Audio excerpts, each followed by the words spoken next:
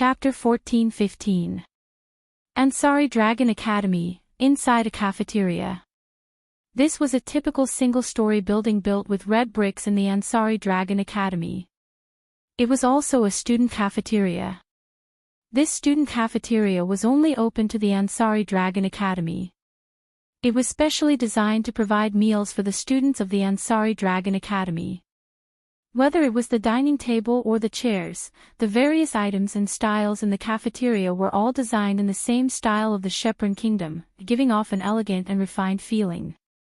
In the Ansari Dragon Academy, the upper-class students would usually only dine in the high-class cafeteria in the city. Those from poorer families would choose the cheaper cafeteria below the student dormitory to fill their stomachs.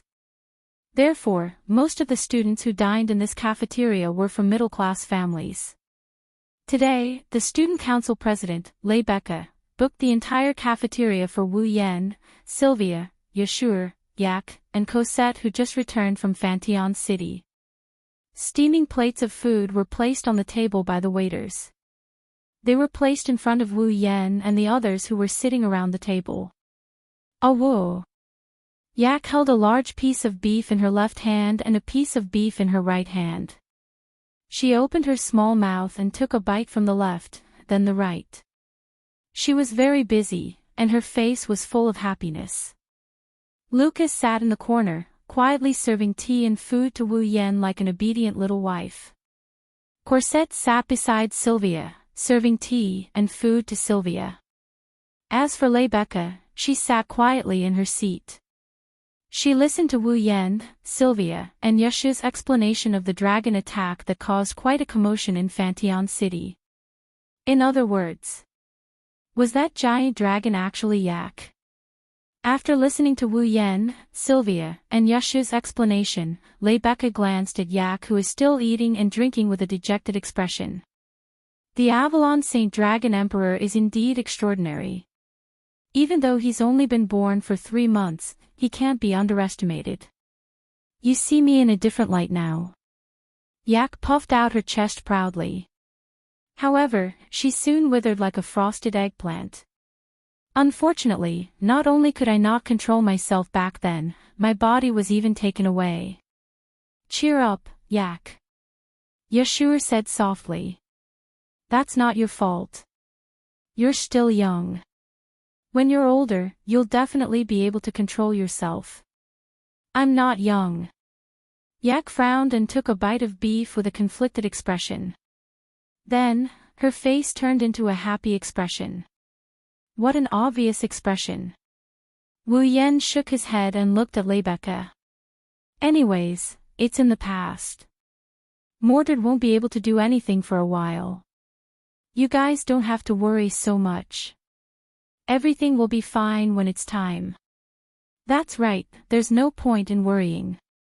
Rebecca rubbed her brows. I'm just a student council president. I should leave this kind of national matter to someone as capable as Her Highness Veronica. President Rebecca, you're a Saint Dragon Knight. Your status is no different from a noble. If this can only be considered as insignificant, even I, a Dragon Knight, would feel guilty. Sylvia smiled wryly. Right now, Yak is in our academy and her identity has been exposed. There will be many people targeting her in the future. President Rebecca, you're the strongest in our academy. Without your protection, Yak will be in danger. Of course, I don't mind doing my part. Rebecca parted her deep red hair with her hand and wore the same confident smile on her face, as well as a hint of a smile that wasn't a smile. However, Sylvia, there's something you're wrong about. Right now, the strongest person in the academy isn't me. Rebecca shifted her gaze to Wu Yen. Sylvia, Luca, Cosette, Yashur, Yak, and the others also looked at Wu Yen. Only then did they remember that this person was the strongest person in the entire academy, the entire Night Nation, and even the entire continent. Under the watchful eyes of everyone present, Wu Yen sighed. After a moment of silence, he opened his mouth in a shocking manner. Don't count on me. Perhaps, I'll have to leave this place for a while. Leave. Everyone was stunned. For a moment, they were unable to react. By the time they regained their senses, their eyes were wide open. Leave. Everyone in the cafeteria cried out in unison. Everyone was panicking. Leave. Rebecca frowned deeply. What's the meaning of this? Sylvia couldn't help but stand up and shout in front of Wu Yan, "Where do you plan to go? Don't tell me you plan to part ways with us." Lord Roland. Luca grabbed Wu Yan's clothes, her face pale.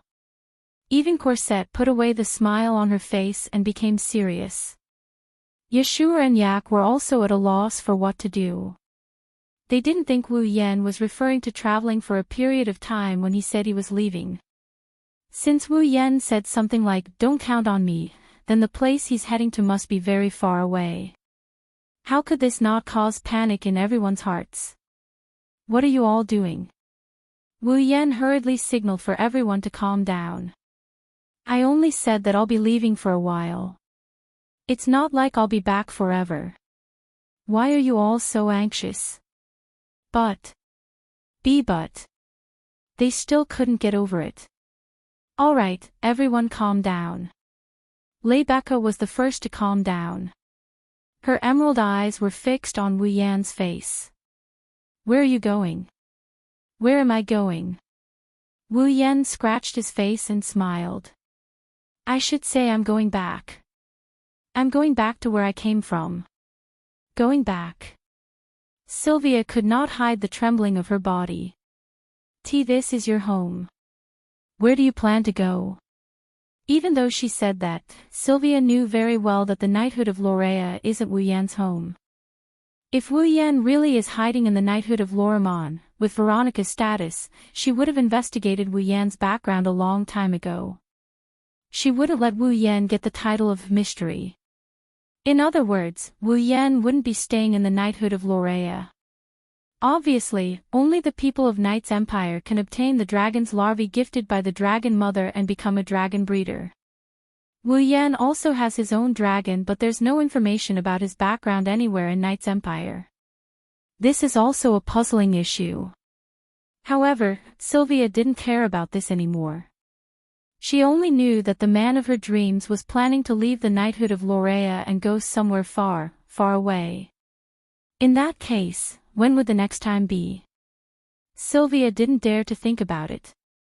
Not just Sylvia, even Luca didn't dare to think about it. Rebecca and Corset were both wearing heavy expressions. The atmosphere was quite oppressive. "I say, aren't you all being too negative?" Wu Yan clapped his hands and shook his head. "I said I'll be leaving, but it won't be for too long. Don't worry." Rather than saying it won't be for too long, it would be more accurate to say he'll be back in an instant. Of course, this was for the people who were frozen in time after Wu Yan left. "How long do you plan on leaving?" Rebecca asked. "I told you, it won't be for too long." Wu Yan gave everyone a reassuring smile. "It might be a day or two, or it might be a little longer. However, it won't be so long that you won't be able to see me after graduation." Hearing this, the expressions of Rebecca and the others became much better. Rebecca was already a third-year student in the advanced course class. There were only a few months left until graduation. Since Wu Yan said so, it meant that he would be back in a few months at most, right? Thinking of this, everyone felt a little lonely, but they pulled themselves together. Following this, the dinner became a farewell party for Wu Yan's temporary departure.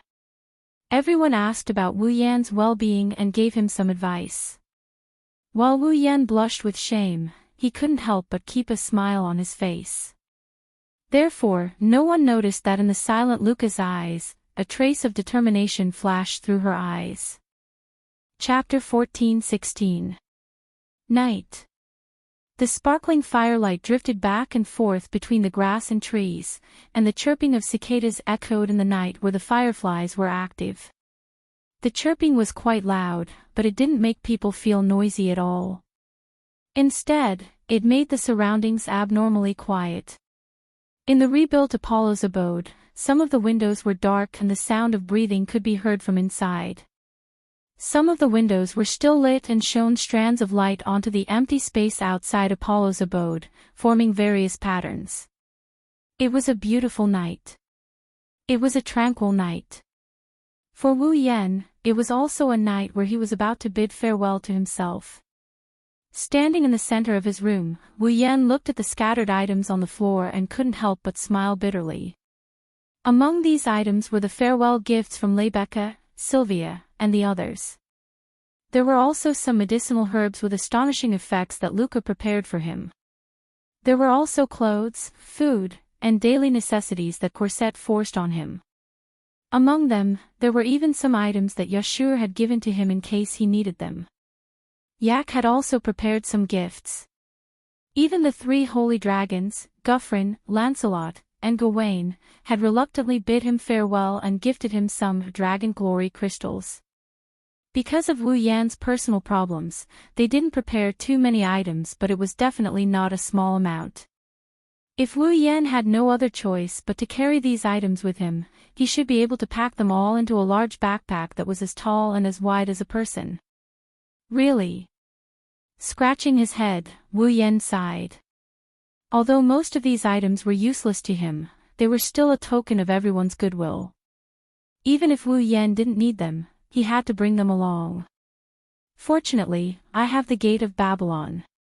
Sighing in relief, Wu Yan raised his hand. The star carving on his palm responded to his action and shattered in an instant. The star essences returned to his body with the return of his power. They floated up and down as they floated around him. Looking around at the specks of star essence, Wu Yan waved his hand. A crimson rainbow light suddenly appeared. From top to bottom, the entire space was divided into 2 as if a door was opened. Slowly, the entire space was dyed crimson. At the same time, the scattered items on the ground were also lifted up by a gentle force. They were suspended in the air and circled around. They flew into the pink door one after another, disappearing in a series of ripples. Then, Wu Yan threw the dragon-shaped doll that Sylvia gave him when he was a child into the Gate of Babylon. With a wave of his hand, the crimson space slowly and forth and gradually disappeared. This should be fine, right? After looking around the room, he made sure he didn't leave anything behind. Wu Yan pulled up the system list. First, Wu Yan wanted to return to the Date Battle world. After spending 3 months in this world, almost a day had passed in the Date Battle world. First, he will return to the Date Battle world to get the display device he needed. Then, he will return to the Spalier world to discuss the Demigod Path mission with Yukari and the others. After that, Wu Yan can begin the second phase of the Demigod Path mission. Now, Kotori, Kurumi, and the others were still in the world of Date Battle, waiting for the display devices to come out. Hinajuku, Mikoto, and the others, on the other hand, were training in the diluted magical pool. He will return to the Date Battle world to meet up with Kotori and the others before returning to the Spalier world. He should be able to catch up with Chiju and the others when they finish absorbing the magical pool water. Besides, Kotori, Kurumi, and the other girls in the Date Battle world haven't soaked in the magical pool water yet. They need to go back and use it once. With that in mind, Wu Yan searched for the Date Battle option and the Instance Dungeon option. But at this moment, a series of knocking sounds came from the window of the room. Wu Yan stopped what he was doing and turned around. He looked over. He didn't know when, but one of the windows in the room was opened. The night breeze blew into the room. Outside the window, a small head poked in and stared at Wu Yan. Wu Yan paused for a moment before he exclaimed. Luca. That's right. It was Luca who poked her head in from the window. Facing the night breeze that blew into the room, Luca's short platinum hair fluttered gently. Traces of moonlight shone on it, as if it was covered with a layer of white frost. Under the moonlight, it revealed a sense of mystery. Luca's unique pointy ears made her look like a little fairy that came out to play in the moonlit night. She made people's hearts beat faster and their spirits soar. Luca. For a moment, Wu Yan was dazed. After confirming that he didn't see wrong, he quickly put away the system list and walked to the window. Why are you here? Rune Sama. Luca pursed her lips and whispered. I want to talk to Rune Sama. Luca exuded a delicate and seductive aura as she murmured. It's easy to soften a person's heart. Wu Yan is no exception. He scratched his cheek and extended his hand towards Luca. Then, come in first. Okay. Luca nodded. She took Wu Yan's hand and climbed in through the window. That's when Wu Yan noticed that Luca climbed up from downstairs. She didn't ride Gawain. This is the 3rd floor. Realizing this, Wu Yan frowned and reprimanded her. What if you fall down and get hurt? There are trees everywhere in Yekubrad's territory.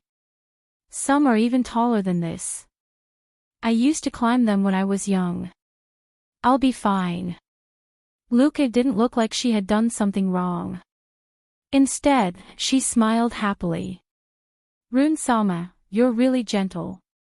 Wu Yan rolled his eyes at Luca. You didn't come here just to praise me, did you? Hearing this, Luca stopped smiling and went silent. After a while, she raised her head again. Her beautiful amethyst-like eyes stared straight at Wu Yan and her tone became a bit sorrowful. I don't know why, but I suddenly wanted to see Rune Sama. That's why I came here. Wu Yan fell silent when he heard this. Luca must have realized that he would be leaving tonight, so she wanted to say goodbye to him. Silly girl.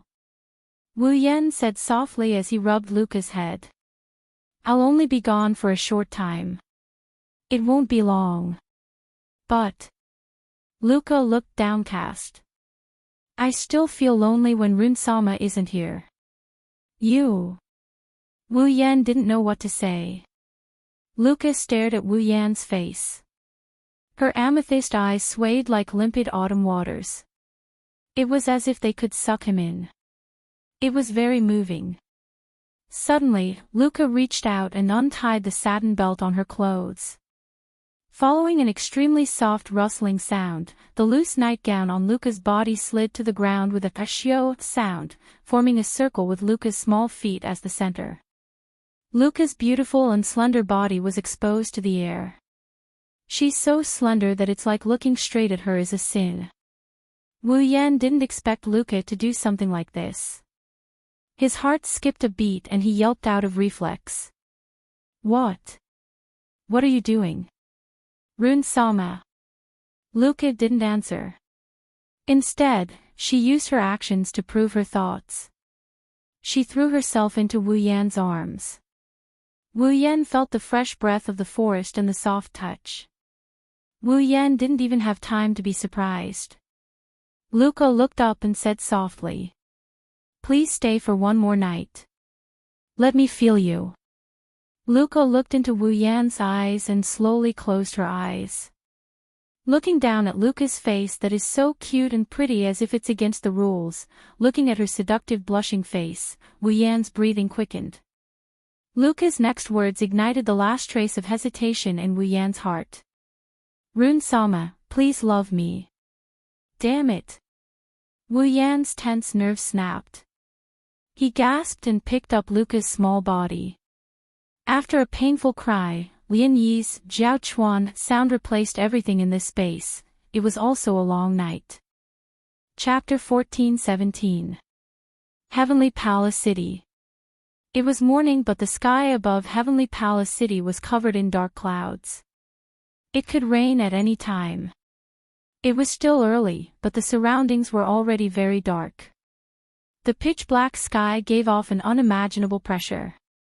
In this kind of weather, after Shirori asked them to go out and buy some things, Toka, Yeju, and Shi Xian, who were walking back to Itsuka's house, were not in a good mood.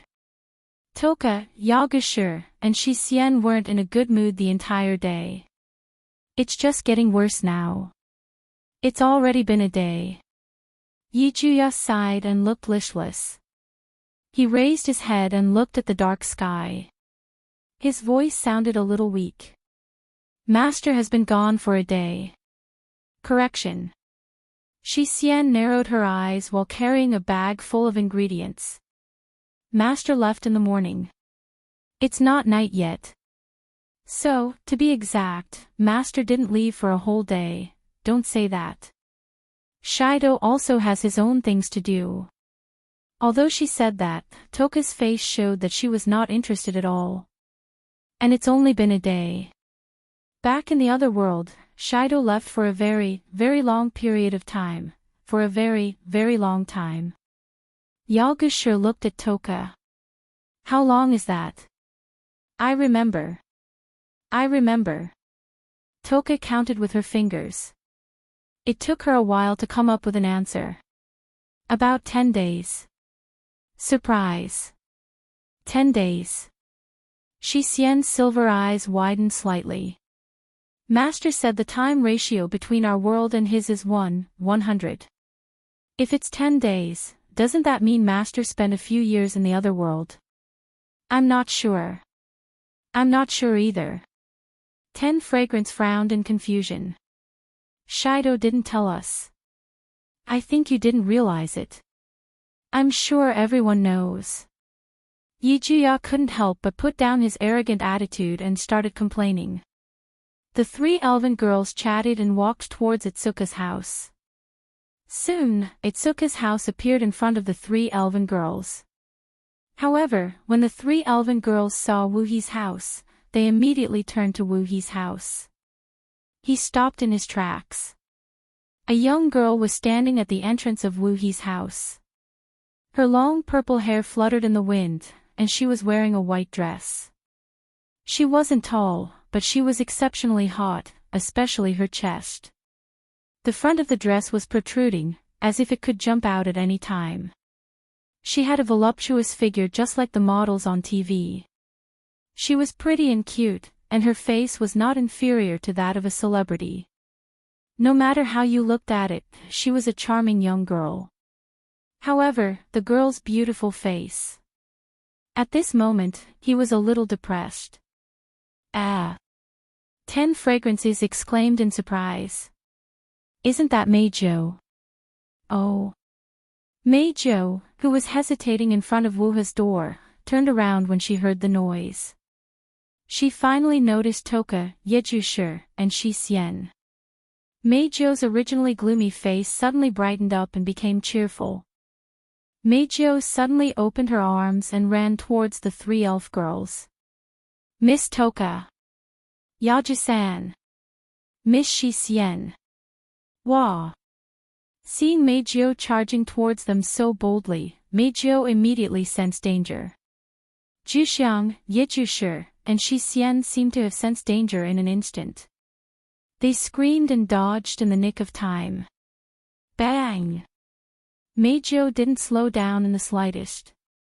She simply passed through the bodies of the 3 elven girls who dodged her and crashed into the wall at the side. It hurts. Meijo almost shed tears. She covered her nose and looked at Toka, Yejushir, and Shi Xian in grief. Why did you dodge?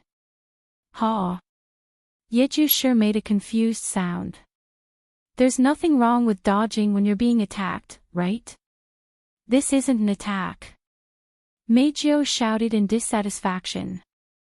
I just wanted to give you a hug as a sign of friendship. Most people would do that, right? Toka was surprised. Is that so?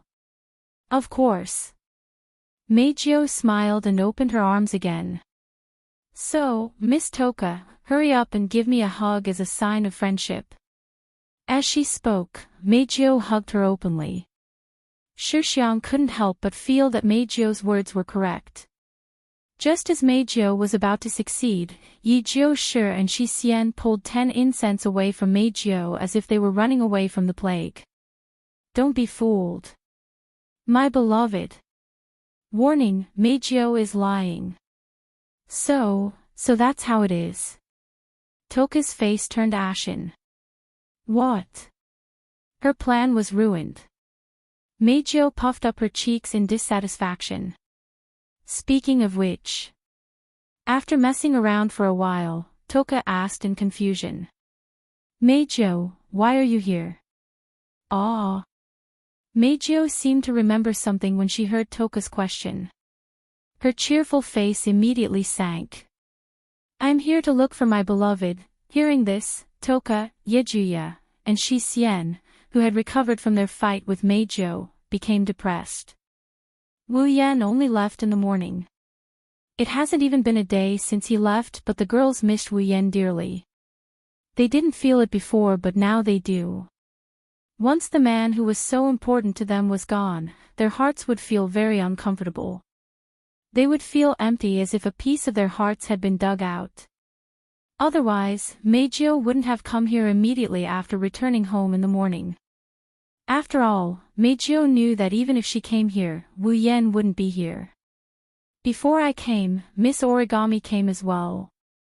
Meijio shrugged. She should be inside now. The girls' faces were all filled with dejection. Ah! Meijio shouted as if she couldn't take it anymore. My dear. When are you coming back? Following Meijio's shout, a light ringtone suddenly came from 10 Fragrance's body. Toka jumped in fright. She quickly took out her phone and didn't know what to do. Whoa, it's ringing. Shiori said which button to press to pick up the call. You ask me, I don't know. Panic. Shixien isn't familiar with phones either. The 3 elf girls who weren't very familiar with human society panicked, and Meijio reacted instead. Give it to me. I'll answer it. Meijio grabbed Toka's phone and picked up the call skillfully. Hello, this is Night Lure. It's not convenient for Miss Toka to pick up the phone right now. Let me. Meijio's voice stopped abruptly as if she was being strangled. After a while, Meijio's face lit up and she shouted. My dear, you're back. When Toka, Yogia, Shixien, and Meijio rushed into the living room, they saw a group of people chatting on the sofa. Among them, there was Kotori, Kurumi, Yoshino, Origami, and Toka, who had just entered. All the elven girls were present. Between Kotori, Kurumi, Yoshino, and Origami, there's a man sitting there. It's Wu Yan, who just returned from the Dragon Night world. Dear love, Meijio happily yelled. She pounced on Wu Yan even faster than when she pounced on Toka and the others. She's even bolder than when she pounced on Wu Yan. Wu Yan, who was chatting with Kotori and the others, heard the noise. He sensed something was wrong and dodged. Bang! The next moment, Meijio's entire body fell onto the sofa. Her nose hit the armrest hard and she howled in pain. Why? Why is my dear, or, are you alright? Wu Yan, who finally saw the person who came, helped Meijio up. Reflex, I didn't do it on purpose, as noisy as always. Kotori pouted. We're talking about something serious, can you stop messing around? Something serious.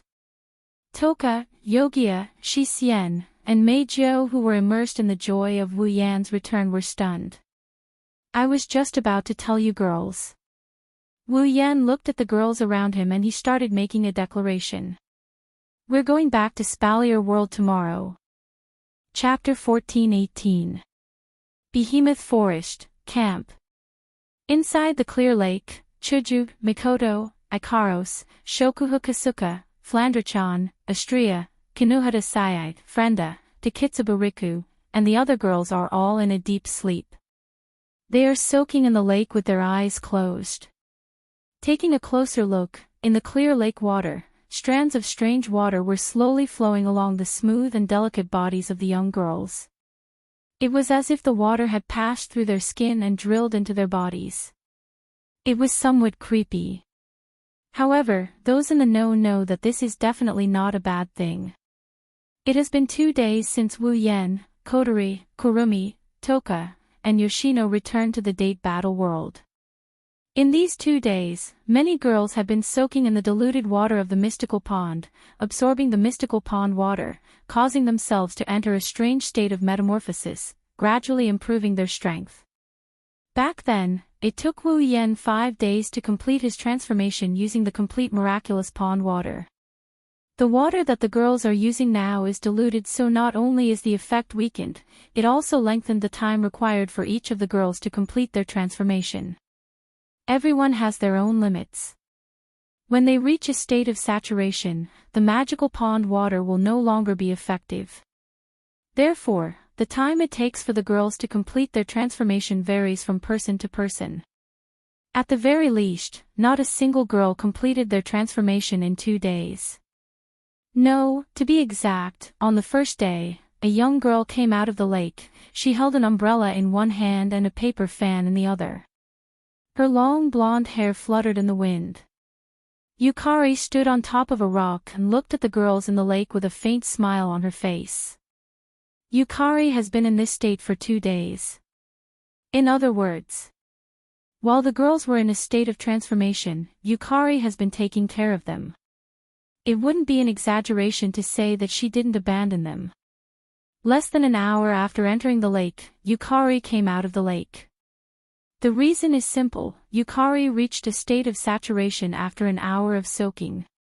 She can't absorb a single drop of the magical pond water. This was not a strange thing. At Yukari's level, it is extremely difficult to improve even a single step. Something like the magical pond water that can be used on anyone has limited effect on Yukari. Therefore, after an hour, Violet's improvement had reached its limit.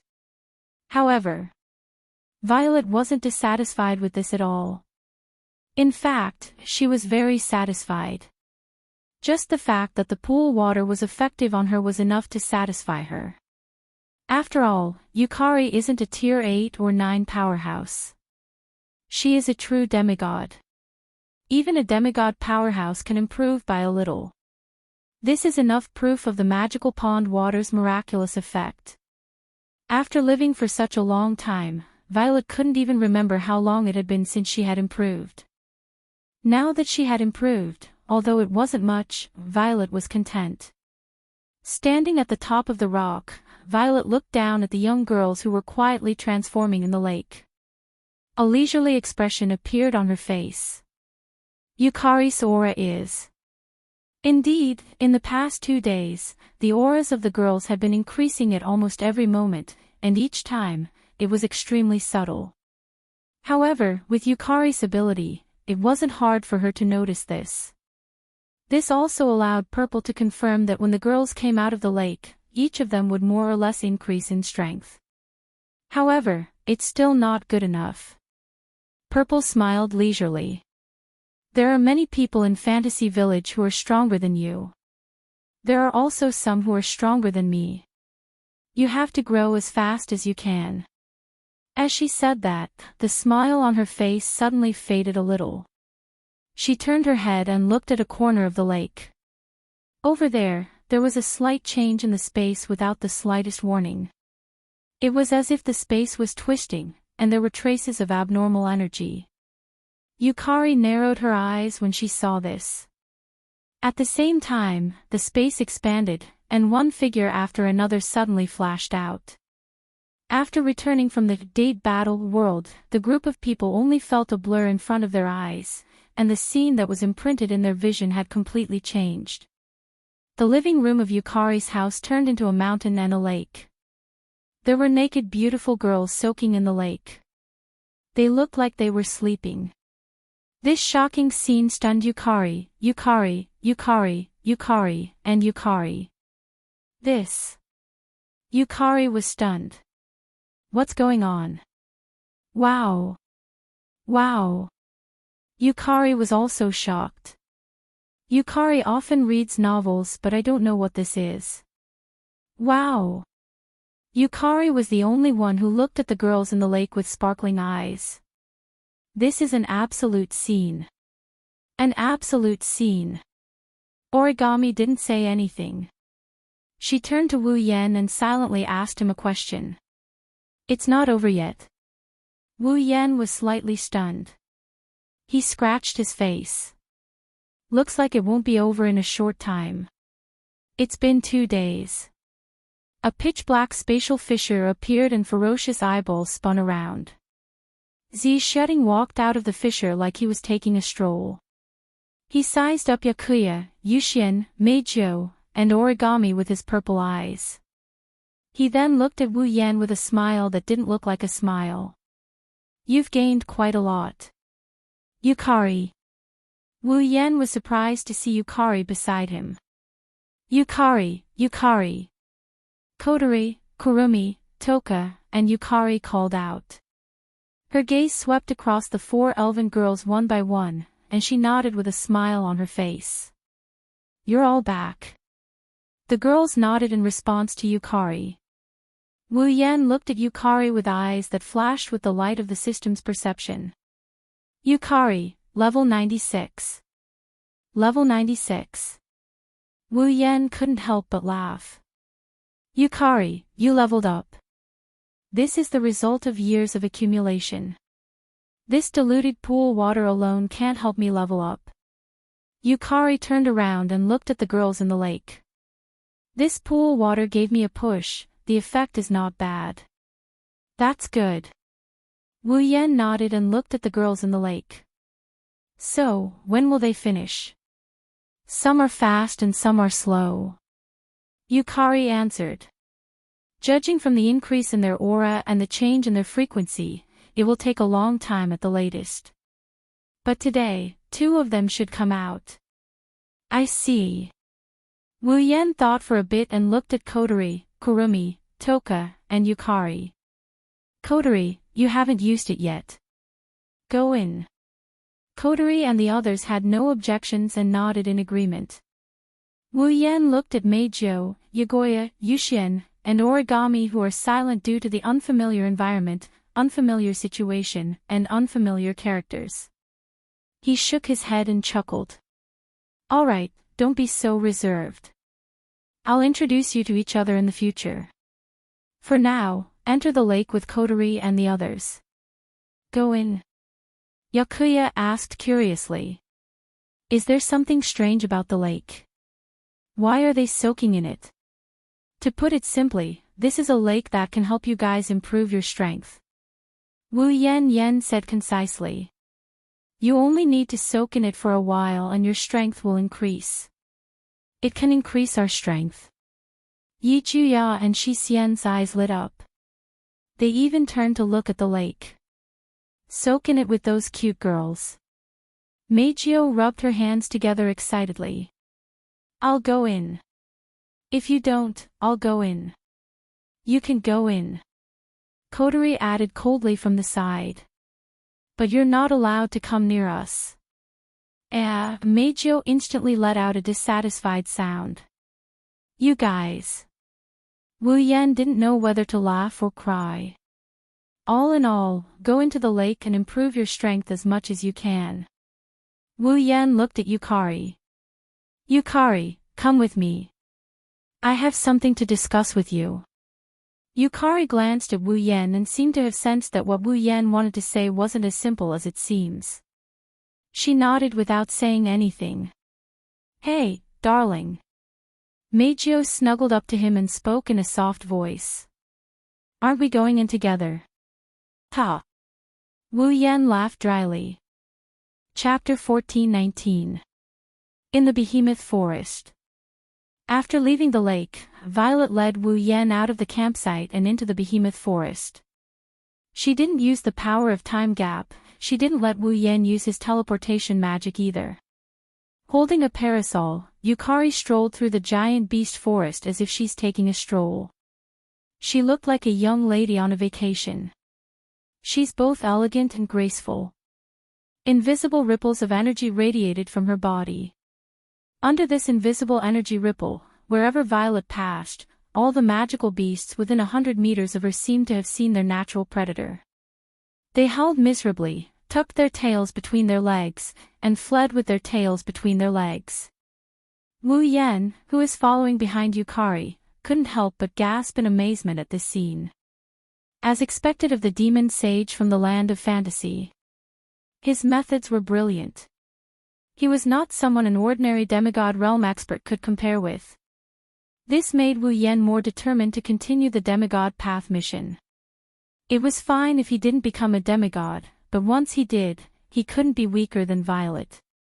To Wu Yen, Violet was like a guide standing at the top of the mountain. She was always pointing the way for Wu Yen, who was still halfway up the mountain. Although he didn't say it out loud, Wu Yen had already set Violet as one of his goals. Sooner or later, he would surpass her. Phew. Taking a deep breath, Wu Yen suppressed the waves in his heart and looked up at Violet. Violet, is it okay for us to leave like this? Are you worried about your little girlfriends? Purple continued to walk forward without looking back. Don't worry. I've set up a barrier. Unless the 5 demigods from the Spalier world come, no one will be able to enter. I'm not worried about that. Hearing Violet's confident words, Wu Yen calmed down. But he still shook his head. Didn't you say 2 people would come out today? What if they don't find us? Kodori, Kurumi, and the others had already entered the lake. They were absorbing the magical pond water and transforming themselves. When the other girls saw Kodori and the others, they only needed to think for a moment to guess that they had returned. It was inevitable that they would be anxious if they couldn't find them. Don't worry. It won't take long. Violet continued walking towards a certain direction in the forest. Only then did Wu Yen realize that the surrounding environment and the path she was taking seemed somewhat familiar. This is? Wu Yen asked with uncertainty. Purple, are you going to take me to the base? Did you notice? Violet shook her head regretfully. I thought you would have discovered it earlier, ahaha. Wu Yen scratched his face in embarrassment. You can't blame me for that. I've been in another world for about half a year, I just couldn't remember it. It's not that you didn't remember, it's that you didn't pay attention to the path I took. Violet exposed Wu Yen without hesitation. You think I don't know about your instant memory ability? This time, Wu Yen was speechless. Wu Yen. After an unknown amount of time, the trees in front of them started to become sparse, their field of vision gradually widened. Under Violet's lead, the 2 passed through the trees. After passing through the grass, they arrived at a vast open space. This was the place where Wu Yen chose to build his base. However, this piece of land was completely empty at this moment. Let alone a base, there wasn't even a tile or brick to be seen. All that was left was a flat land. When he saw this, Wu Yen turned pale with fright, then he thought of something. Violet, did you set up a barrier? Of course. I'm an expert. Z chuckled. She closed the parasol in her hand and gently raised the tip of the parasol in front of her. She nodded. With the tip of the parasol as the source, the space in front of them suddenly fluctuated, creating a ripple. Amidst the ripples, a small hole silently appeared and slowly expanded until it was the size of a person. It swayed like a reflection in the water, giving off a feeling that it would shatter with a light touch. This barrier contains my realm power. Even if you use spatial transfer, there's no way to directly transfer from outside to inside. Violet opened the parasol again and placed it on her shoulder. In addition to the barrier's defensive capabilities, it would take all the magical beasts in the behemoth forest to come here and attack it for a day and a night to break it. Of course, compared to the Great Barrier in Fantasy Village, this barrier is considered weak. Even so, it's still amazing. Wu Yen praised. If it were me, I wouldn't know how long it would take to set up such a barrier, but you set it up in one move. Not in one move. Violet glanced at Wu Yen grumpily. Even for me, it took me a day and a night to set up this barrier. No wonder it's so good, cut the crap. Violet knocked Wu Yan's head with the paper fan in her hand. Let's go in and see. Me? Wu Yan rubbed his aching head and walked into the barrier, puzzled. As if passing through a thin film, the scene in front of Wu Yan changed dramatically in a wave of water. A huge fortress the size of a city has appeared in the empty space. The steel-like walls were at least 100 meters tall, and one couldn't see the end of it. They spread to both sides, enclosing everything in the fortress in a circular shape. Inside the fortress, there were many tall buildings. Some were Spalier world-style fantasy buildings, some were modern science and technology buildings, and some were ancient Western European-like churches and temples. It's like a dream that brought together the worlds of every era, but it didn't feel out of place. If the Academy City in the Forbidden Tome of Magic was a modern world, and the Ansari Kingdom's Dragon Riding Academy in the Star-Carved Dragon Knight was an ancient Western world, then this fortress before his eyes was a real fantasy world. It's not that it's beautiful, it's that it's aesthetically pleasing. Because this small world can only appear in fairy tales and dreams. At this time, the Misaka sisters wearing pure white gorgeous-made outfits lined up neatly on both sides of the fortress's wide-open gate. When they saw Wu Yan walk in from outside the barrier, they respectfully bowed and saluted. "Welcome back. Onie-sama." Their voices echoed throughout the fortress as if they were rehearsed. Wu Yan was petrified when he saw the fortress that looked like it came from several eras and the 2 rows of Misaka sisters bowing. That fortress is the base. These maids are the Misaka sisters? How can a base be built like this? Why are the Misaka sisters wearing maid outfits? One question after another, and the scene before him was beyond Wu Yan's imagination. Wu Yan was stunned and didn't come back to his senses for a long time. He never knew that the items that he had exchanged for the construction of the base could be used to build the base to such an extent. How did they do it? The items you exchanged for were added for safety and defensive purposes. Yukari explained as if she saw through Wu Yan's thoughts. In order to make this home look better and make it more comfortable to live in, those little girlfriends of yours have put in a lot of effort to make the base look like this. Wu Yan could almost see Chuju, Mikoto, Shokuho Misaki, and Kotori racking their brains to build this base. He couldn't help but smile. Those girls really can't be underestimated. At least, they're much more capable than those lazy bastards in Fantasy Village. Yukari gave the girls a rare affirmation. Well, as long as I don't mind having a place like this, I didn't know the base was already built. Wu Yan smiled bitterly. You guys really hid it from me. Yukari glanced at Wu Yan. Aren't you focused on expanding your list of girlfriends? Ahem, ahem. Wu Yan coughed dryly. That's slander. Wu Yan was met with Yukari's gaze as if she was trying to read his mind. Wu Yan's righteous expression crumbled. Fine, I admit that I don't really care about the base, but you're doubting my intentions, is that so? Yukari walked towards the gate of the base without saying anything. Let's just assume that, wait. Wu Yan chased after her. Chapter 1420. Behemoth Forest, base. In the middle of the dreamlike fortress, there was a building that took up quite a lot of space.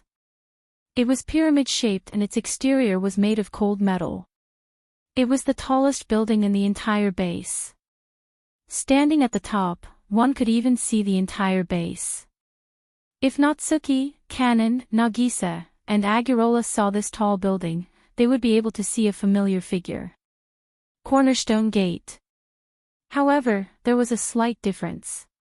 The style of Cornerstone Gate leaned towards modern architecture, and this pyramid-shaped building looked like it grew out of thin air. It wasn't a skyscraper, nor was it a classical building. Similar to the base, it blended the feeling of several eras, making it feel dreamy. After a discussion among the girls, the name of the base had already been decided. It would be called the capital of a different generation. It meant that the base's architectural style had surpassed the limits of each generation. The pyramid-shaped building in the center of the Otherworld capital was called Generation's Heart. Speaking of which, it had to be mentioned. Actually, the Generation's Heart wasn't designed by the girls. It was the Misaka sisters who decided to build it. The generation's heart was for Wu Yan and the girls to live in. Originally, the group of girls didn't approve of this kind of treatment. After all, not only was the generation's heart located in the center of the Otherworld capital, it was also the tallest and most luxurious building. It was just like the Otherworld capital's palace. This way, living in the generation's heart would be the same as living in the Otherworld capital's royal family. The Misaka sisters living in other places would be treated like servants and commoners. Mikoto was the first one to disagree with such a method. The other girls' opinions were secondary. She was the older sister. The older sister lived in the center of the luxurious area and treated the younger sisters like her subordinates. Mikoto couldn't agree. But on this point, his younger sister's persistence was also surprising. To the Misaka sisters, Wu Yan and the other girls had a high status. In the past, it was the girls who gave the orders to the Misaka sisters. He told them what they should do. Therefore, Wu Yan and the girls' positions in the hearts of the Misaka sisters were deeply ingrained and could not be changed. Be it now or in the future, the Misaka sisters would still follow Wu Yan and the other girls' orders and do all sorts of things. Therefore, in the end, the Misaka sisters prepared the heart of generations for Wu Yan's group, who were like brothers, sisters, and leaders. She meant that without Wu Yan's group, they would lose their hearts and would not be able to live on. There was no need for the capital of alternate generations to exist. Under such perseverance, left with no choice, the girls could only compromise. On the top floor of Generation's heart, Wu Yan, who was sitting on the sofa, did not know whether to laugh or cry when he heard Yukari's explanation. That sounds like something Mikoto and the Misaka sisters would do. Later, I'll use the gap's ability to move the lake in the campsite and your little girlfriend's here. Yukari asked casually as she sipped on the black tea that Misaka's sister had brewed for her. So, you don't have to worry about them not being able to find us. Can you tell me what you want to discuss with me? Wu Yan did not waste any more time and pulled up the system list. He clicked on the Demigod Path interface and explained the mission to Yukari. This is really against the rules. Yukari's first reaction after listening to Wu Yan's explanation was to sigh. When your little girlfriends reach the pinnacle of Tier 9, this demigod path will be open to them, right? That's what the system said. Wu Yan shrugged. So, I want to know what you think. If it were me, I would make the same choice as you. Yukari answered without hesitation. Rather than becoming a demigod now, why don't you continue with the Demigod Path mission? When you reach the pinnacle of demigod in one go, you don't have to overcome it step by step like me. At my level, it's hard to even level up. Amethyst became solemn and warned him earnestly. You have to grasp this opportunity. It's not easy to reach the pinnacle in one go. You have the ruby mode anyway, you don't have to worry even if you meet a demigod opponent. It's best if you accumulate the effects of your items. It'll be faster than you crawling on the demigod path like a tortoise. I think so too. Wu Yan nodded. So, you agree that I should continue with the demigod path mission, right? Yukari rolled her eyes and said bitterly. At the very least, I won't let go of such an opportunity.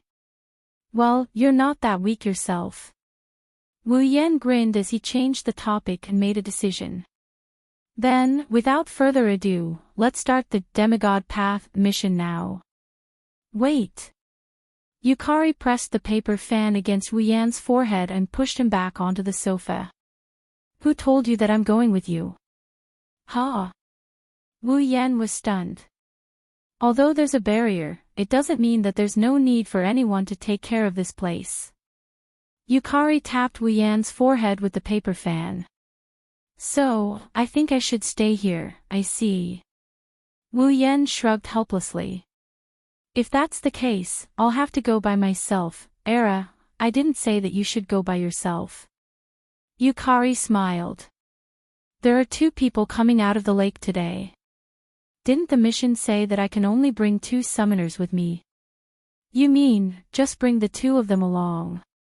Yukari made her final decision.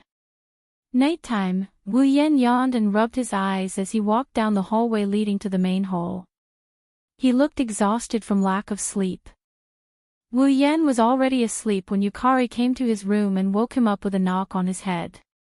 She told him that the 2 summoners who finished their transformation were waiting for him in the main hall. They asked him to go over and start the Demigod Path mission. Seriously, since it's already so late, can't I just wait until tomorrow to start the mission? Wu Yan muttered in dissatisfaction as he walked down the hallway and into the main hall. The main hall took up a lot of space. Because of this, the main hall was very quiet at night and it gave off a creepy vibe. Just as Yukari said, there were already 2 people in the main hall. One of them had long pink hair and was wearing a pale yellow dress and a white short-sleeved jacket. The other had short brown hair, wearing a black short-sleeved shirt and shorts. They were Chuju and Mikoto. Wu Yan's mind jolted, the drowsiness in his head disappeared in an instant. Light flashed through his eyes.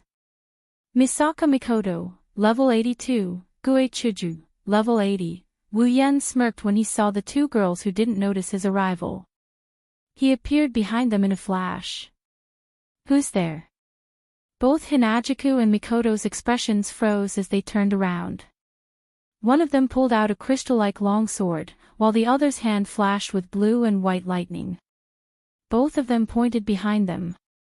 When they saw who it was, the frosty expression on their faces froze for a moment before turning into joy. Yen. Chuju. Mikoto. Wu Yan laughed out loud.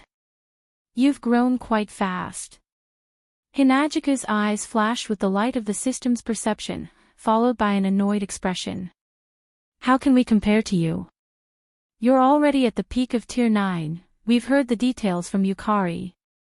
Mikoto put one hand on her waist and brushed her bangs with the other.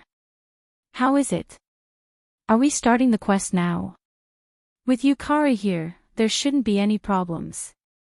If we can start the quest faster, I won't object. Wu Yan looked at Chuju and Mikoto.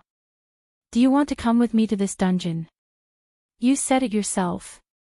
With Yukari here, there shouldn't be any problems. The base is already complete, we can rest assured of our sister's safety. Mikoto smiled. It's been a long time since we've entered a dungeon, it's not a bad idea to go. Me too. Chuju ran her fingers through her pink hair. It's been a long time since we've fought, I'm itching to give it a try. Seeing the smiles on Chuju and Mikoto's faces, Wu Yan couldn't help but smile as well. Chapter 1421. Crisscrossing streets, buildings were everywhere, pedestrians coming and going, the trees were scattered all over the place. This is a small city, a quiet and beautiful small city.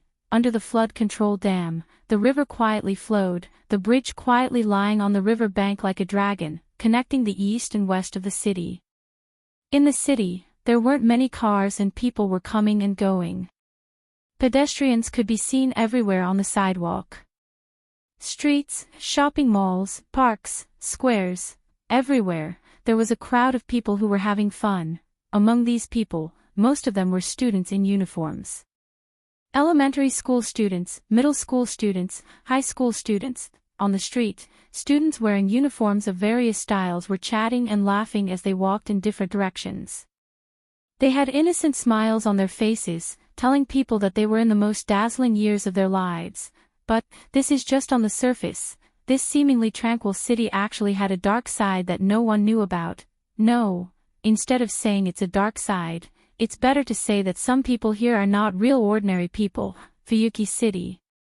This is the name of this seemingly peaceful city. In Fuyuki City, on one of the streets, a man and 2 women are standing in the middle. The man has black hair and red eyes, his appearance is not outstanding, but his body is surrounded by a completely different temperament from the pedestrians around him. He looks out of place, but he has a sense of existence that can't be ignored. The woman has tea hair and tea eyes. The woman has beautiful long pink hair, in terms of appearance, she is definitely 1 in a million, a rare beauty. Why is the existence of this man and 2 women emphasized? Because, just a second ago, these 3 people were actually not here yet. They had only appeared out of thin air at this moment. Yes. Appeared out of thin air. However, none of the passers-by noticed this strange scene. Apart from a portion of the passers-by who were attracted by the 2 beautiful girls, the rest of the passers-by continued to walk on their own, completely oblivious to the slightest bit of abnormality. At this time, the 3 of them had their eyes closed and were immersed in the content of a cold, emotionless, machine-like voice that rang in their minds. Beep. Special mission, Path of Demigod, 2nd round activated. Special mission, Path of Demigod mission link, 2nd link mission world, Magical Girl Illy mission details, obtain a rank card, Saber, Swordsman, Lancer, Archer, Rider, Caster, Magician, Assassin, Berserker. Beep. This instance dungeon world is the Path of Demigod Special Quest Dungeon World. The original instance dungeon world's mission has been cancelled. Only after the user has completed the 2nd phase of the special quest Path of Demigod can the user choose to leave this instance dungeon world. Reminder, the time ratio between the dungeon world and the real world is 100:1. Users can proceed with the dungeon experience without worry. I wish you a happy dungeon run. The system's cold voice silently fell into the minds of the 3 people, not leaving a single echo. Slowly opening their eyes, Wu Yan, Chuju, and Mikoto looked around at the same time. Looking at the people coming and going, it was a very peaceful scene. They glanced at each other. Magical Girl Ilya. Chuju couldn't help but break the strange silence between the 3 of them. In other words, there's a magical girl in this world, right? Magical girl. Mikoto looked at the people coming and going again. She closed her eyes as if she couldn't bear to look at this very ordinary city.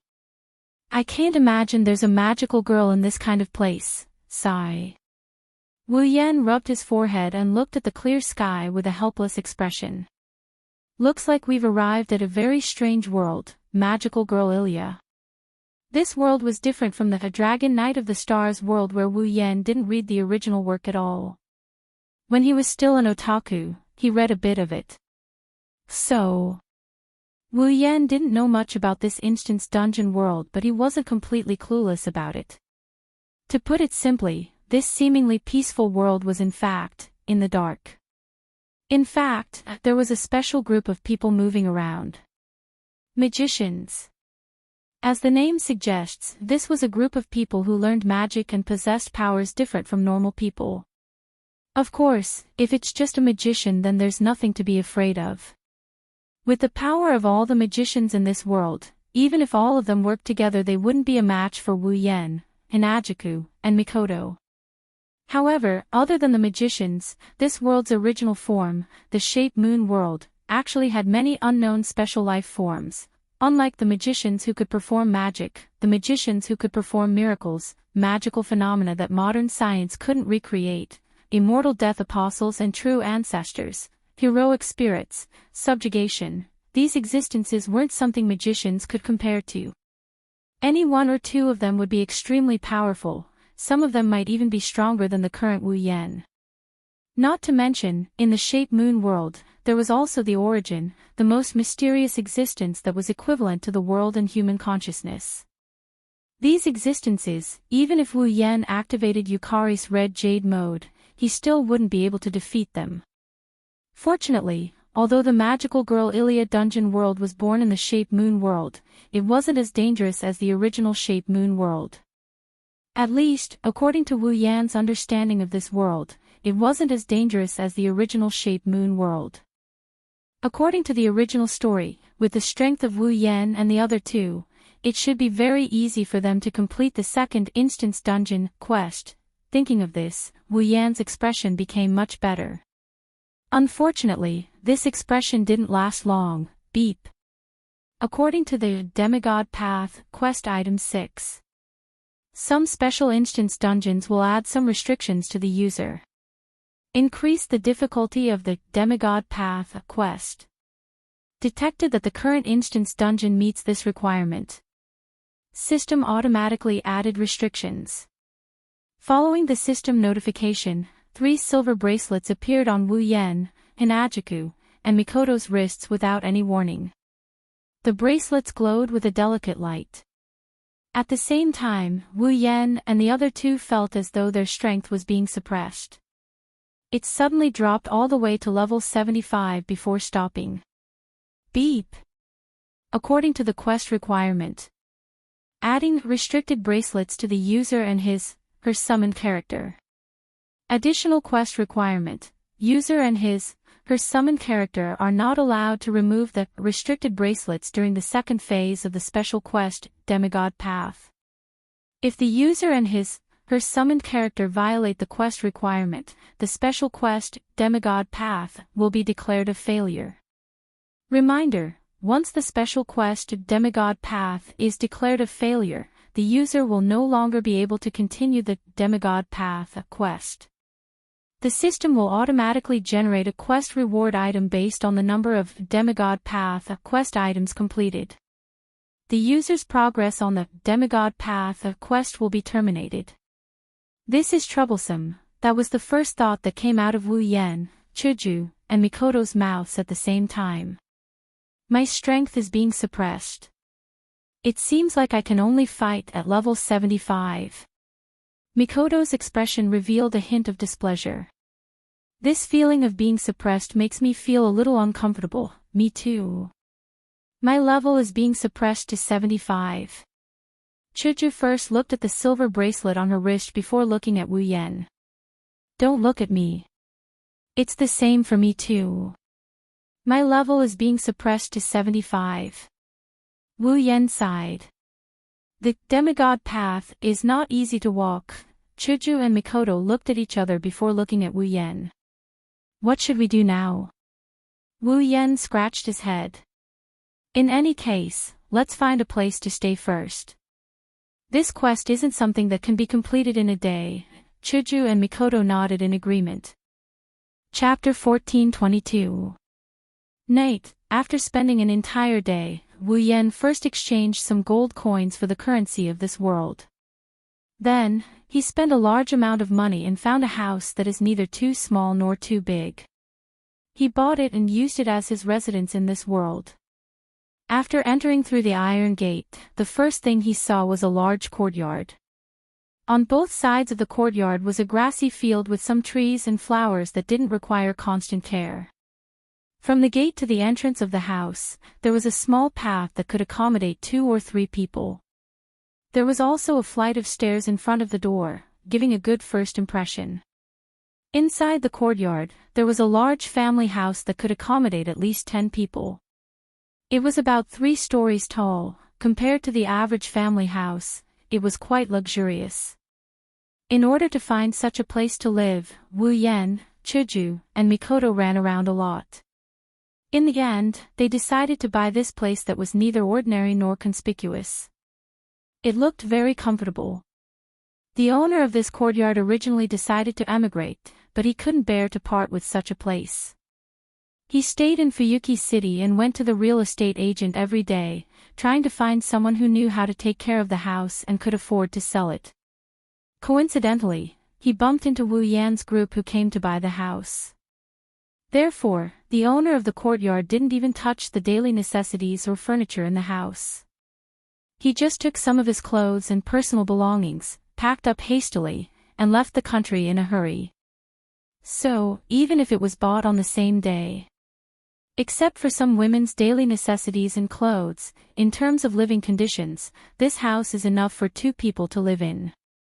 Before the night fell, Wu Yen finished the transfer procedures in time and brought Chuju and Mikoto. They moved in comfortably. As for Chuju and Mikoto's daily necessities, because it was dark, they couldn't go out to buy them today. They'll have to wait until tomorrow. In the living room, the 3 of them who were busy all day were drinking the black tea that Wu Yen just made. They were comfortably lying on the sofa. Our luck isn't bad.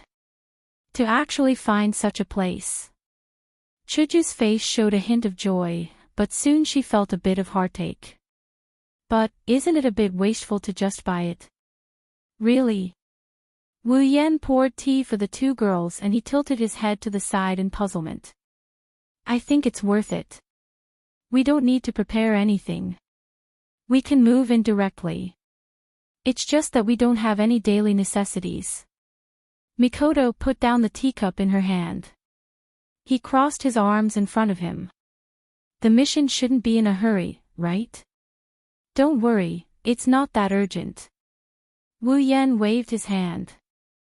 Although it's called a mission, this mission doesn't require as much time as you think. You can leisurely play during the day. The time to carry out the mission is usually at night. At night? Chuju asked suspiciously.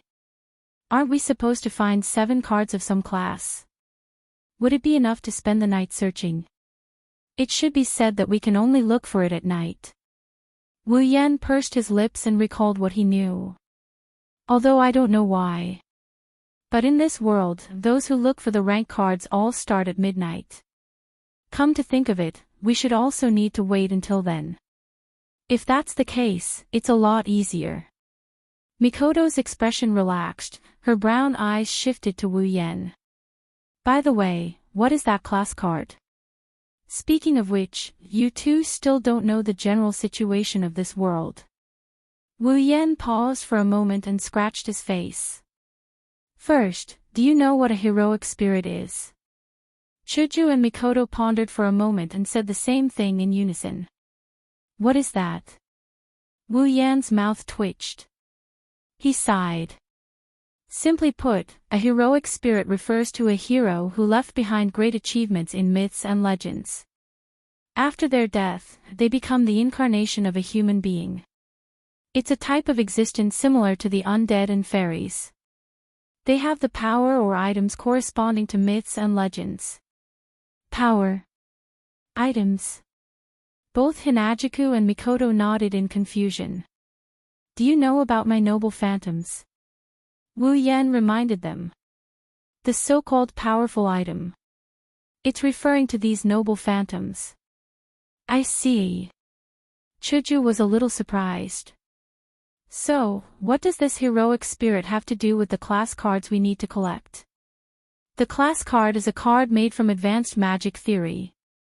Wu Yan narrowed his eyes. It can be used as a medium to manifest the power and noble phantoms of the legendary heroic spirit. It can be used as a weapon for the user to fight. Borrowing the power of the heroic spirit. The two girls looked at each other with a serious expression. This kind of card with special power, it's not as simple as just finding it, right? Actually, it's pretty easy to find it. Wu Yan stood up and went to the balcony. He looked at the night view of Fuyuki City. Since I came to this world, I've been vaguely feeling some distorted magical energy. I think the class card should be in that place, right? Chuju and Mikoto frowned. They stood up and went to the balcony. It's a pity that one of the girls uses a superpower while the other uses a sword as a weapon.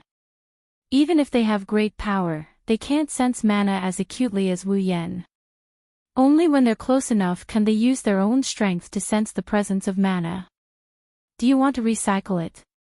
On Mikoto's forehead, arcs of blue and white electricity danced around.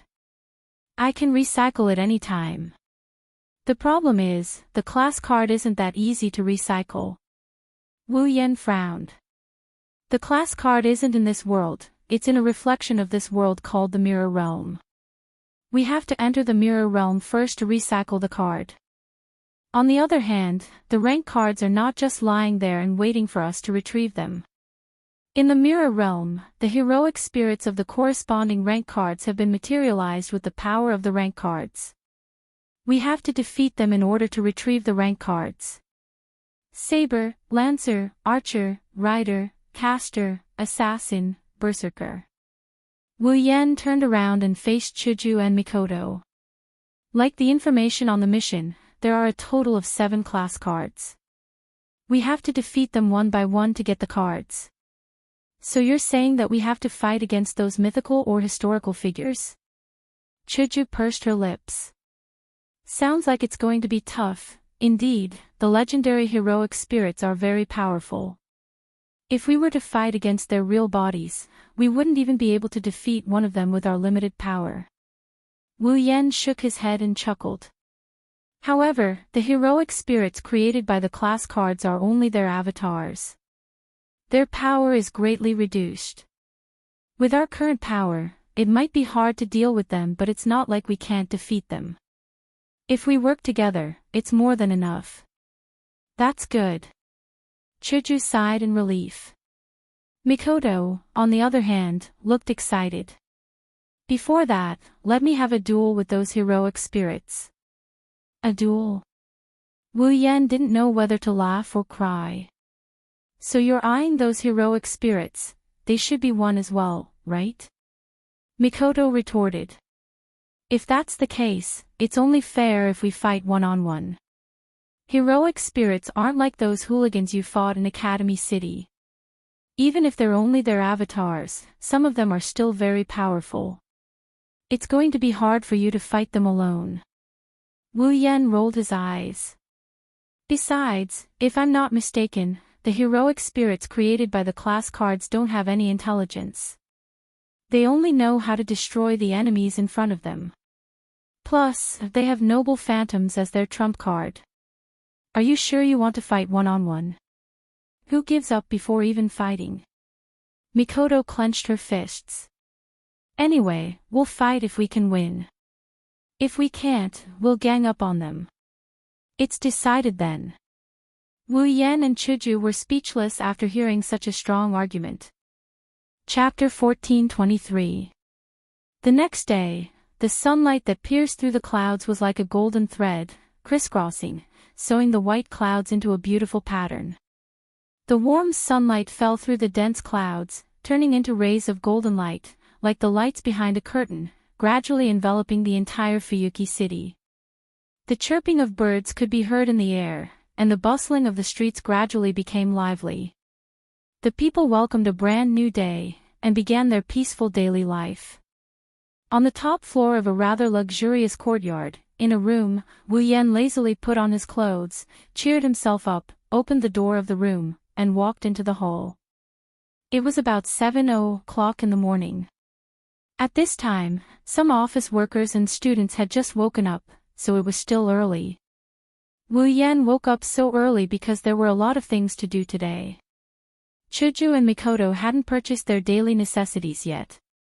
Because the previous owner lived alone in this house, there wasn't much furniture in the other rooms. There was only a bed, and even the sheets and pillows were spare. These needed to be bought again. Although Chuju and Mikoto both said that they could go out and buy, the two were not familiar with this world at all. Secondly, they were new to Fuyuki City and didn't know where to go shopping. Wu Yan was the other half of the two women. He was also a man. At this time, it was better to be by their side.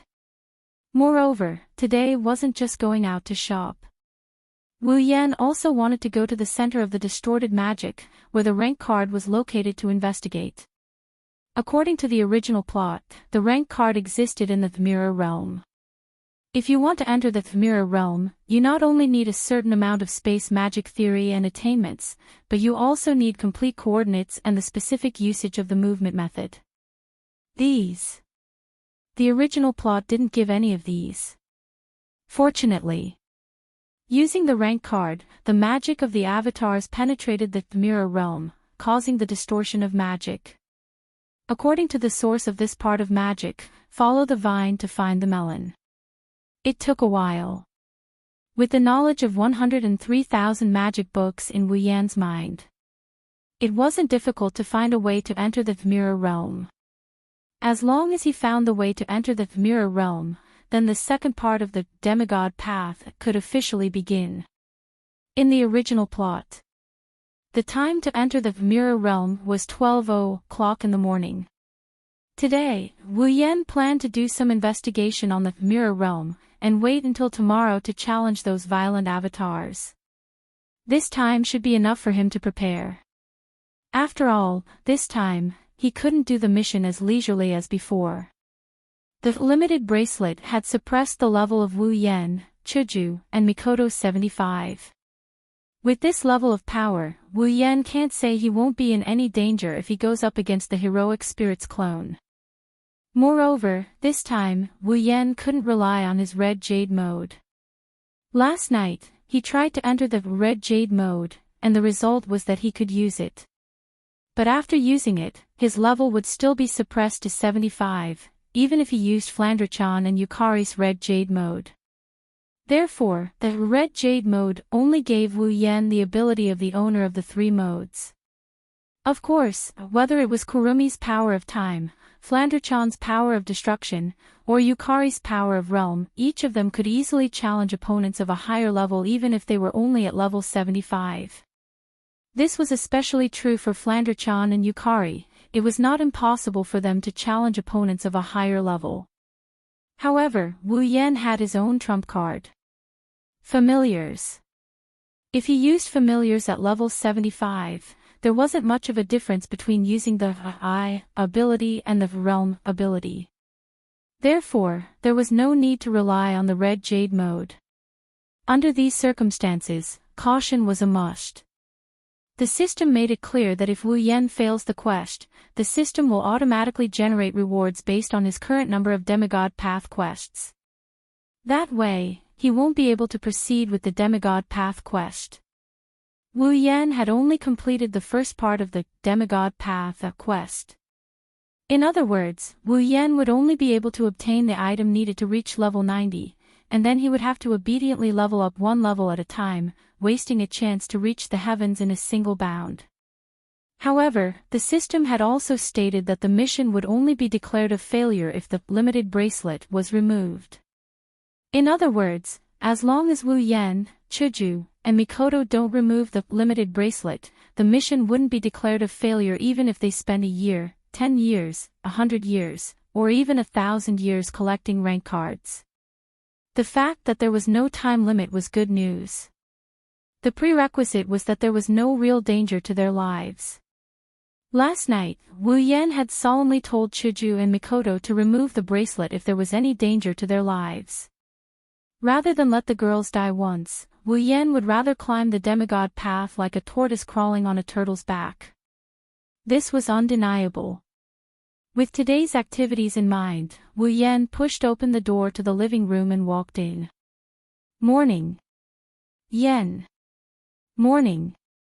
Two equally pleasant voices sounded from the living room, dispelling the last trace of sleepiness in Wu Yan's mind. He looked into the living room. Chuju and Mikoto were in the kitchen preparing breakfast, while Mikoto was setting the table. Both of them had aprons around their bodies, making them look like housewives. At this moment, they looked exceptionally virtuous. Looking at this scene, Wu Yan couldn't help but grin. Morning. Chuju. Mikoto. Come and sit. Mikoto greeted without turning her head. Breakfast is almost ready, come and have a glass of milk. Are you two cooking together today? Wu Yan sat at the head of the table, looking at the two girls with a strange expression. That's really strange. How is it strange? Chuju rolled her eyes at Wu Yan. You're talking like we don't know how to make breakfast. It's not like that. Wu Yan hurriedly explained. It's just that I rarely see you two cooking, so it's a bit strange. That's because your cooking is too good, we only want to eat your food. When you're not around, Ikaros is the one who prepares the food, so we don't have a chance to cook.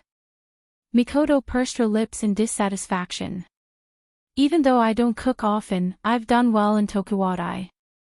Don't think of me as a girl who only knows how to fight. Ahahaha. Wu Yan chuckled bitterly. Indeed, in Wu Yan's impression, Mikoto is a girl who only knows how to fight. If we were to use a scale of 100, Mikoto's girly rating would be 10, her manly rating would be 40, and the remaining 50 would be her tsundere rating. As for Hinajuku, before she became his summon, she used to cook a lot at home. Wu Yan is aware of that. By the time Chuju and Mikoto finished preparing breakfast, Wu Yan had already finished his fourth glass of milk. I'm going to dig in. After performing a Japanese etiquette, the three of them began to enjoy a warm and blissful breakfast. Seeing the two girls chatting happily while eating, Wu Yan couldn't help but open his mouth. It feels like it's been a long time. Both Hinajuku and Mikoto looked at him questioningly. I remember the time when there were only the three of us. Wu Yan smiled gently. At that time, the three of us were so weak. Even the strongest Mikoto was weaker than me with my limited power. It feels like we've returned to that time. It's quite nostalgic. Hearing this, Hinajuku and Mikoto couldn't help but smile, their eyes revealing traces of nostalgia. But soon, their faces darkened. I say, do you know who's the one who caused this? Chuju's voice turned cold. Indeed, at first there were only the three of us. Mikoto raised the knife on the table and pointed it at Wu Yan. But later, as a certain someone became more and more fickle, there were more and more people, ha ha ha. Wu Yan laughed out loud. His forehead was covered in cold sweat.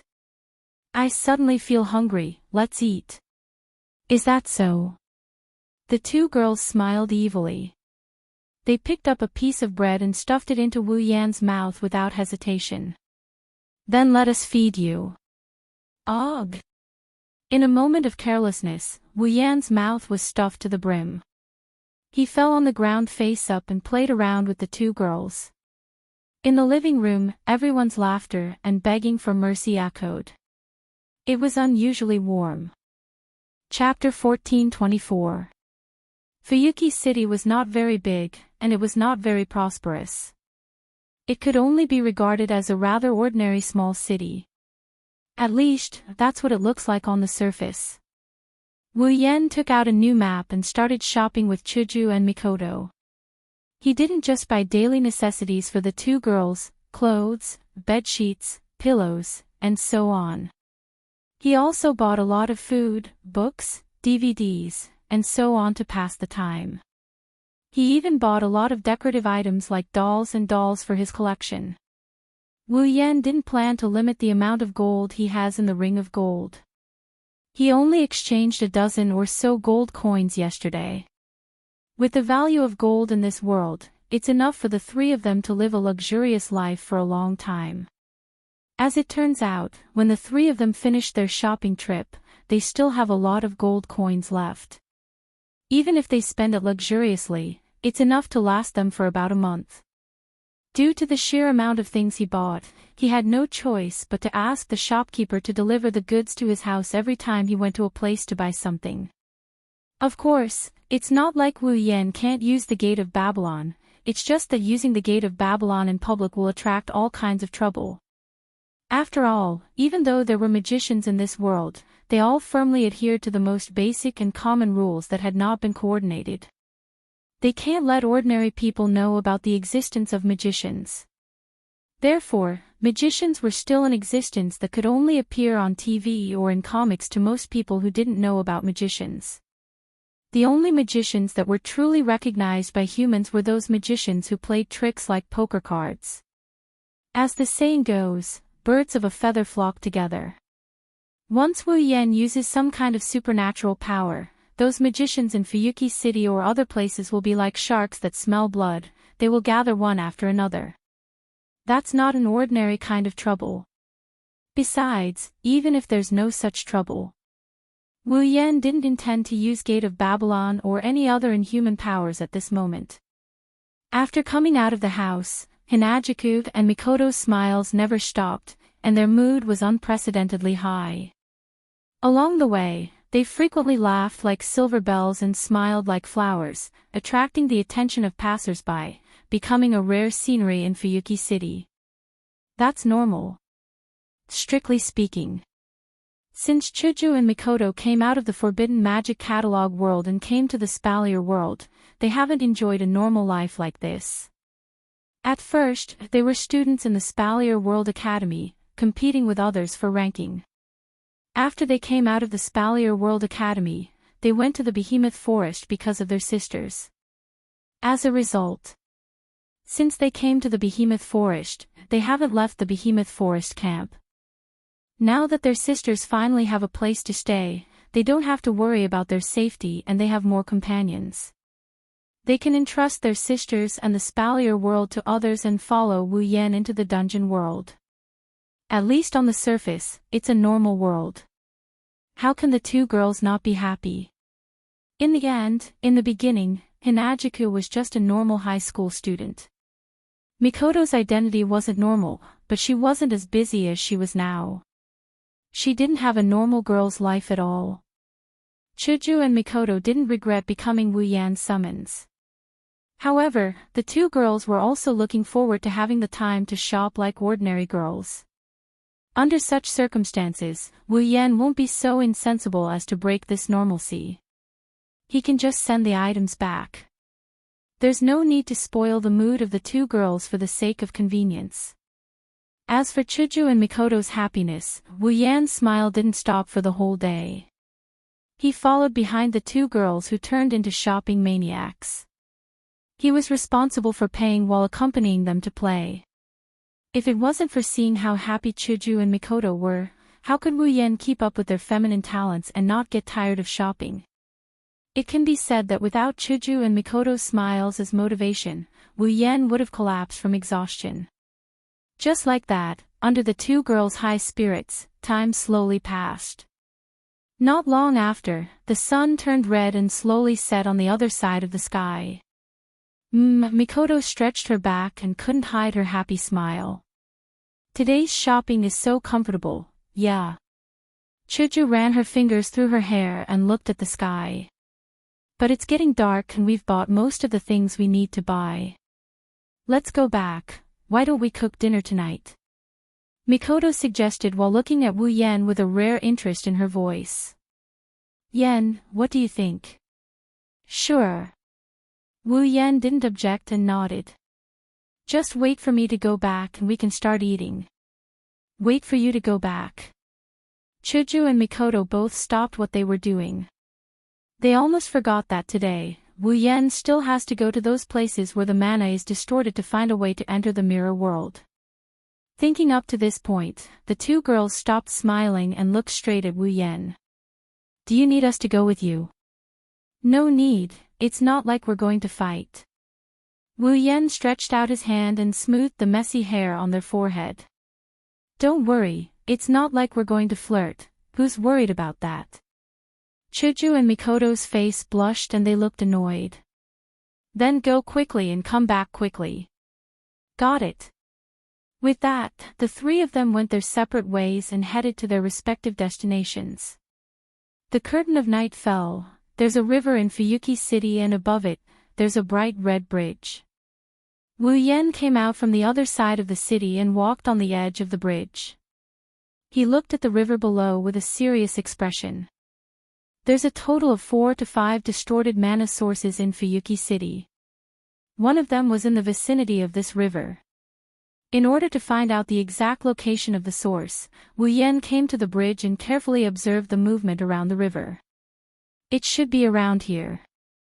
Furrowing his eyebrows, Wu Yan stopped at a spot near the center of the bridge with the help of the surrounding lights. Looking at the clear river below, Wu Yan slowly closed his eyes.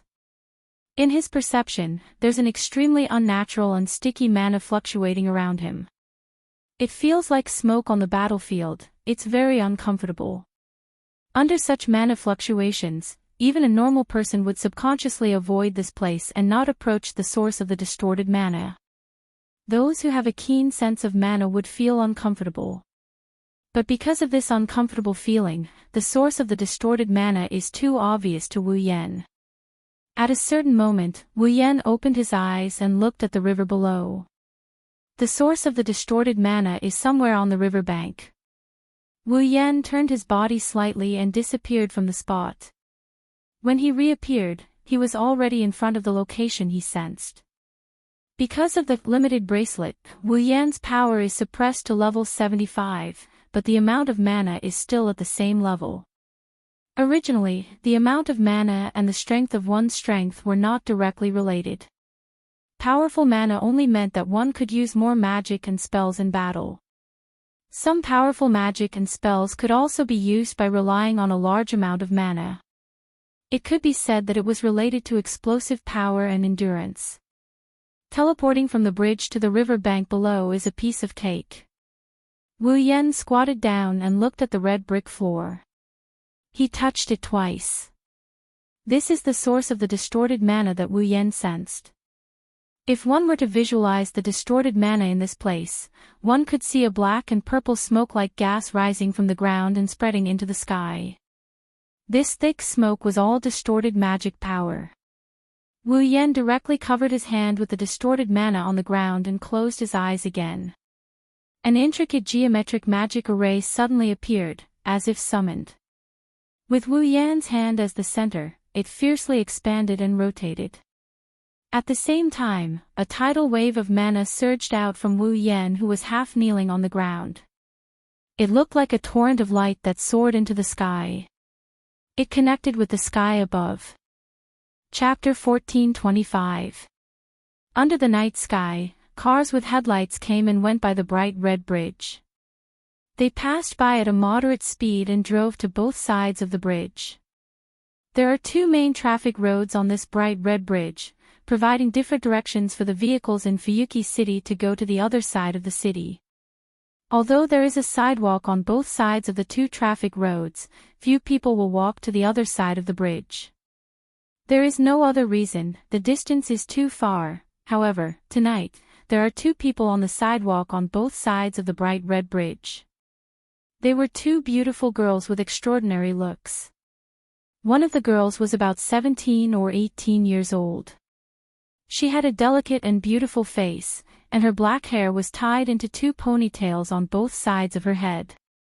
As the girl walked, her hair fluttered behind her head. The girl was wearing a dark red woolen sweater. The color was darker than the surface of the bridge, but it didn't give people a feeling of passion. Instead, it gave people a feeling of coldness.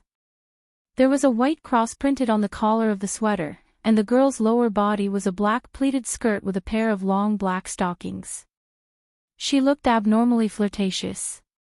The other girl was also around 17 or 18 years old. Her appearance was not inferior to the girl with the black twin ponytails. However, her hair was golden and was tied into bundles. The ends of each bundle of hair were like tornadoes, full of exotic flavor. She is wearing a blue dress with white complements. Her lower body is a dark blue pleated skirt. She was wearing a pair of white boots. Judging from her attire and the temperament that surrounded her, she gave people the impression that she came from a prestigious family, like a rich young lady. The two of them walked on the sidewalk of the bright red bridge at the same pace.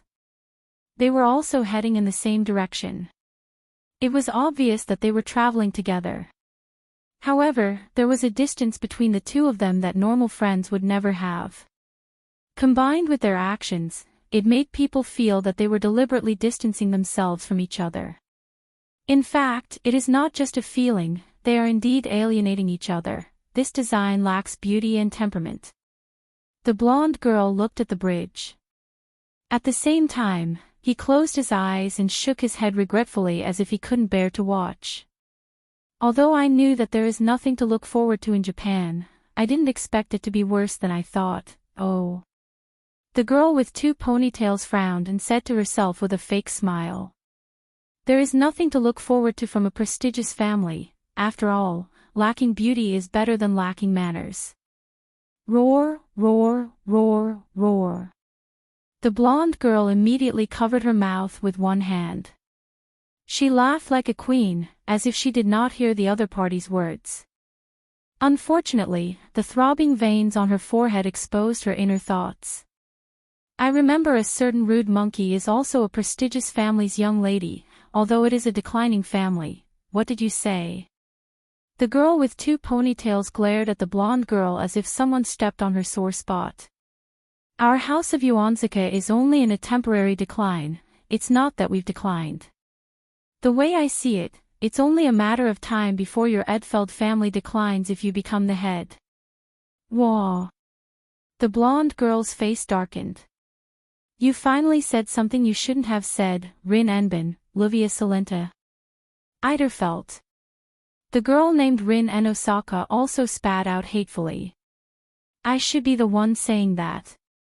The fierce gazes of the two girls met, as if sparks had been ignited, fiercely clashing. Even if an unrelated outsider saw this scene, they would be able to guess that the relationship between the two girls was definitely not good. It would not even be an exaggeration to say that they were like fire and water. I say, don't tell me that you've forgotten your purpose for coming here. At this moment, a voice that seemed to have been processed by a microphone suddenly came out from Rin Enbin's body. Then, a small object flew out and stopped at the side of Rin Enbin's head. It was a 5-pointed star surrounded by a red circle with 3 pairs of pink wings that looked like ribbons.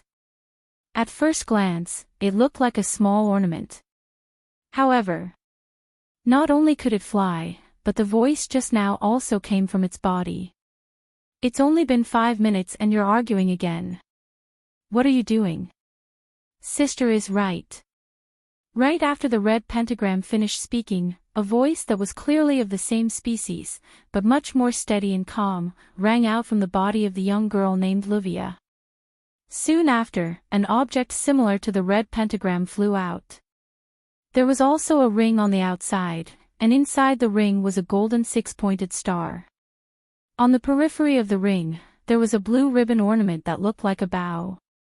Lord Luvia, we still have a mission, can you please prioritize it? You can't blame me for this, Sapphire. Luvia snorted and crossed her arms in front of her chest. If it wasn't for a certain monkey making a ruckus, I would have completed my mission. You're the one who provoked us. Rin Enbin couldn't take it anymore and shouted.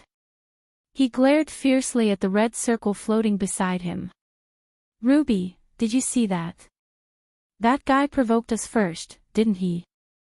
Sigh. The ruby and the sapphire flew together and faced each other. They sighed as if they were looking at each other.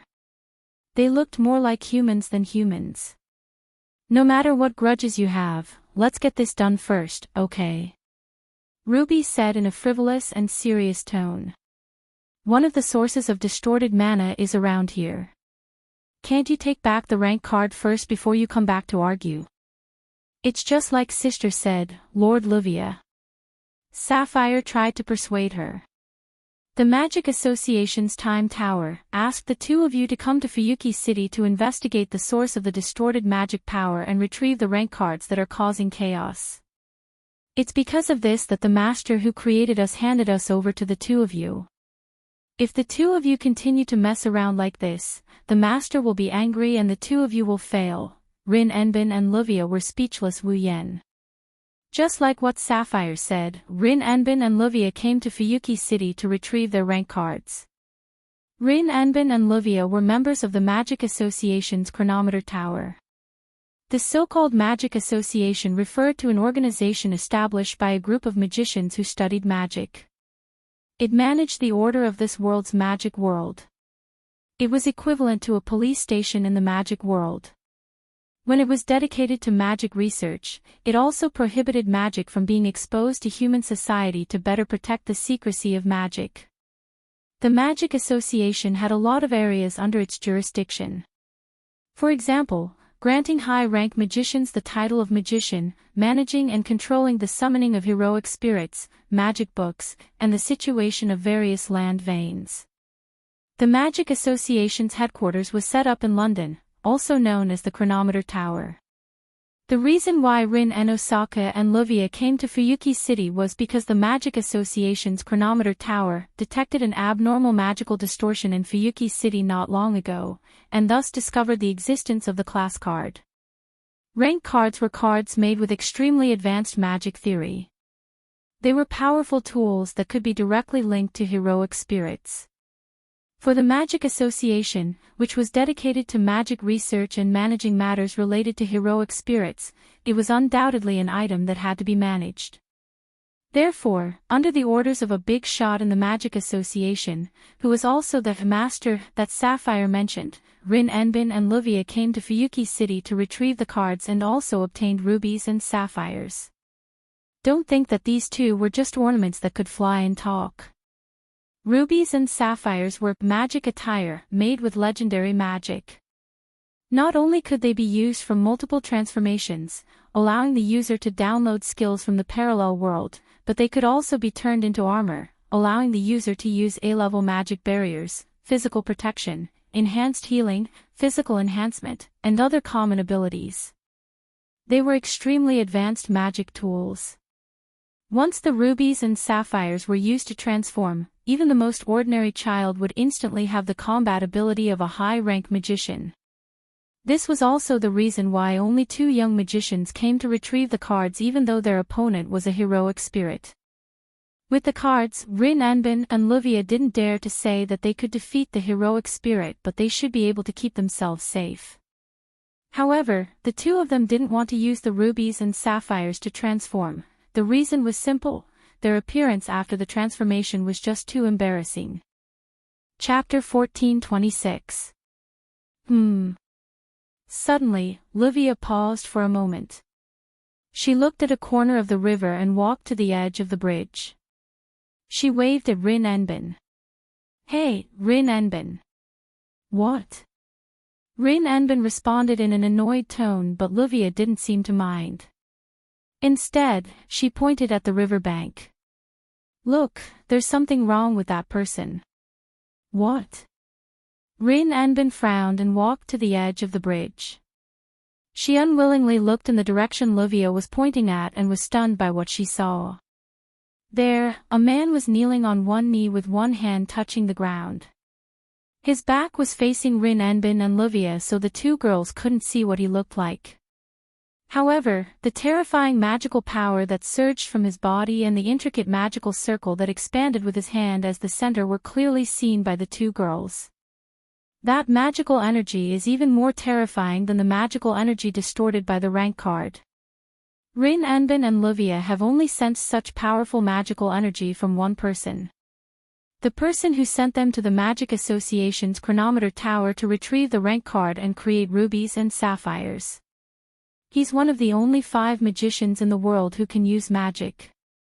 The user of the second magic, Kishua. Enrich. Shubin Ogu. Apart from one of the most powerful magicians in the world, Rin Enosaka and Luvia had never sensed such powerful magic from another magician. Of course, if the 2 girls were to use the rubies and sapphires to transform, their magical energy would definitely be on par with him. After all, the rubies and sapphires are a derivative of the second magic, the magic attire. It can provide the user with unlimited magical energy and use the user's imagination as the source to materialize the attacks in the user's mind. However, if one were to really compare the 2, there was no comparison at all. Because a truly powerful magician isn't just outstanding in the amount of magical energy they have. The quality of the magical energy, the pressure it contains are all unparalleled. Now, Rin Enosaka and Luvia could feel the magical power coming from the man kneeling on one knee on the riverbank. It's the kind of pressure that only the strong can have. But that wasn't the most important part. Most importantly, the location of the other party was exactly where Rin Enbin and Luvia were about to retrieve their cards. In other words, it was very likely that the other party had the same goal as them. Rin Enosaka and Luvia's expressions turned serious. They looked at each other. "Master." Ruby seemed to have the same thought. She lowered her frivolous tone and flew to the 2 girls with Sapphire. "It seems to have turned into a very troublesome situation. Don't jump to conclusions so quickly." Rin Enbin calmly analyzed. "Maybe the other party is just a magician who happened to live in Fuyuki City. He sensed the distorted magic source and came to investigate, but we can't rule out the possibility that the other party is like us. They're all trying to recover the rank cards." Luvia clenched her teeth slightly. "If that's the case, Rin Enbin's eyes narrowed. The other party is the enemy. Ruby and Sapphire were silent. Things seemed to have developed in a way that they didn't expect. What should we do? Olivia asked a question that was neither painful nor itchy. Do you even need to ask? Rin and Osaka chuckled. No matter what, let's make contact first. What if it's the enemy? Olivia looked at Rin and Osaka. Judging from the mana, the other party isn't easy to deal with. If it's the enemy, then we need to make contact first. Rin Anbin shook his head. It's better than meeting them while we're retrieving the rank cards, right? It's not unreasonable. If the other party's goal is to retrieve the rank cards and sneak in while Rin Anbin and Olivia are retrieving the cards, then the two girls don't think they'll be able to escape unscathed. The Magic Association's report on the rank cards also stated that the spirit hero's soul is the same as the spirit hero's soul. The heroic spirit of the corresponding class card had already materialized in the mirror realm with the help of the card's power. It would be truly dangerous if a third party interfered while the two of them fought against the heroic spirit. Rather than that, it's better to make contact and confirm if the other party is a friend or foe. Once they confirm that the other party is an enemy, even if we can't eliminate the other party. Do we still need to know the other party's background? It's rare that Olivia didn't refute Rin Anbin's words. Instead, she nodded. Understood, let's make contact. Get ready, Ruby. Ruby. Rin and Osaka stared at the figure below. Something troublesome might happen. You must be prepared to transform at all times, got it? Understood, Ruby and Sapphire twisted their round bodies and nodded. On the other hand, Wu Yan's investigation has reached its final stage. Wu Yan followed the distorted mana coming from the mirror realm and found the coordinates of the mirror realm as well as the method of its existence. Now, all he needs to do is figure out how to move into the mirror realm based on the coordinates and its existence. Then, Wu Yan will be able to enter the mirror realm and collect the tier cards. The mana that entered the mirror realm slowly returned to Wu Yan's body. The geometric pattern below Wu Yan slowly shrunk until it disappeared. The surging mana slowly calmed down and the space returned to its original state. Wu Yan retracted his hand and opened his eyes. He let out a long sigh. That's it. Wu Yan stood up and clapped his hands. He looked up at the dark sky. Let's go back. Unfortunately, Wu Yan didn't know if it's because of his luck with women or because of his misfortune, but someone stopped him from leaving. Can we talk for a bit? Just as Wu Yan was about to teleport back home, a voice echoed in the room. The mana in his body paused and returned to its dormant state. Wu Yan frowned and turned to the source of the voice. The three pairs of eyes instantly met in mid-air and landed on each other. At this moment, it was as if there were only 3 people left in the entire world. The surrounding atmosphere began to become strange. Looking at Wu Yan in front of them, Rin and Olivia searched their memories out of reflex. They wanted to find out if they know this magician.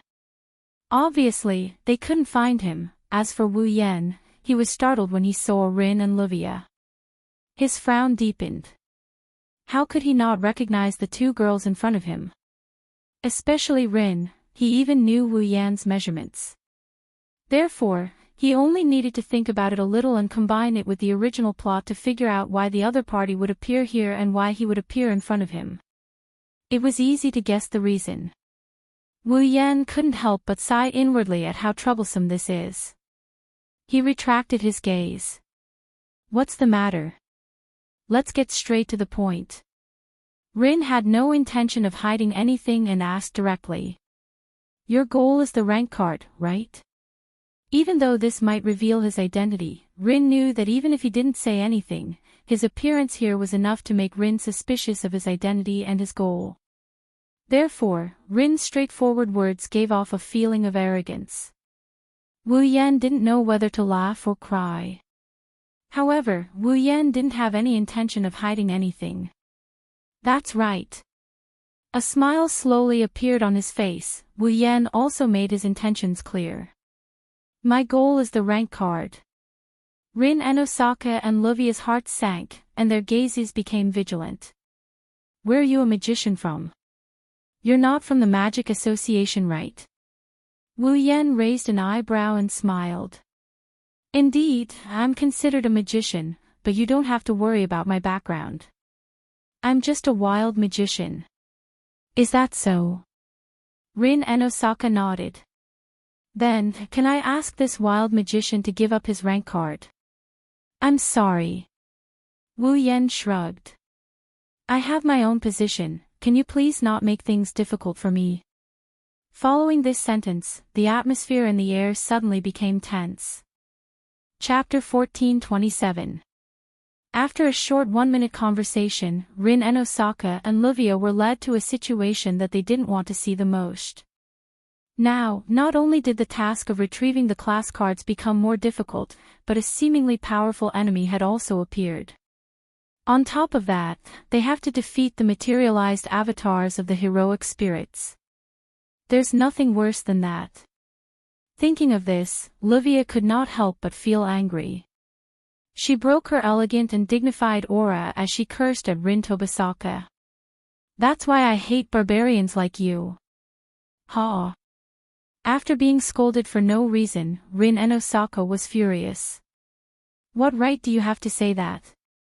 Look at yourself, what kind of communication method is that? Luvia put one hand on her waist and pointed at Rin's nose with the other. What do you mean by, just say it out loud? You think you're so great. If it were me, I would be your enemy too. What did you say? Rin was so angry that he laughed and pointed at Wu Yan. Then go say to him, please give up your rank card. See if he'll give up. That's why I call you a barbarian.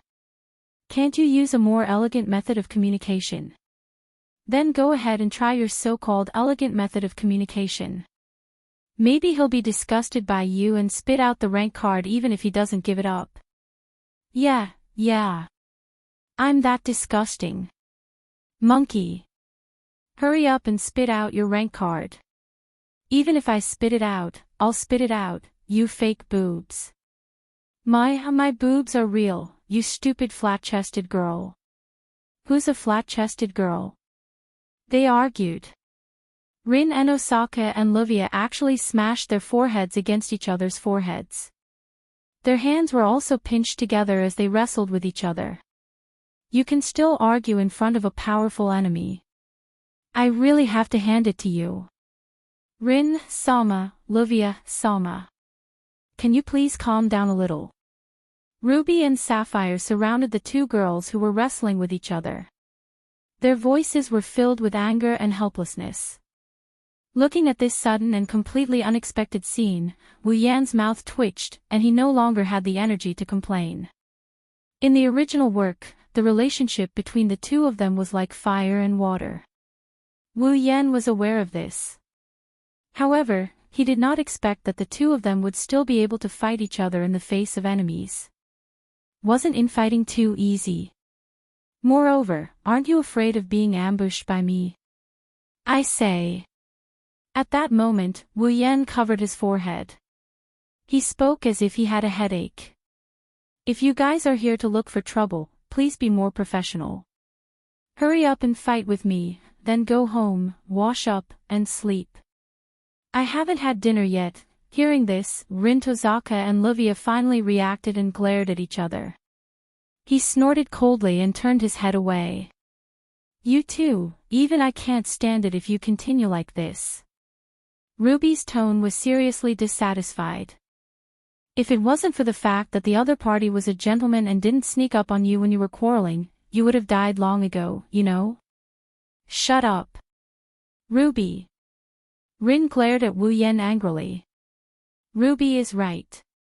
Since you didn't sneak up on us, you don't seem like a bad person.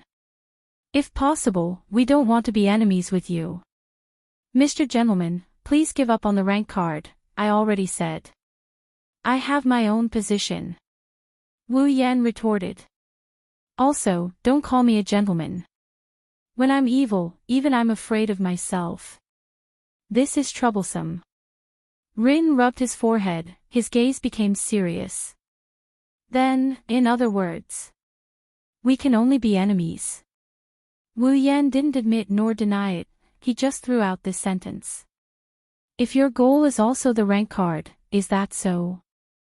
Rin and Osaka and Livia's bodies tensed up. Then, there's no other way, in order to not make the mission difficult. Livia's expression was serious. Just like you said, let's hurry up and fight. After saying that, Rin Enbin and Livia both reached for the ruby and the sapphire. Ruby.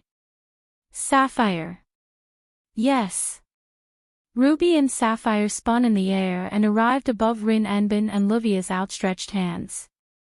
Their bodies trembled violently, and a red and a blue cane suddenly protruded from their bodies and were grasped by the two girls. Buzz! In the next moment, a dazzling light appeared from Ruby and Sapphire's bodies and enveloped Rin and Livia's bodies. A huge amount of mana reverberated in the surroundings, turning into light particles that danced around the center of the flash like fireflies. Wave-like ripples spread out from the center of the flash and reverberated in the surroundings. The magic power that soared to the sky turned into a gust of wind, it swept towards Wu Yan's body. Feeling the powerful mana, Wu Yan's expression darkened. His wine-red eyes stared at the light in front of him. Not long after, the light dissipated and the situation inside was revealed. In the gradually dissipating light, the two girls had completely changed, the red woolen sweater and dress had all disappeared and were replaced by two strange outfits. Rin and Osaka was wearing a red and white fluffy dress. The style was a bit childish. Rather than saying it was an outfit for a 17 or 18-year-old girl, it was more like she was acting out a role. It was extremely out of place and didn't look like her at all. Livia was about the same. She was wearing a fluffy blue dress with white complements. It was the exact same style as Rin and Osaka's. The style was also somewhat childish, and it didn't fit in with her aura of a young lady at all. In addition, the two girls had cat ears on their heads and a tail on their backs. They also held star-shaped canes in their hands. She looked just like a magical girl. Wu Yan, Rin and Osaka, and Livia looked at each other in silence. After a while, Wu Yan spoke first. I'm going back. After speaking, he turned around and left without looking back. Stop right there. Rin and Osaka and Livia angrily roared. They raised their canes and swung them down without hesitation. Magic power surged out of the two staffs and they turned into magic cannons that rained down on Wu Yan like meteors. The cannons rained down on Wu Yan like a meteor shower. Bang bang bang bang bang, thick smoke and fire shrouded the front, and a loud explosion resounded.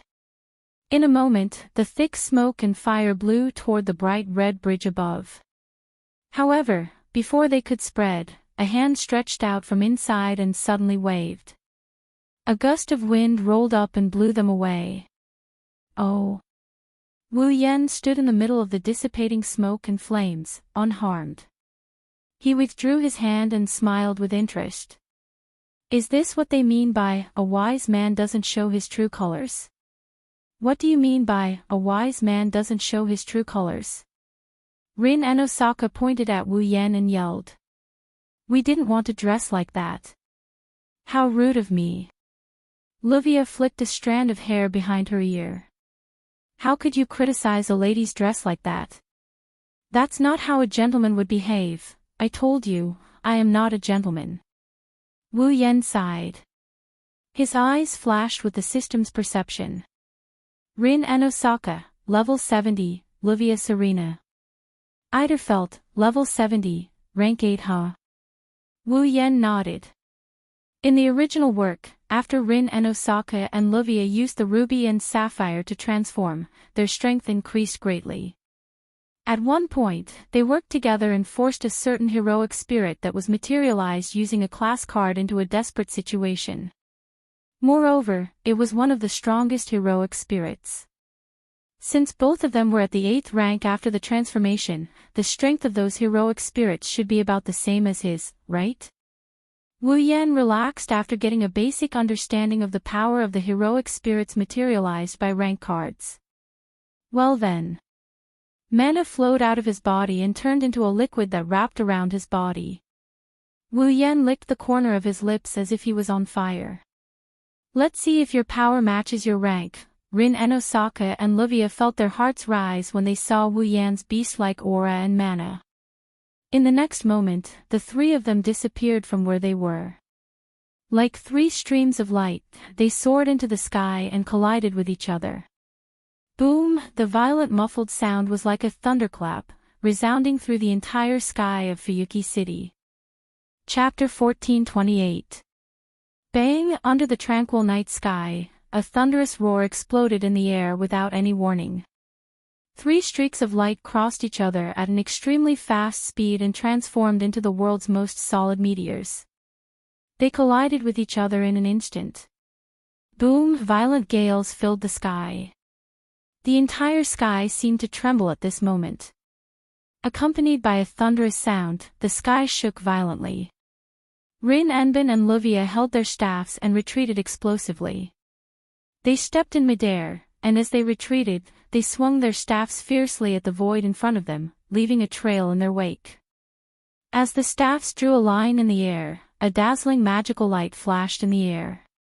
Magic cannonballs the size of footballs shot out like a meteor shower, fiercely bombarding Wu Yan.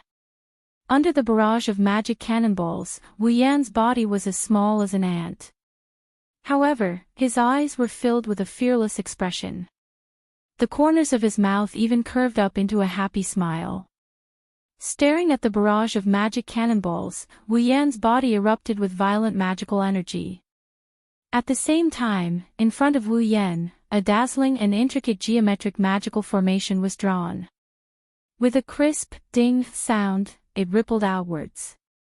Within the geometric magical formation, a crimson curtain of fire burst out like an erupting volcano and transformed into a natural flame barrier. Like raindrops, the magic cannonballs landed heavily on the curtain of fire. Bang bang bang bang bang. In the air, the space around the curtain of fire began to tremble. Magic cannonballs rained down from the sky like a torrential rain. All of the magic cannonballs rained down on the curtain of fire and violently collided with the curtain of fire, causing the sky to explode like firecrackers. It's useless. Rin and Osaka and Livia gritted their teeth and raised their staffs at the same time. They pointed forward. Then, how about this? As the two girls pointed their staffs forward, two overlapping magical formations, one red and one blue, sprung out and spun around. In the next instant, the two overlapping magical formations suddenly expanded to the size of a person. The dazzling beam of light was like a falling meteor. It pierced through the air and whistled through the air as it fell towards Wu Yan. Not bad. Wu Yan opened his eyes slightly. His body erupted with even more frightening magical flames. Unfortunately, it's not enough. Magical flames burned like raging waves and surged towards the top of Wu Yan's head. It spiraled and turned into a fiery red vortex like the mouth of a volcano. The fiery red vortex spun and trembled all over. A muffled sound like an earthquake resounded from it and reverberated under the night sky. Then, scarlet flames flashed in the red vortex, and a ball of light burst out. Within the light, a fiery red arm that was over 10 meters long stretched out. It looked like a giant's arm was stretched out. Rin Anbin and Livia felt their scalps go numb when they saw the giant fiery red arm. Roar! It was as if a giant was roaring. A muffled roar turned into a sound wave from the volcanic vortex. Within the sound wave, an extremely subtle but exceptionally clear chanting sound was suddenly heard. Resurrected Titan's hand. The giant arm stretched out and clenched into a fist. With a shrill sound that could even make space howl, it carried with it a turbulent air current. It fiercely swung out and collided with the beam of light at close range. Boom! In the sky, the beam of light and the giant arm collided. Like a meteor crashing into Earth, a blinding light flashed. Then, a deafening sound of collision and a storm-like shockwave exploded in all directions. Rin and Osaka and Luvia hurriedly raised their staffs once more, erecting a magic barrier to block off the incoming shockwaves. Cold sweat dripped down their foreheads as they watched the blinding aurora and the fiery red giant arm dissipate into thin air. The two of them had joined forces and unleashed a magic light pillar with all their might. What kind of magic is that? Isn't it too destructive? Luvia couldn't help but exclaim. We already transformed and worked together. Our most powerful magic cannons were blocked just like that. Where did that man come from? Magic. I've never seen magic before. Rin Anbin bit his nails. Which system's magic is that? The two of you, there's no time for you to hold a meeting. At this time, a hand was placed on Rin Anbin and Luvia's shoulders. If you don't show me what you're capable of, I can't guarantee that you won't lose an arm or a leg. Hearing the voice behind them and feeling the hand on their shoulders, the two girls' hearts skipped a beat. Their expressions hardened and they forcefully swung their staffs behind them. Unfortunately, the two staffs brushed past Wu Yan's nose as he leaned back. When the two girls wanted to follow up with another attack, the figure in front of them suddenly disappeared and reappeared 10 meters away. He crossed his arms in front of his chest and looked at them mockingly. No way. Luvia couldn't believe her eyes. Teleportation magic. Is there a magician who can use such a high-level magic trick in an instant? Ha! Ha! Rin Anbin chuckled as a drop of sweat rolled down his cheek. He already went easy on you. What else do you want? If Wu Yan, who appeared behind Rin Anbin and Luvia, didn't place his hand on their shoulders but their necks, they would have lost by now. Even if he didn't place his hand on their necks, Wu Yan didn't use teleportation magic to increase the distance between them. Instead, he reappeared behind them and they would have lost anyway. That's why Rin Anbin said that he went easy on them and Luvia had nothing to say. Seriously, we haven't even started the mission and we already met such a troublesome opponent. Luvia took a deep breath. Her expression suddenly turned extremely serious. If that's the case, it's not time for me to go easy on them. After saying that, Luvia stretched out her hand and pulled out a card from her body. It was a palm-sized rectangular card with a noble dressed in luxurious clothes and holding a spear engraved on the front. On the card, there were no other images other than a noble holding a spear. There was only a line of letters at the bottom of the card that was stepped on by the noble holding a spear. Lancer, Lancer. That's a rank card. Rank card. Wu Yan's eyes flashed with a glint. Hey! Rin Anbin was shocked when he saw Luvia take out the Lancer rank card. Are you going to kill him? Don't worry. Luvia narrowed her eyes. I will stop right before I pierce through that man's heart. As soon as she finished speaking, she raised her Lancer rank card and stacked it on top of the six-pointed star that was surrounded by the rings. Rank card, Lancer, Lancer, limited activation. The rank card belonging to Lancer instantly turned into a ray of light, fusing with the entire staff and gradually elongating. Holding the elongated radiance, Luvia waved her hand and a crimson-red spear appeared in her hand. It's a noble relic that belongs to the heroic spirits.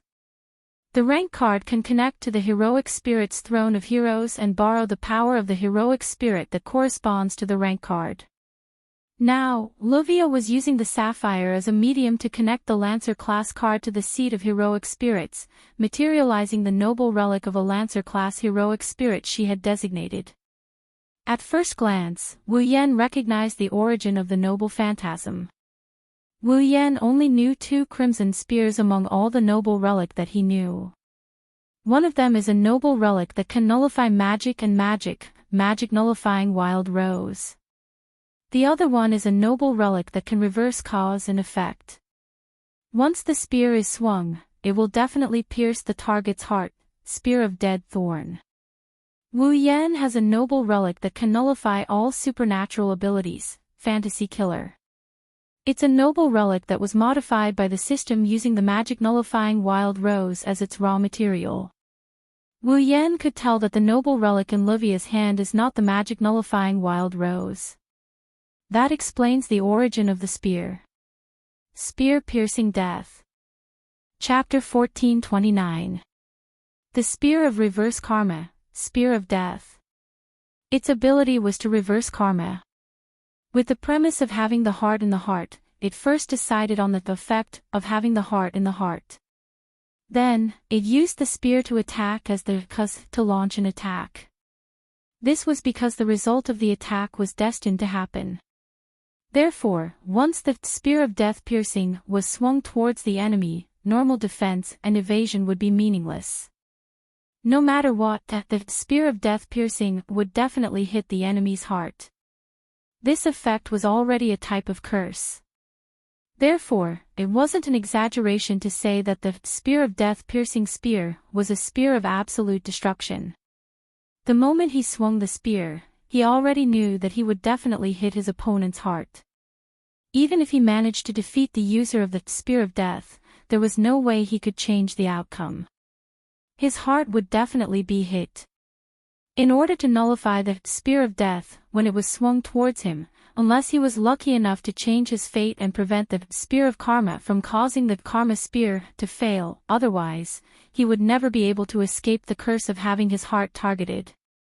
Wu Yan did not think that he had enough luck to change this treasure that determined karma beforehand. However, to him, the spear of death was not much of a threat.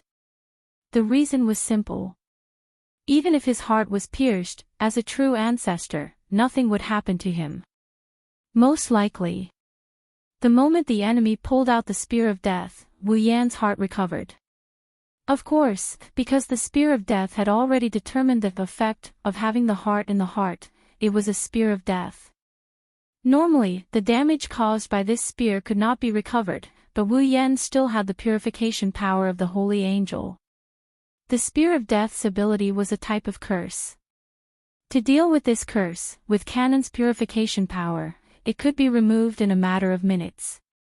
Therefore, that's what the thorn spear can do for Wu Yan. It was just the pain of having his heart pierced. Wu Yan wasn't afraid of the spear that pierced through the dead thorn. Moreover, it wouldn't be that troublesome to deal with the spear of death. However, obviously, the other party didn't think so, Mr. Gentleman. Let's stop here. Holding the spear of death in his hand. Livia's confidence seemed to have increased to the limit as she spoke with confidence.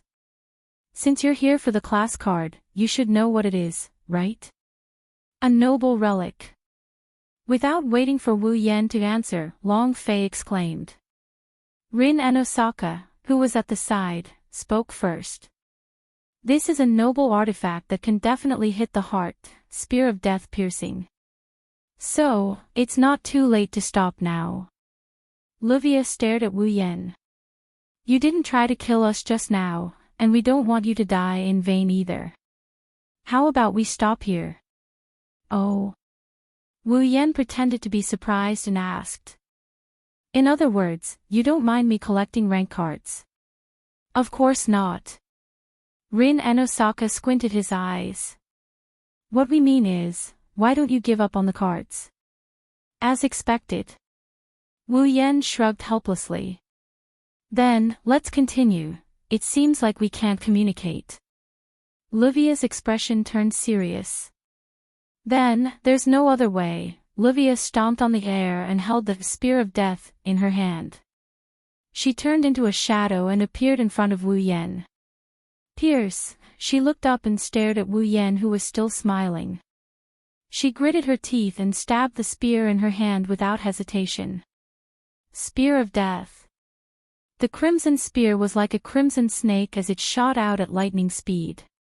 She didn't decide on the direction, nor did she aim at anything. The spear flashed through the air on its own. Slash! With a tearing sound, the death-piercing spear pierced through Wu Yan's heart without mercy.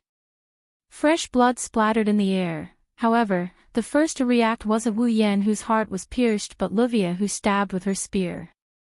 You! Livia looked at Wu Yan, whose heart was pierced by the crimson spear, in shock. You. Why didn't you dodge? Dodge.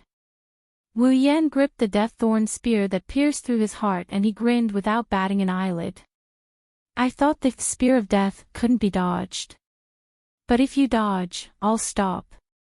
Before Livia could finish her sentence, Wu Yan coldly interrupted her. There's no need to dodge. No need to dodge. Livia and Rin and Osaka, who were watching from afar, were stunned. There are actually a lot of ways to deal with this so-called sure kill shot. Wu Yan tightened his grip on the crimson-red spear. Facing Livia, who is so close to him, he revealed a smile that made her heart skip a beat. Generally speaking, there are 4 ways to deal with the spear of death. 1. Destroy the spear before the user can swing it so that the user doesn't have the chance to use it. 2. Possess the ability to not die even if the heart is pierced through or resurrect after death. 3. Possess a defensive barrier stronger than the magic of the spear itself. 4. Possess a strong luck that can reverse a predetermined fate. And the countermeasure I used is the 5th method. While Livia is still in shock, Wu Yan, who had his heart pierced by the death-thorn spear, turned into specks of light and dissipated into the air at a speed visible to the naked eye. The spear of death pierces through the heart of the target determined by the user when the spear is swung. It was still the same voice. However, this time, the voice came from behind Livia. A hand reached out from behind Livia and tightly grasped the spear of death piercing in her hand. Then, what would happen if the target of the spear you were waving wasn't me? What? Rin and Osaka narrowed his eyes. Livia's expression also changed abruptly. She quickly turned around and looked behind her. There, Wu Yan had a calm smile on his face as he tightly grasped the spear of death in his hand. The person whose heart you pierced through is just a clone created by magic, Ms. Magical Girl. Following that sentence, a wave of magic energy violently surged out from Wu Yan's body and landed on Livia. Pang, oomph. A moderate impact smashed into Livia's body like an iron hammer. Livia immediately let out a muffled groan and her body flew backwards. Livia. Rin Enbin spun around and arrived behind Livia. He caught her in his arms as she was sent flying. Hey! Rin and Osaka lowered his head to look at Livia in his arms. Are you alright? I'm fine. Livia clutched her chest and broke free from Rin and Osaka's embrace. She bitterly smiled. He went easy on me again. The two of them looked at Wu Yan at the same time. Their expressions turned ugly when they saw Wu Yan. That's because Wu Yan is floating in midair, looking at them with a smile that doesn't look like a smile. In one hand, he held the struggling Sapphire, and in the other, he held a card. It's the Lancer card. So this is the Lancer card. Weighing the card in his hand, Wu Yan glanced at Sapphire, who was struggling in his other hand. I didn't know that there's a time limit to the relic that can summon a hero spirit using a class card. Sapphire, Sapphire. Card. Livia stepped forward and clenched her teeth. Hey! Give me back the Sapphire and the card. You're not calling me Mr. Gentleman anymore, but hey. Wu Yan shook his head with a smile. Don't worry, I'll give it back even if you don't ask. She let go of the Sapphire in her hand. The Sapphire immediately flew away at lightning speed, as though it was fleeing for its life. It returned to Livia's hand. Livia sighed in relief, but Rin and Osaka quickly pointed at Wu Yan. There's still the card. This? Wu Yan raised the Lancer card and chuckled. Well, since I've played around with you guys tonight, I'll gladly accept this Lancer class card. Take it. Rin and Osaka and Livia were slightly surprised.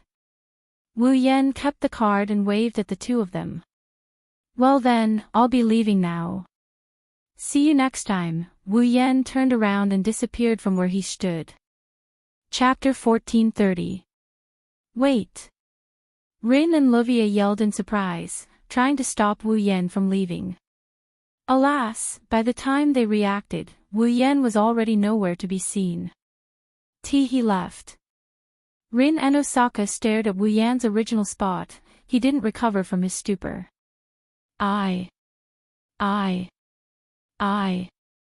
Livia was like a goldfish.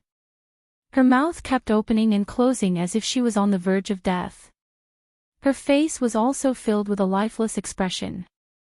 Not long after, an earth-shattering scream resounded throughout the sky of Fuyuki City.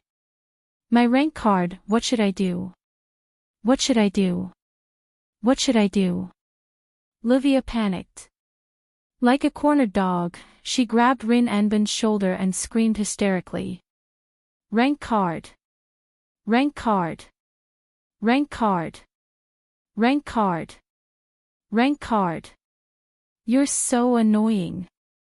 Rin Hosoka waved his hand in annoyance after hearing Livia's words. Even if you whisper it in my ear, I can't help you get your rank card back. It's over this time. As if facing the end of the world, Livia hugged her head and squatted down in despair. In the end, not only did I fail to retrieve the class card tonight, I even lost the Lancer's class card. If Master finds out about this, Livia's delicate body trembled. She couldn't say the rest of her words. After all, on the surface, Rin and Livia were sent by the Magic Association's chronometer tower to retrieve the rank card. But secretly, the two girls agreed to come to Fuyuki City to retrieve the rank card with their own motives. The master they were talking about was Kaguya. Enrich. Shubi and Ogu, not only was he one of the top 5 magic users in the world, but he was also known as the Marshal of the Demon Path. Even if he didn't have a second spell, what about Keishua? Enrich. Shubi and Ogu was also a magician at the peak of the world. When such an existence entrusted Rin and Osaka and Livia to come to Fuyuki City to retrieve the rank cards, he promised that he would, as long as the two girls collect all 7 class cards: Saber, Swordsman, Lancer, Archer, Rider, Caster, Magician, Assassin, and Berserker, then I'll accept them as my disciples. This was an opportunity that any magician could only dream of. Once Kaguya. Enrich. If Shubi and Ogu became Rin and Livia's teacher, then not only would the two girls have the opportunity to learn one of the top 5 magic in the world, the second magic, it would also mean that the two girls would have a good teacher in their magic practice. Which magician wouldn't be tempted by such a condition? If it weren't for this condition, Rin and Osaka and Livia, this pair of sworn enemies, would never have gotten together and carried out this mission together. Now, once he arrived at Fuyuki City, he hadn't retrieved his rank card yet. However, he had already lost one of his rank cards. This was no joke. Before they arrived at Fuyuki City, the Magic Association had already detected the source of the distorted magic and sent someone to investigate. Then, at that time, the person who executed the mission retrieved 2 rank cards. An Archer, Lancer card. It was also because of these 2 class cards that the Magic Association was able to analyze class cards and obtain part of the usage of class cards. With the use of rubies and sapphires as mediums, they could temporarily instantiate the heroic spirit relic. But other than that, the Magic Association couldn't get any more information. They didn't know the creator, the structure, and the usage. The only thing they knew was that the rank card could draw out the power of a heroic spirit of the corresponding rank. Since there was no way to carry out the research smoothly, the Magic Association chose to recycle all the cards first, and then continue the analysis work after the recycling. However, even the Magic Association, or rather, Rin and Livia, didn't expect that other than the Magic Association, there was someone else who had their eyes on the rank cards. Even the Lancer card was stolen. Thinking of this, Rin Enbin had a happy expression and took out a card from his body. Just like the Lancer card, the card in Rin and Osaka's hand was rectangular in shape and had a similar design. The difference was that the Lancer card depicted a nobleman holding a gun, and the words Lancer were written at the bottom of the card. The card in Rin Enbin's hand depicted an archer holding a bow, and the words Archer were stamped under his feet. Obviously, this was the rank card of the archer. Luckily, Rin let out a sigh of relief and touched the archer card. Luckily, my archer card wasn't stolen. Rin. Rin. Rin. Luvia abruptly raised her head and roared at Rin Enbin like a demon. Are you mocking me? I don't have the time to mock you. Rin pursed his lips in disdain. I'm just glad that I have one card left. It's better than losing both, right?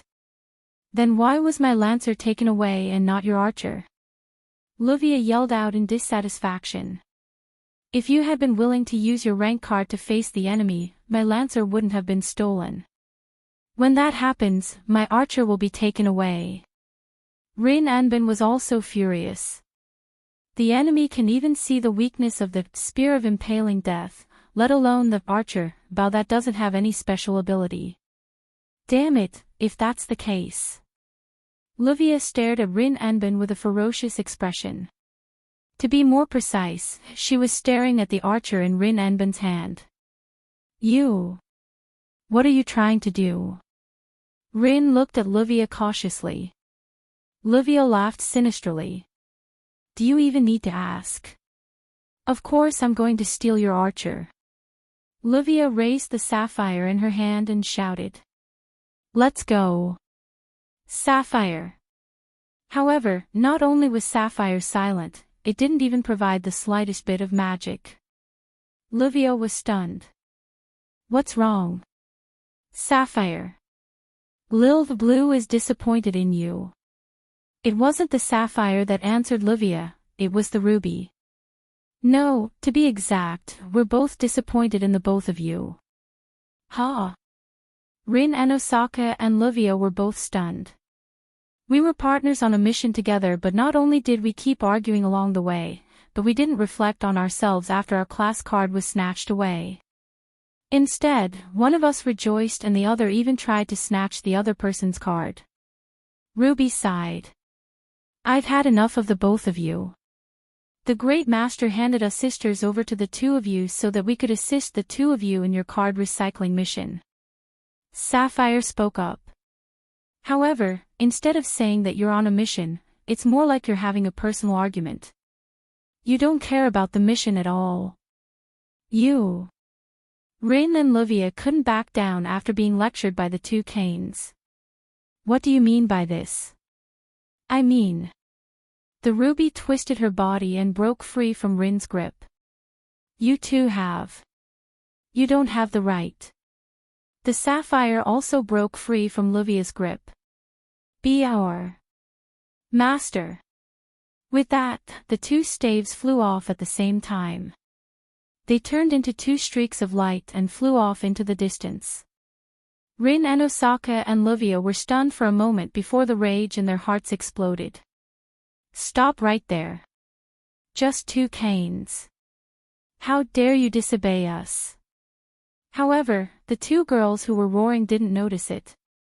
My transformation state has been removed. Neither Rin and Osaka nor Luvia knew how to fly. They were only able to fly by relying on the strength of their staffs. Now that their transformation has been cancelled, they can no longer fly.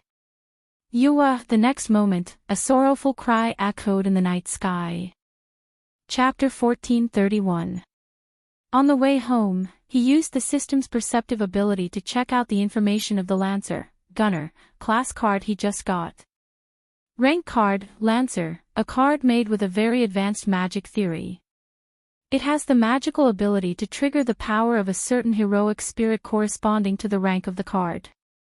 The usage method is as follows: limited expansion, using the magic attire as the medium and the rank card as the pass of the heroic spirit seat. The heroic spirit's relic corresponding to the rank card can be materialized and used within a short period of time.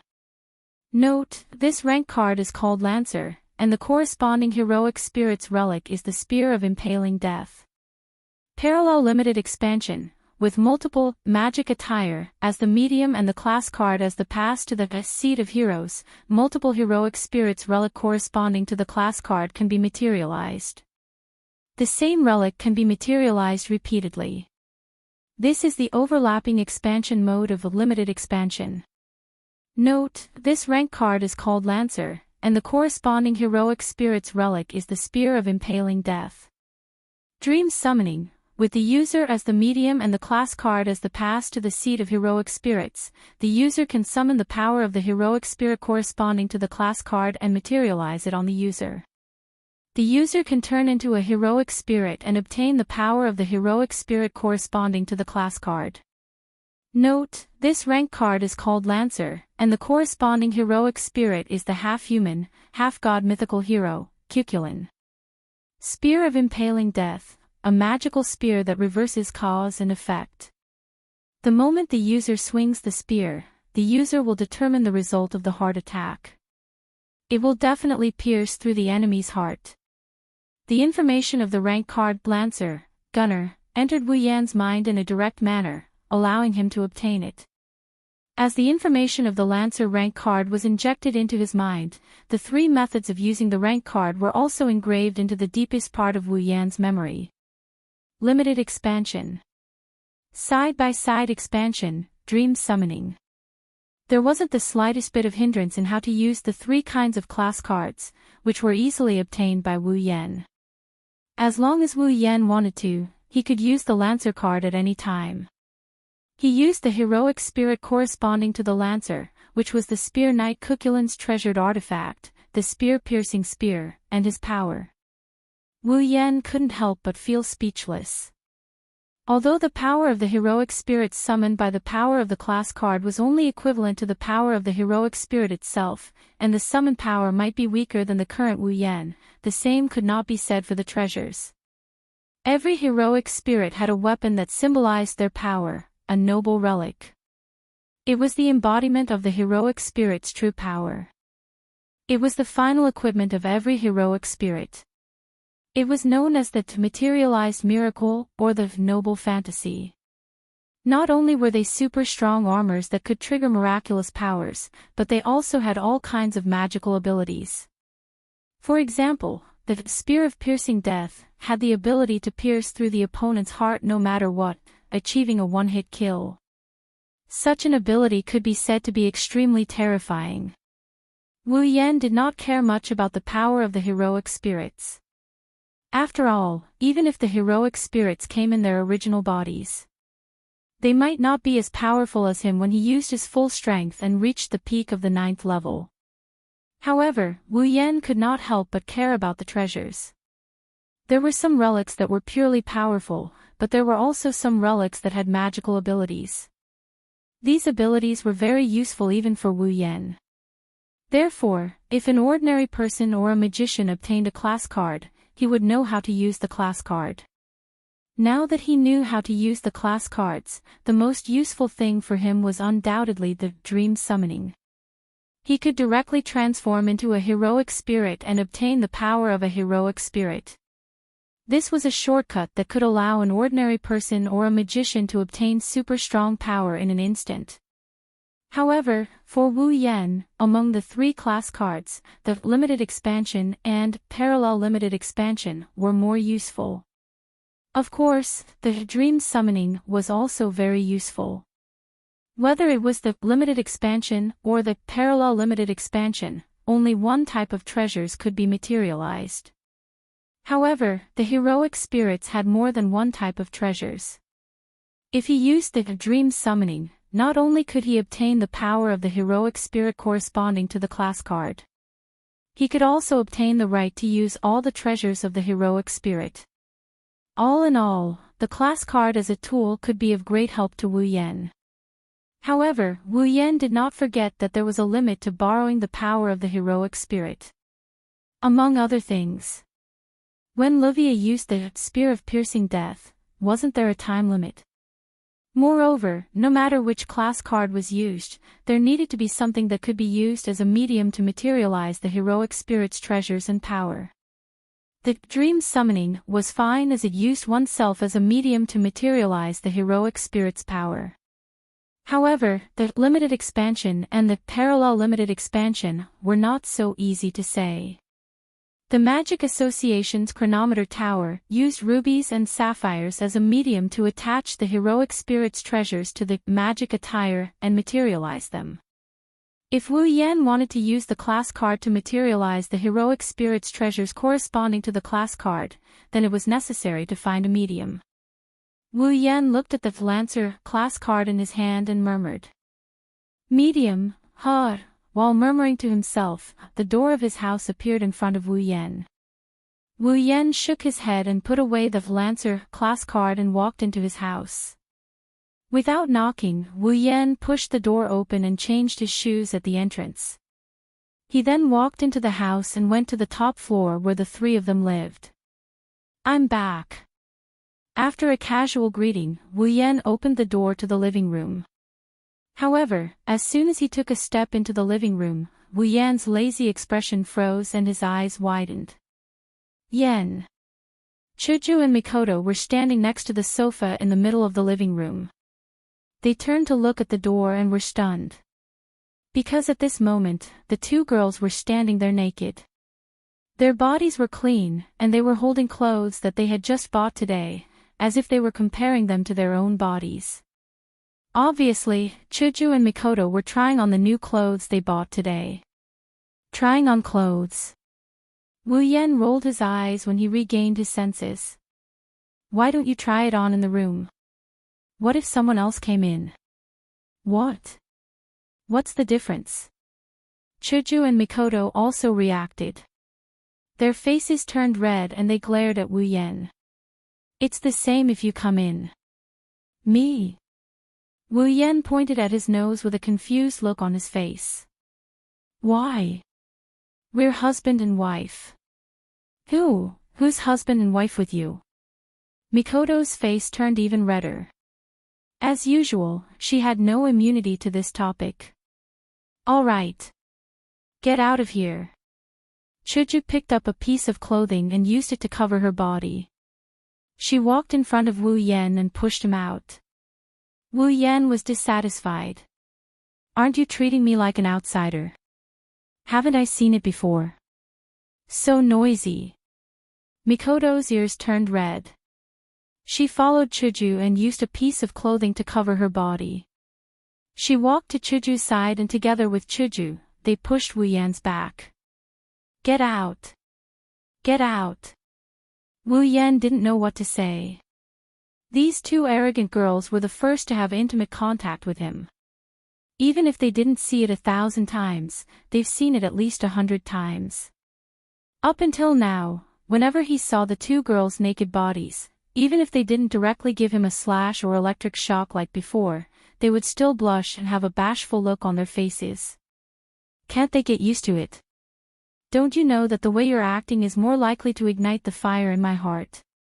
Licking his lips, Wu Yan suddenly turned around and carried Chuju and Mikoto to the sofa in the living room. "Ah! You, what are you doing? You despicable bastard, don't touch, I feel like your bodies have become more voluptuous, really. Don't doubt my touch, you'll know once you touch, is that so? Ah!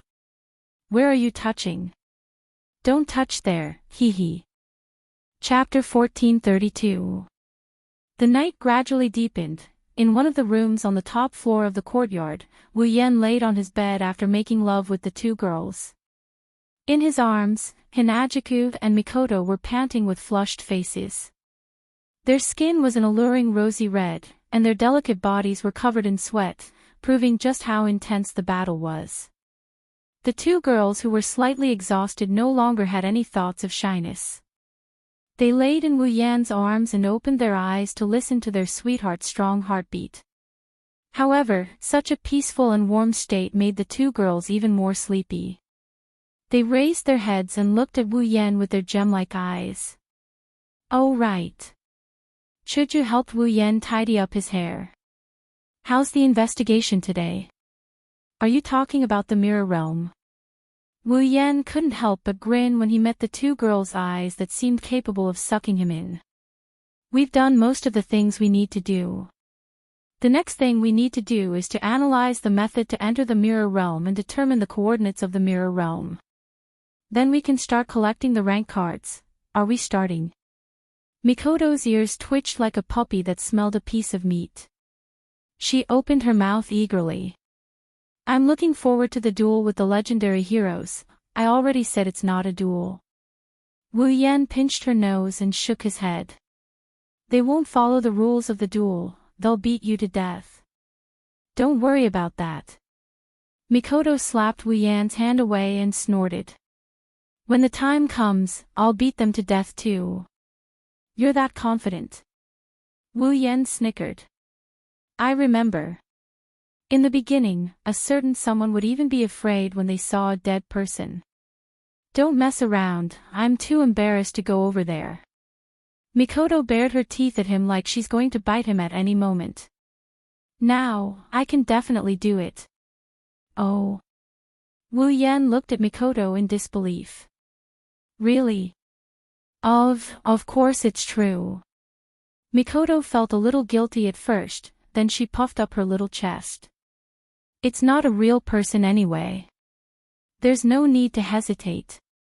You can do it because the opponent isn't a person. Wu Yan didn't know whether to laugh or cry and attracted Mikoto's angry glare. What? I can't. I didn't say that. Wu Yan quickly raised his hands in surrender. That's enough. Chuju pushed Mikoto's shoulder and looked at Wu Yan. When can we start the mission?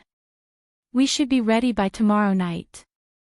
Wu Yan's hand slid down the sweaty backs of the two girls.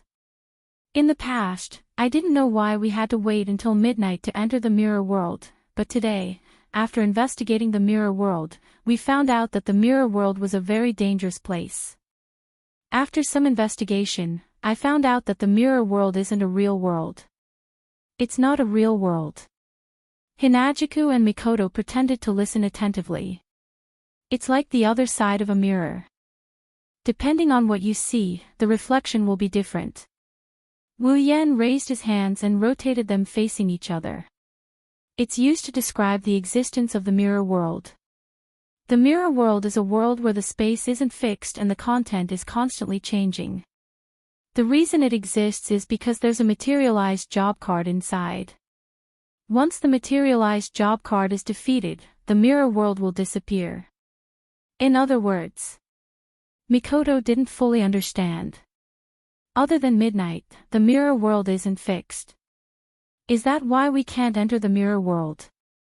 I should say that other than midnight, the passage to the mirror world isn't fixed. Wu Yan corrected her. The passage to the mirror realm is the most stable at midnight. It's undoubtedly the safest time to enter the mirror realm. What about when we come back?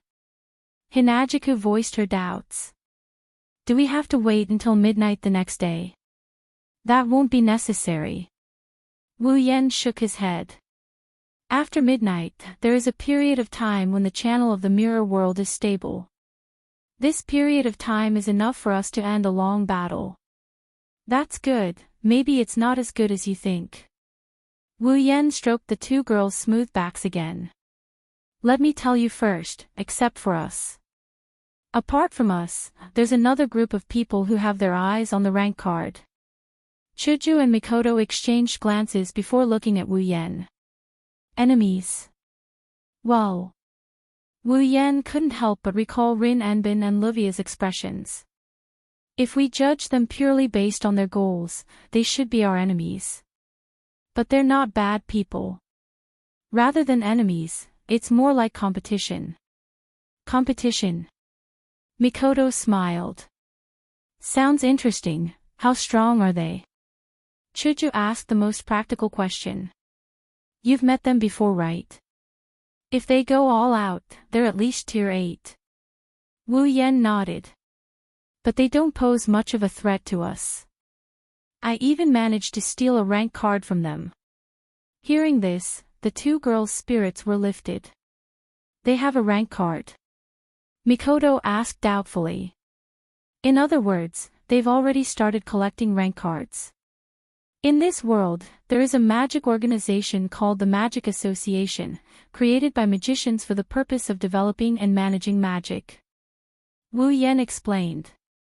The magic distortion caused by the 7 rank cards in Fuyuki City won't escape the Magic Association's eyes. So it's not hard to guess that they'll send someone to retrieve the rank cards. Wu Yan extended his hand and the gate of Babylon's crimson spatial ripples appeared on his palm. It spat out a card and landed on his palm. Before we came, the Magic Association had already retrieved 2 rank cards. Wu Yan smiled as he raised the card in his hand in front of Chuju and Mikoto. Today, I happened to meet the people sent by the Magic Association to retrieve the class card and fought with them. Luckily, I managed to snatch this Lancer class card from them. Looks like I didn't have to put in any effort at all. Snatch. Chuju and Mikoto were speechless. Didn't you say they're not bad people? Is it okay for you to just snatch their things? That's why I only managed to snatch one. Wu Yan smiled awkwardly. They have rank cards and we need to get our hands on them. We'll have to fight them sooner or later. Snatching it now is just a matter of time, then why don't you just do it? Mikoto rolled her eyes at Wu Yan. Wouldn't it be over if we just snatched both rank cards? By that time, we'll have a huge grudge. We'll have a grudge sooner or later, right? Hinajuku furrowed her brows and suddenly said. They're not all girls, right? Wu Yan looked down at Chuju in surprise. How did you know? As soon as he said that, Hinajuku and Mikoto's eyes turned cold. I see. Girls. No wonder you're so merciful. Hey, do you think I didn't hear that? Wu Yan was speechless. Why do you think I'm merciful because they're girls? It's nothing. Hinajuku and Mikoto replied coldly and laid down. We're going to sleep, don't disturb us. She didn't wait for Wu Yan's reply and went back to sleep. Looking at the 2 girls sleeping soundly in his arms, Wu Yan couldn't help but laugh. These 2 people are really not frank at all. Good night. Wu Yan kissed the 2 girls on their forehead and picked up the Lancer rank card. Wu Yan, Chuju, and Mikoto's level are suppressed to 75. They don't have overwhelming power anymore. The power of the heroic spirit is still unknown. A rank card can trigger the power of the corresponding heroic spirit. If used well, it's a good item that can reverse the situation at a critical moment. If I study it carefully, it might be useful in tomorrow's battle. Chapter 1433. The next day, at night, standing in front of his house, Wu Yan looked up at the starry sky and the moon. He took out his Dragon Knight Certificate silver pocket watch and opened it to check the time. The Dragon Knight World's time calculation method is a bit different from Wu Yan's common time calculation method. But if it's converted to the time he can understand, the current time is about 23:40 in the middle of the night. There's about 20 minutes left before he enters the mirror world. With a slight hook of his finger, the Dragon Knight certificate cover was put back on. Wu Yan turned around and looked at the 2 girls behind him. Chuju. Mikoto. Perhaps it's because they know there's going to be a big battle tonight. The 2 girls didn't wear skirts or tight clothes. Instead, they wore clothes to make it easier for them to move around. Their upper body is the same short-sleeved shirt. Chuju's is the same pink color as her hair while Mikoto's is white. Their lower body is the same pair of denim shorts. Their 2 white and alluring thighs are exposed to the air. On their feet is a pair of thick boots. Such simple attire on the 2 girls didn't diminish their charm at all. It's said that people rely on clothes and Buddha relies on gold. But whether it's Chuju or Mikoto, their body condition is very good. No matter how simple their attire is, they're still prettier than the average girl. If there's a flaw, it's probably that the upper body of the 2 girls isn't too prominent. But that would make the battle more convenient for him. It's almost midnight. Looking at the time again, Wu Yan looked at Chuju and Mikoto. Are you ready? Ready. Ready. Mikoto flashed an excited smile. I should say we've been waiting for a long time. Where's the place? Hinajuku looked around. Where should we go to retrieve the cards?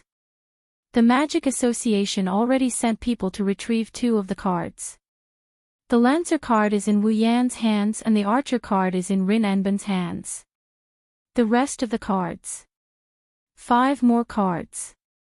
Wu Yan sensed 4 or 5 distorted mana sources in Fuyuki City. Wu Yan closed his eyes and sensed the location of the distorted mana sources.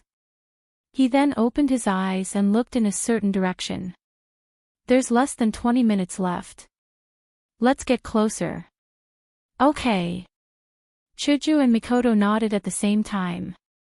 Fuyuki City, Private Suichuan Academy. Private Suichuan Academy is a famous academy in Fuyuki City. There's more than one academy in Fuyuki City. There are several academies. Private Suihara Academy Primary School, Private Suihara Academy Middle School, Private Suihara Academy High School. In addition to kindergartens and universities, the Private Suichuan Gakuin in Fuyuki City included the other 3 schools. And Wu Yan, Chuju, and Mikoto's target was the Private Suichuan Gakuin High School. One of the sources of magic that caused the distortion in Fuyuki City was in this school. As it neared the wee hours of the morning, the entire school building was shrouded in darkness. It wasn't so dark that one couldn't even see their own fingers. However, it also severely obstructed one's vision. At this time, even the security guards and night patrol personnel had returned to the duty room to rest. The entire campus was silent, without a single ray of light. Wu Yan sensed the exact location of the source of the distorted mana and brought Chuju and Mikoto to the school field. However, what surprised the 3 of them was that there was someone else in the field. And it's someone Wu Yan knew. She was wearing a white coat, a black pleated skirt, tall stockings, and her shoulder-length black hair was tied into 2 ponytails, Rin and Osaka. She's here too. Wu Yan was surprised for a moment, then he understood. That's right, her mission was to retrieve the class card. What? Chuju, who was next to Wu Yan, asked in confusion. Do you know her? Didn't I tell you guys? Wu Yan shrugged and sighed.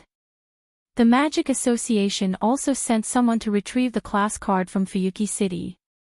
I snatched one from them yesterday. Oh. Mikoto raised an eyebrow, her brown eyes stared at Rin and Osaka. Is she the girl you let go of yesterday? The 2 girls looked at each other. Then, he looked at Wu Yan with a frosty expression. She's a pretty girl, no wonder you let her go, you're too sensitive. Wu Yan face-bombed, then he frowned. That's strange, why is she alone? Where's the blonde girl? Anne. His eyes were locked on Rin and Osaka. Wu Yan's eyes rippled with the system's perception.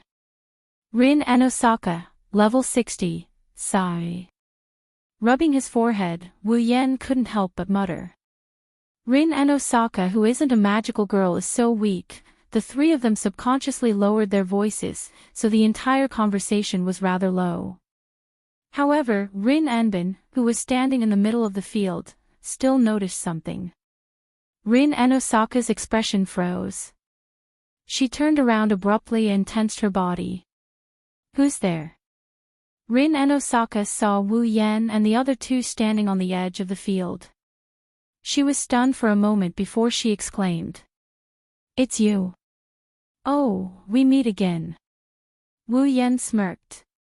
Miss Magical Girl, aren't you going to transform today? Who's Miss Magical Girl? Rin gnashed his teeth as he picked up a few gems that are bright red in color. Holding them between his fingers, he looked at Wu Yan cautiously as if he was going to throw them out. Why are you here? Don't tell me you're still asleep.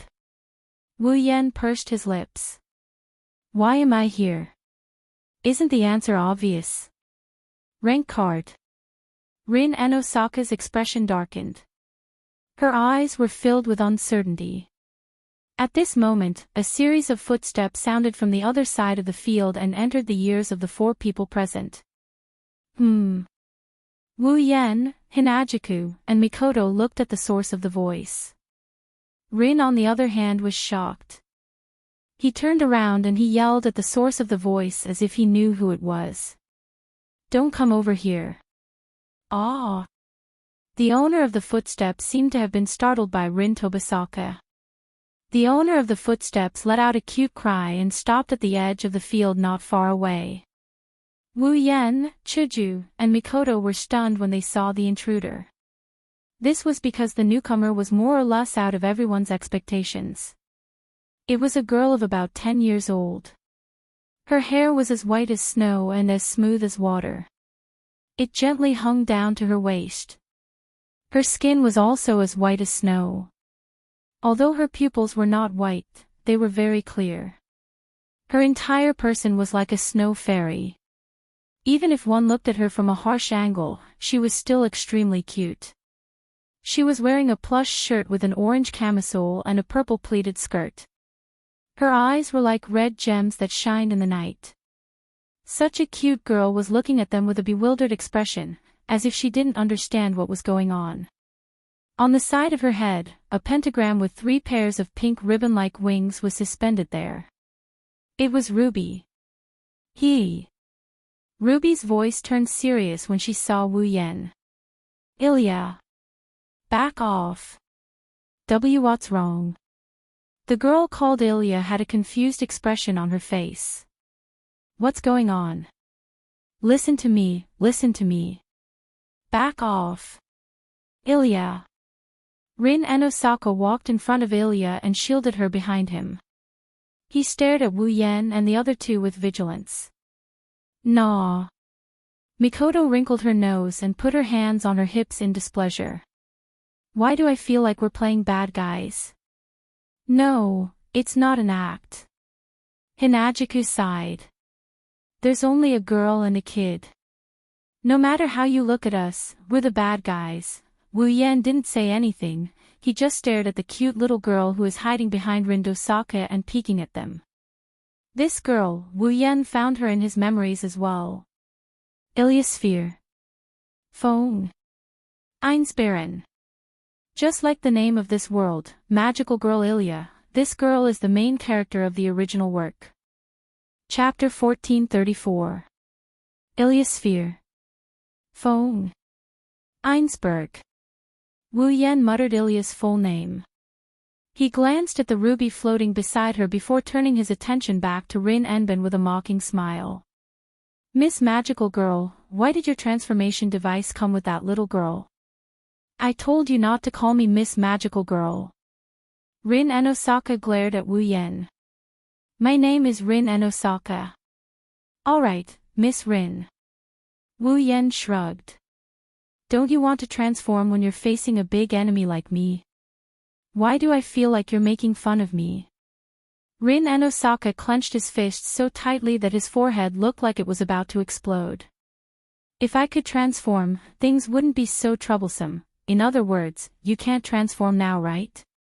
Wu Yen pretended to be suspicious. "Miss Rin, don't tell me you've been abandoned by the flying transformation device." Rin and Osaka's face froze. "Looks like I'm right." Wu Yen was amused. He looked at Ilya who was hiding behind him.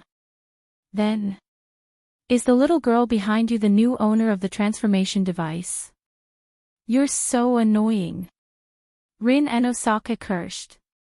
"It's all your fault that I ended up like this." It was because the Lancer rank card was taken away by Wu Yen that the Ruby and Sapphire chose to abandon Rin and Osaka and Livia. However, the 2 canes were taken away by Kashiya because they wanted to recycle the rank card. Enrich. Shubin Ogu had lent the cards to Rin Enben and Livia. Even if they had abandoned their original owners, they wouldn't have forgotten about the matter of recycling the cards. Therefore, the 2 canes decided to find a suitable owner for themselves. To recycle the card. Ilya was the one chosen by the Ruby. It was also because of this that Rin and Osaka, the original owner of the ruby, had sought out Ilya. This was also the reason why Ilya had appeared here. Without the ruby, Rin Enbin was no match for the Valiant Spirits, even if the Valiant Spirits were only clones that were created using the original body as a reference. They even lost their minds because they used the rank card to materialize. Rin and Osaka had no choice but to let Ilya, who was just an ordinary person, recycle the rank card. Ruby was the highest level of magic attire. Even if the person using it was just an ordinary person, they would still be much stronger than the average magician. Naturally, they would be stronger than Rin Tozaka. Therefore, Rin and Osaka had no choice but to let Ilya do it. Thinking of this, Rin and Osaka felt indignant. If it wasn't for Wu Yan, this wouldn't have happened. Are you thinking if it wasn't for me, this wouldn't have happened? Wu Yan said coldly. Rin and Osaka's heart skipped a beat. I'm sorry. Wu Yan's mouth twitched. I think that even without me, with your attitude of quarreling with that blonde curly hair in front of the enemy, you'll still be abandoned in the end. That's right, that's right. Ruby agreed without hesitation. You're already an old girl and you still want to be a magical girl. Although I don't have teeth, don't make me laugh, bam. Before she could finish her sentence, Ruby was punched hard by a fist. She fell to the ground and smoke rose from her body as if she was malfunctioning. Humph. Rin Anbin hatefully retracted his fist. His violent appearance made the heroic Hanajuku and Mikoto look at each other. Ilya, on the other hand, didn't seem to be surprised at all. She smiled awkwardly. Suddenly, Mikoto raised her eyebrows and extended her hand to the side. A bluish-white electric current suddenly flew out amidst the sound of electricity, flashing through space and landing directly in a corner not far away. Yuwa! At the next moment, a blood-curdling scream rang out. The bluish-white electric current struck a figure, electrocuting him to the point that even his bones seemed to be exposed in the electric light. Light smoke rose from his body, and he spat out circles from his mouth before falling to the ground. This sudden turn of events stunned everyone present. But this isn't the end, fire. Along with such a shout, a dazzling magical flash suddenly burst out from the corner. Like a beam of light, it rushed towards Mikoto. Ha! Unfortunately, before Mikoto could make a move, a long sword made of crystal appeared right beside her. It pierced through the air and collided with the incoming mana flash without any delay. Bang! Amidst the dull sound, the dazzling mana flash seemed to have been split into two by the crystal longsword. The sword light cut through the center of the mana flash and directly detonated it in midair, stirring up thick smoke and dust. Chuju held White Cherry in her hand and looked towards the corner with her yellow-green eyes. The crystal longsword in her hand shone brightly in the dark. After 2 consecutive attacks, Rin finally took Chuju and Mikoto seriously. Rin clenched his fist as he looked towards the corner. One of them had blue and white electric current while the other had a crystal longsword. They're not simple, Wu Yan looked at the person who got electrocuted by Mikoto and is now smoking on the ground. Wu Yan exclaimed in surprise. Golden curly hair. Golden curly hair. Rin reflexively looked over as well. When he got a good look at the person's face, he was shocked as well. Lovia. No. It's not just her. Chuju stared at the corner. What? You don't plan to come out? As soon as he finished speaking, the scene fell silent. Everyone looked at the corner with different expressions on their faces, but all of them were more or less on alert. A short while later, another figure walked out from the corner. What was surprising was that the owner of the figure was also a young girl about the same age as Ilya. Her shoulder-length hair was tied into 2 small ponytails that hung down to her ears. She had 2 bunches of shoulder-length hair on both sides of her forehead. Her bangs were fixed and separated by 2 hairpins, causing a small tuft of hair to be left in the center of her forehead. She had a delicate face. Without a doubt, she was a cute girl that did not lose out to Ilya. However, this cute girl didn't seem to be as energetic as Ilya. Her beautiful face was ice-cold, giving people the feeling that she had matured early. However, the most eye-catching thing about her is her outfit. The dark blue tights looked like a school swimsuit with a rather novel design. It was longer than her elbows, and there were cloth arm guards that extended all the way to her shoulders. The lower half of her body had a short skirt that looked like petals, and there was a winged cape behind her. She looked like a little elf that had crawled out of a flower bush. In her hand, there's a blue hexagonal staff with a blue ribbon on the front. There's still a trace of mana left on the staff. It proves where the mana came from. Luvia. The girl stood in front of Luvia, who's smoking on the ground. Her orange eyes stared at Wu Yen, Chuju, and Mikoto. Are you okay? I'm fine. Luvia crawled up from the ground with difficulty. There are burn marks all over her body. She looks very sorry. You actually used electricity on a lady. That's unimaginable. Is that so? Mikoto stroked the bangs on her forehead. A bluish-white lightning accompanied her movements and jumped between her fingers and her forehead. I don't think someone who hides her head and shows her tail is a lady. Luvia choked. She couldn't say anything to refute. Soon, she glared at Wu Yen. You bastard. Return my lancer to me. Are you okay? Wu Yen covered his head as he couldn't bear to look at her. If you snatched the rank card from me, would you return it to me? Luvia was once again speechless at Wu Yen. Yen. Chuju came to Wu Yan's side and reminded him. It's almost time.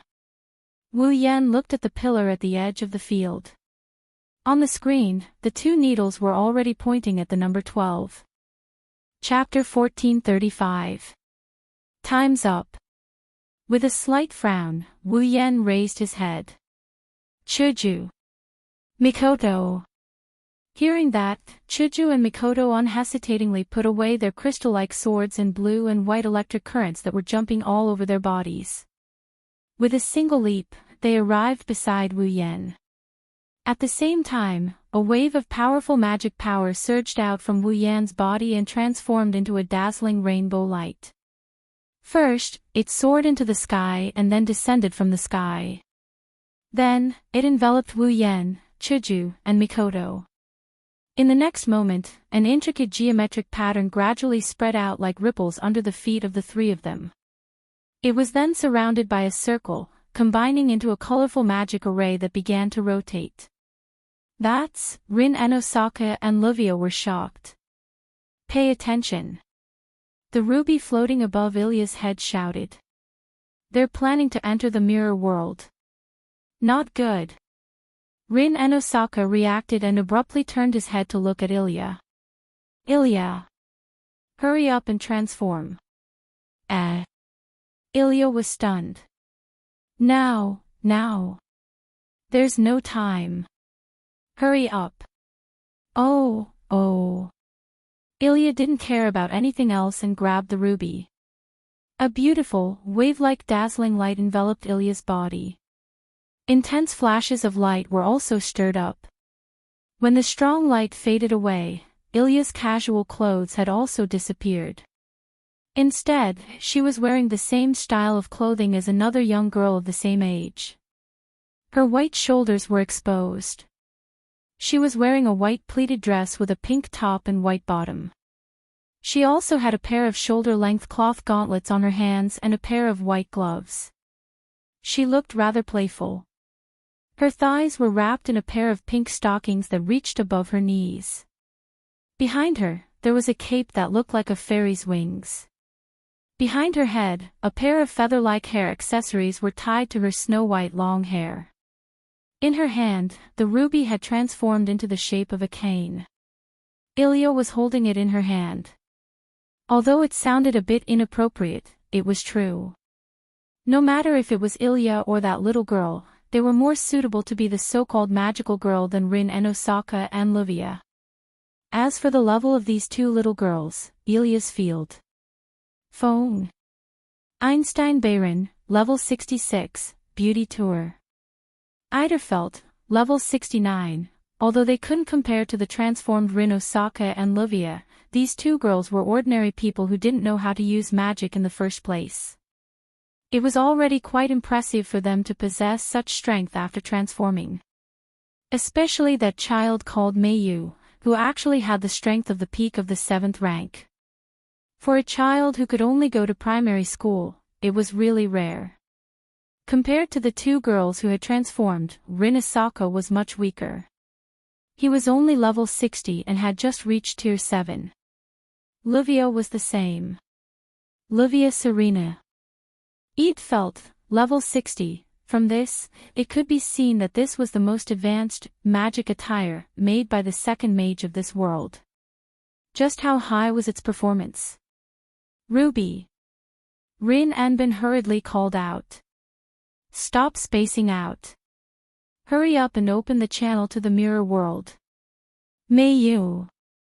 Livia's expression also turned serious as she gave the order to the little girl named Mayu. Don't let them get there first. Hurry up. Perhaps because she sensed that Rin Anbin and Livia's expressions were a bit abnormal, Mayu's expression turned serious. Even Ilya couldn't help but swallow her saliva. Afterward, a multicolored magic array that resembled a kaleidoscope emerged from Ilya and Mayu's bodies and enveloped Rin, Endo and Livia. Bzzz, the entire field of Suichuan Academy's high school flashed with a blinding light. Dense mana currents intertwined together. They charged into the dark night. After that, all of them vanished on the spot. When everyone opened their eyes again and regained their vision, they discovered that they were in a rather mystical world. They were still in Suichuan Academy's high school, they were still in that small field, however. Compared to the field from before, there were more scenes here that wouldn't appear in a normal world. The ground was filled with a faint blue substance that looked like mist and light particles. It wasn't dense, in fact, it was extremely thin. If one didn't look carefully, they wouldn't be able to see it clearly. The night sky was covered by a mirror-like barrier that flashed with arcs of light from time to time. It was like a large mirror. Where is this place? Ilya, who didn't know what was going on, was the first to call out. Rin Anbin only told them what they had to do. He didn't tell them anything else. He didn't even tell her that they had to fight. It was normal for her to be surprised. Is this the mirror world? Hinajiku scanned her surroundings and fixed her gaze on the middle of the field. I do feel an unusual presence. Where's the materialized heroic spirit?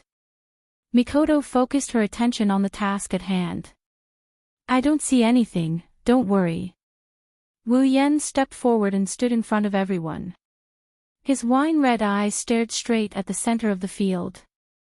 Even if we don't look for it, it will come out on its own. As soon as he said that, without any warning, a black fog suddenly appeared in the middle of the field.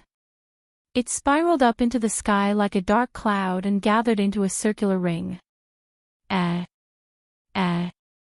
Ilya's panicked voice continued to resound. What's going on? As expected. Rin Anbin and Livia didn't have time to guard against Wu Yen. Their faces were heavy. Like the report said, did it materialize? Mayu didn't say anything. It wasn't clear if she was too calm or if she had already expected this situation. She stood in front of Livia, raised the staff in her hand, and entered battle mode. At the same time, the black fog hovering in the sky seemed to distort. With a turn, it condensed together and suspended in midair like a black hole. An oppressive presence slowly emerged from the black hole and reverberated in the air. What are you playing at? Mikoto looked at the black hole and raised her hand. Dazzling blue and white electric arcs leaped up. Come out. After saying that, Mikoto swung her hand forcefully. Amidst the crackling sound of electricity, the violent electric current converged into a beam of light and shot towards the black hole in the sky. Boom! The ferocious lightning struck the center of the black hole, twisting the entire black hole into a mess. Blue and white electric arcs flowed on top of the black hole. Together with the black mist, it formed a thunderstorm. However, the oppressive aura fluctuating in the air did not decrease in the slightest. Instead, it seemed to have been detonated. The black mist also contracted and expanded. That's the sign of an explosion. Danger. Rin Enbin's pupils shrunk. Ruby. Defensive barrier. Convert all mana into mana barrier and physical defense. Ruby seemed to know that it's not the time to go against Rin Enbin. She started channeling her mana without Ilya's permission. Miyuki. Livia also spoke. Yes. Miyuki raised her staff. Mana also fluctuated on top of it. In the next second, two transparent barriers appeared with the two staffs as the center. It enveloped Rin Enbin, Livia, Ilya, and Miyuki. On the other side, Wu Yan and Chuju only took a step back. Mikoto, on the other hand, pinched a token with her finger. Don't even think about it. Ding! The blue-white electric currents converged toward the token amidst a series of sizzling noises, and the crisp sound of clashing echoed in this space. An orange beam of light shot up into the sky like a meteor and landed in the center of the expanding black hole. Boom! Very straightforwardly, the entire pitch-black black hole was blown away like a cloud under the shooting of the super railgun. It undulated and dispersed. Whoosh! At the center of the black hole, a figure transformed into a black ray of light. With a speed comparable to that of the railgun, the figure charged towards Mikoto and slammed into her. Boom! Amidst the deafening explosion, the black light didn't hit Mikoto, instead it hit a black wall in front of her. A wall made of iron sand. Everyone finally saw the black light's true form. It was a girl with long purple hair that reached her ankles. She wore a black skin-tight suit. Her eyes were covered by a shield and she held a chain of spikes in her hand. A materialized heroic spirit. Chapter 1436. Rider, level 70. The sharp tips of the spikes collided with the iron sand wall, causing a series of sparks and incessant sounds of metal clashing. The sharp friction that made one's eardrums hurt reverberated in the air, making one feel extremely uncomfortable. Holding a sharp spike connected to the chain, the rider kept exerting force on the iron sand wall in front of her as if the wall in front of her was her enemy. She would not stop until she pierced through the wall. Everyone who saw this confirmed that the rider in front of them didn't have a shred of rationality. If the rider had a normal sense of judgment, she wouldn't have tried to fight against a wall. So this is the incarnation of a mythical or legendary hero. Mikoto looked at the rider in front of her with blue and white electricity jumping around her body and black iron sand waves rolling around her body. She was disappointed when she saw the rider with a ferocious eyeball on her face.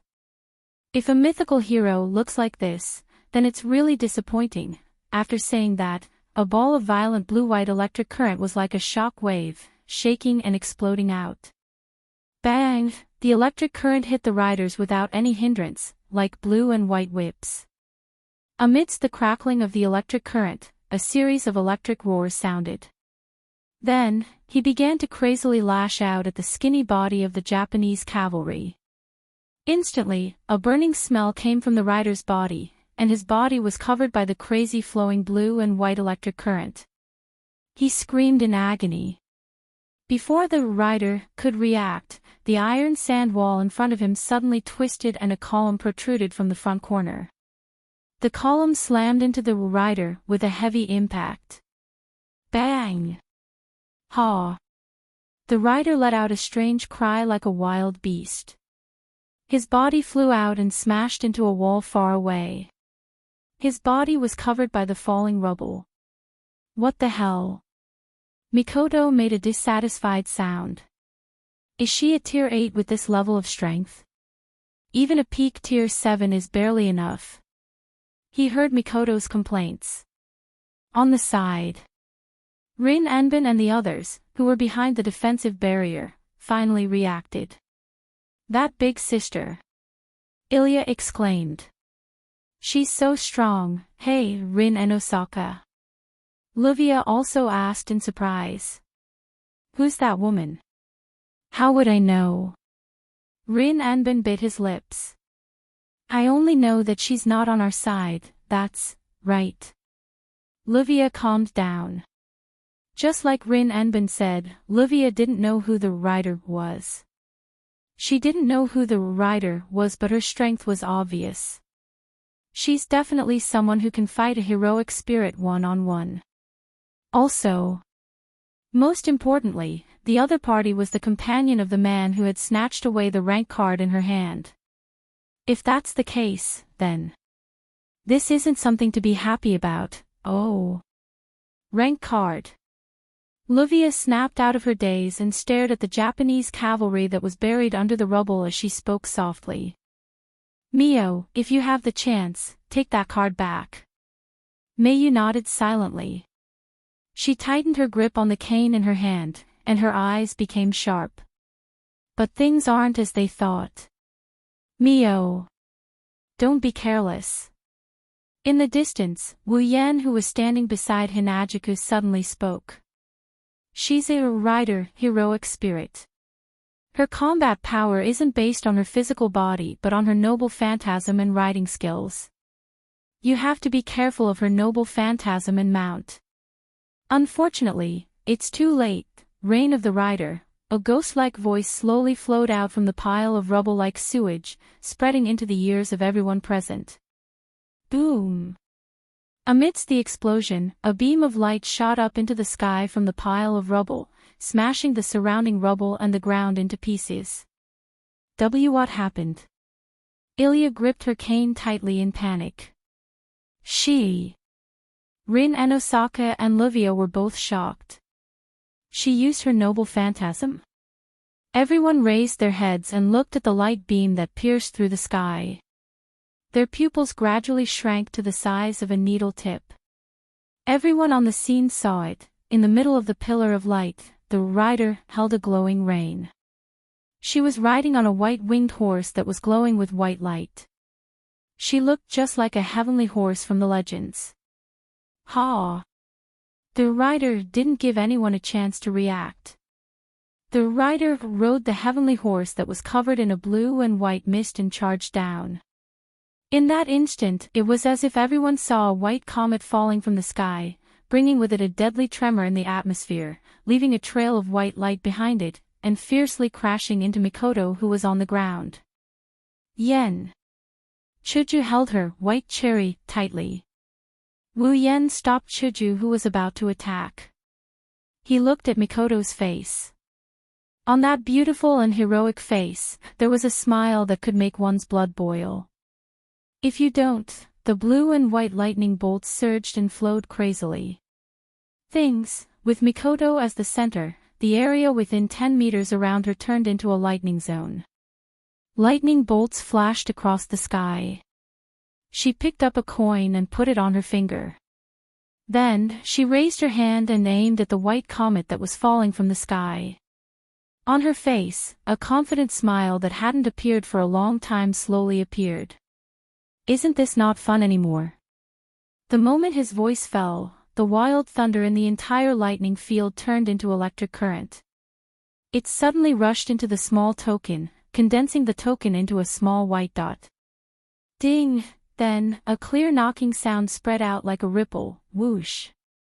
An orange beam of light that was comparable in size to the white comet that was descending from the sky suddenly burst into the air with a trembling sound. It was like a dazzling meteor that streaked across the sky and collided head-on with the white comet that was colliding head-on. There was no room for explanation. Boom! Under the gazes of everyone present, the white comet and the orange meteor collided in the air. A moment later, a sound wave that caused the entire space to tremble spread out, hitting every corner of the space like a gale. Ah! Rin and Osaka, Livia, Ilya, and the others all screamed and reflexively raised their hands to block the oncoming wind. Even Mio groaned and raised her staff to create a protective barrier to block the oncoming wind for everyone. Wu Yan and Chuju stood in the middle of the shockwave. They stared at the white comet and orange comet that collided in midair. Their faces turned serious. Not for any other reason, but because the confrontation lasted for a period of time, the orange meteor was suppressed. Not long after, a heavy clashing sound rang out. Bang! The white comet fiercely pushed back the orange meteor. Like a sharp blade, it fiercely pierced through the railgun and disintegrated it. Then, it crashed into the ground without slowing down at all. Without a doubt, Mikoto was the one who lost this time. However, Wu Yan and Chuju showed an unusual smile. Riding on the Pegasus and turning into a white comet charging down, the riders shuddered. That was because a slender arm was placed on the shoulder of the Japanese rider.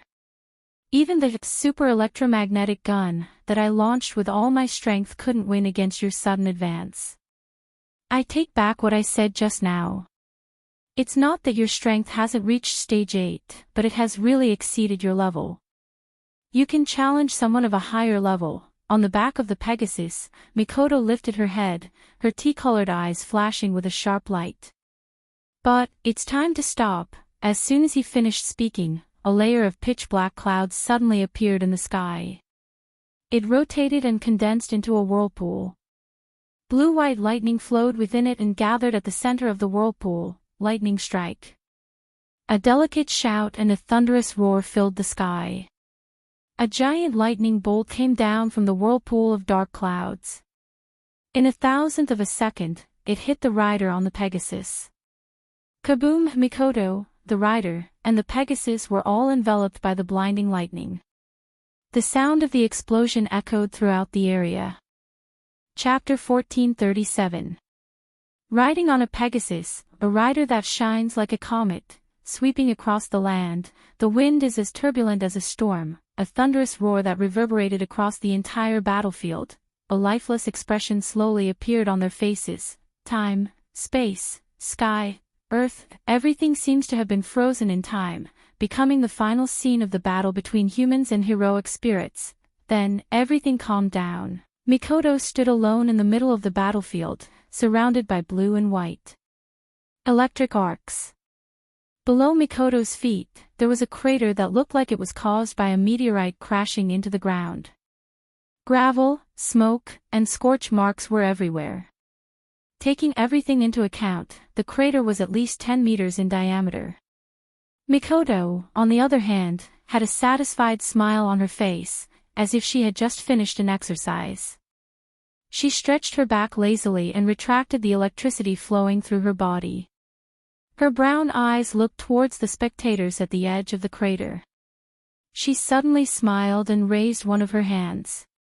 There is a card on top of her hand. Class card, Rider, a card created with the highest level of magic theory. It has the ability to summon the power of a heroic spirit that corresponds to the card's class. The usage method is as follows: limited expansion, with the magic attire as the medium, the class card as the pass to the seat of heroic spirits. The heroic spirit's relic corresponding to the class card can be materialized and used within a short period of time. Note, this class card is Rider, the corresponding heroic spirit relic is Rider's Reins. Limited expansion, using multiple magic attire as the medium. The class card was the pass to the seat of heroic spirits. It could materialize the heroic spirit's relic that corresponded to the class card multiple times. It could repeatedly materialize the same relic, which was the overlapping mode of limited expansion. Note, this class card is Rider, the corresponding heroic spirit relic is Rider's Reins. Dream summon, using oneself as the medium. The class card as the pass to the seat of heroic spirits. It can summon the power of a heroic spirit that corresponds to the class card and summon it on the user's body. It can turn the user into a heroic spirit and obtain the power of the corresponding class card. Note, this job rank card is Rider, Cavalry. The corresponding heroic spirit is Medusa, a magical creature in Greek mythology, hero's reins, a precious artifact specially used for mounts. A rare pair of reins and whips. It can greatly improve the ability of the rider and strengthen all the strength of the rider. The effect is especially outstanding for fantasy breed mounts. The card in Mikoto's hand had a picture engraved on it. It was a soldier riding a chariot and holding the reins. In the center at the bottom of the pattern, a line of letters that read Rider was clearly reflected in everyone's eyes. That was the rank card of the Rider, Cavalry. Looking at the Rider, Cavalry, rank card lying quietly in Mikoto's hand, Rin Asaka and Livia's pretty face changed. Mio, who had been silent the whole time, suddenly raised her head with a cold look in her eyes. Ah, the originally silent audience. Ilya's little exclamation seemed to be the signal to start another battle. Amidst the exclamation, Mio stomped hard on the ground. Her whole body surged with boundless magical power. Her figure turned into a black shadow, streaking across the dark field, rushing towards Mikoto. Then, before many people could react, Mio reached out her hand towards the Rider, Cavalry, card in Mikoto's hand. Unfortunately, the battle didn't start in the end. Before she could reach Mikoto, Mio stopped in her tracks, a pair of orange eyes staring at Mikoto. Her originally cold and indifferent expression fluctuated violently. That's because a crystal sword appeared out of nowhere and was pressed against Mikoto's neck. Kids aren't cute these days. Chuju, who was standing behind Mio, frowned. She held the crystal-like, white cherry in her hand and placed it on Mio's neck. Although I don't really want to treat a child like this, that's what Yen wants. So, can you please not touch it for the time being? Far away, Rin, who regained his senses, was shocked. When did she appear there? This. Ilya stared blankly at Mio, who was being held hostage. She didn't react for a long time. What's going on now? Mio. Livia's pretty face was anxious. She wanted to rush forward, but Chuju glanced at her. She didn't dare to act rashly. Don't worry. Wu Yen slowly walked to Mikoto's side and took the Rider, Cavalry, card. He turned around and showed a helpless expression to Rin, Livia, and Ilya. Chuju won't do anything to a little girl. You don't have to worry about that little girl. Rin and the others calmed down a bit. Livia took a deep breath and looked at Wu Yen with a cold gaze. I thought you were a gentleman. I didn't expect you to know how to threaten a little girl. I should change my opinion of you. You have to understand that we're not the ones who made the first move. Wu Yen tilted his head and smiled meaningfully. Besides, if I'm really despicable, I won't just be threatening this little girl. I'll be threatening all of you as well. Threatening us? What? You don't understand. Seeing the confused expression on Rin and the others, Wu Yen chuckled and walked to Mio's side. He ignored her sharp gaze and patted her head. His face turned cold. If you don't want anything to happen to her, hand over the archer card.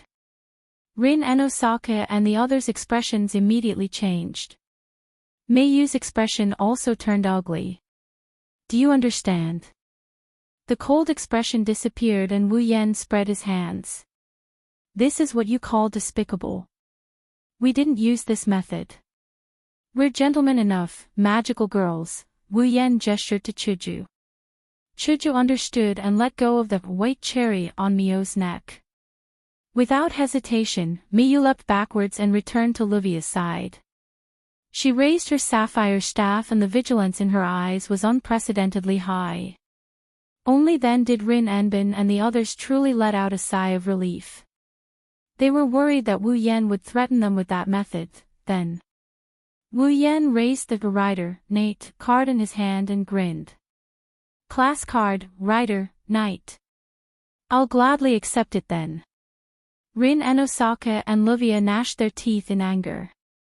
No matter how he looked at it, this line sounded exactly the same as the declaration the other party made when he snatched the rank card of Lancer, wasn't it? But what can they do? Fight? When they were still able to transform, Rin Enbin and Luvia were already no match for the enemy when they joined forces. Now, even though they had more people on their side, their overall strength had decreased rather than increased. Not only did the opponent have more than one person, but he also had two more powerful companions. If they were to fight, Rin and Luvia would have no chance of winning. Under such circumstances and the disparity in combat strength, it would be better to say that the archer card wasn't taken away by the other party through threats or robbery. That was something worth rejoicing over. It looks like you don't want to do anything to the cards we have. Rin Enbin mocked him, unwilling to give up. Are you really a gentleman? You won't do anything to weak women and children. Wu Yan raised an eyebrow and smiled. Since we're both aiming for the class cards, we'll have to fight sooner or later. Why don't we let you guys take back the cards and we'll have a showdown? Oh. Rin Hosoka tightened his grip on the gemstones around his finger. You look like you've got us. Who knows? Wu Yan pursed his lips and put away the Rider, Knight card.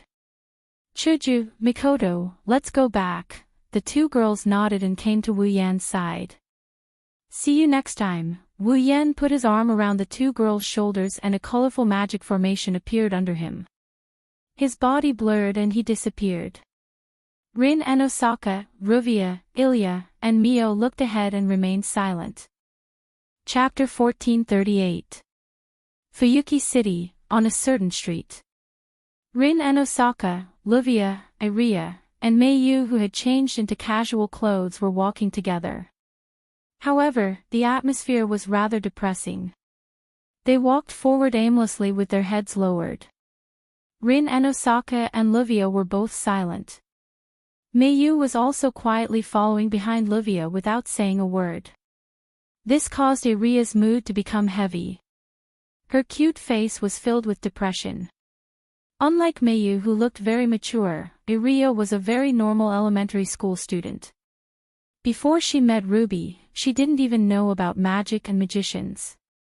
Naturally, she didn't understand the importance of class cards.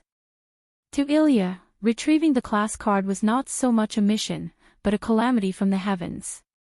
After all, before today, Iria always thought that retrieving class cards was just finding those class cards and keeping them. Who knew that she would need to fight? Asking an elementary school student to fight against famous heroes from myths, legends, and history. This was no longer something that could be described as difficult. Therefore, Iria didn't understand why Meiyu, a girl who was about the same age as her, could be so calm in the face of such a situation. She didn't even panic when facing the enemy. All in all, Iria didn't have any sense of reality. Rin and Osaka and Luvia both had their own thoughts regarding the class cards. Meiyu had a calm expression as if she was thinking about something. Only Iria didn't feel anything. She only felt that the atmosphere was really uncomfortable. Unable to bear it anymore, Iria could only lower her voice and talk to Ruby, who was floating beside her. Hey! Ruby! What's wrong with everyone? Everyone is troubled. Ruby's ribbon-like accessory curved like a hand and scratched the top of the ring. It looked exactly like a person scratching their hair. There's an unknown origin, an unknown identity. A very powerful opponent. Their goal is to retrieve class cards. It's normal for Ling and Luvia to feel annoyed. Indeed, those two big sisters seem to be very strong. Ilya could not help but recall the scene of the battle between Mikoto and the Japanese cavalry, as well as Hinajiku's unpredictable performance when she held the crystal sword. Blinking her watery eyes, Ilya could not help but recall the battle between Mikoto and the Japanese cavalry. Those two big sisters are really amazing. I can't believe that you can still be so calm. Ruby sighed in bewilderment. You have to know. With such a powerful enemy, it will be extremely difficult for us to retrieve the cards in the future. In the end, we might not even be able to retrieve a single card. Is there a problem? Ilya tilted her head.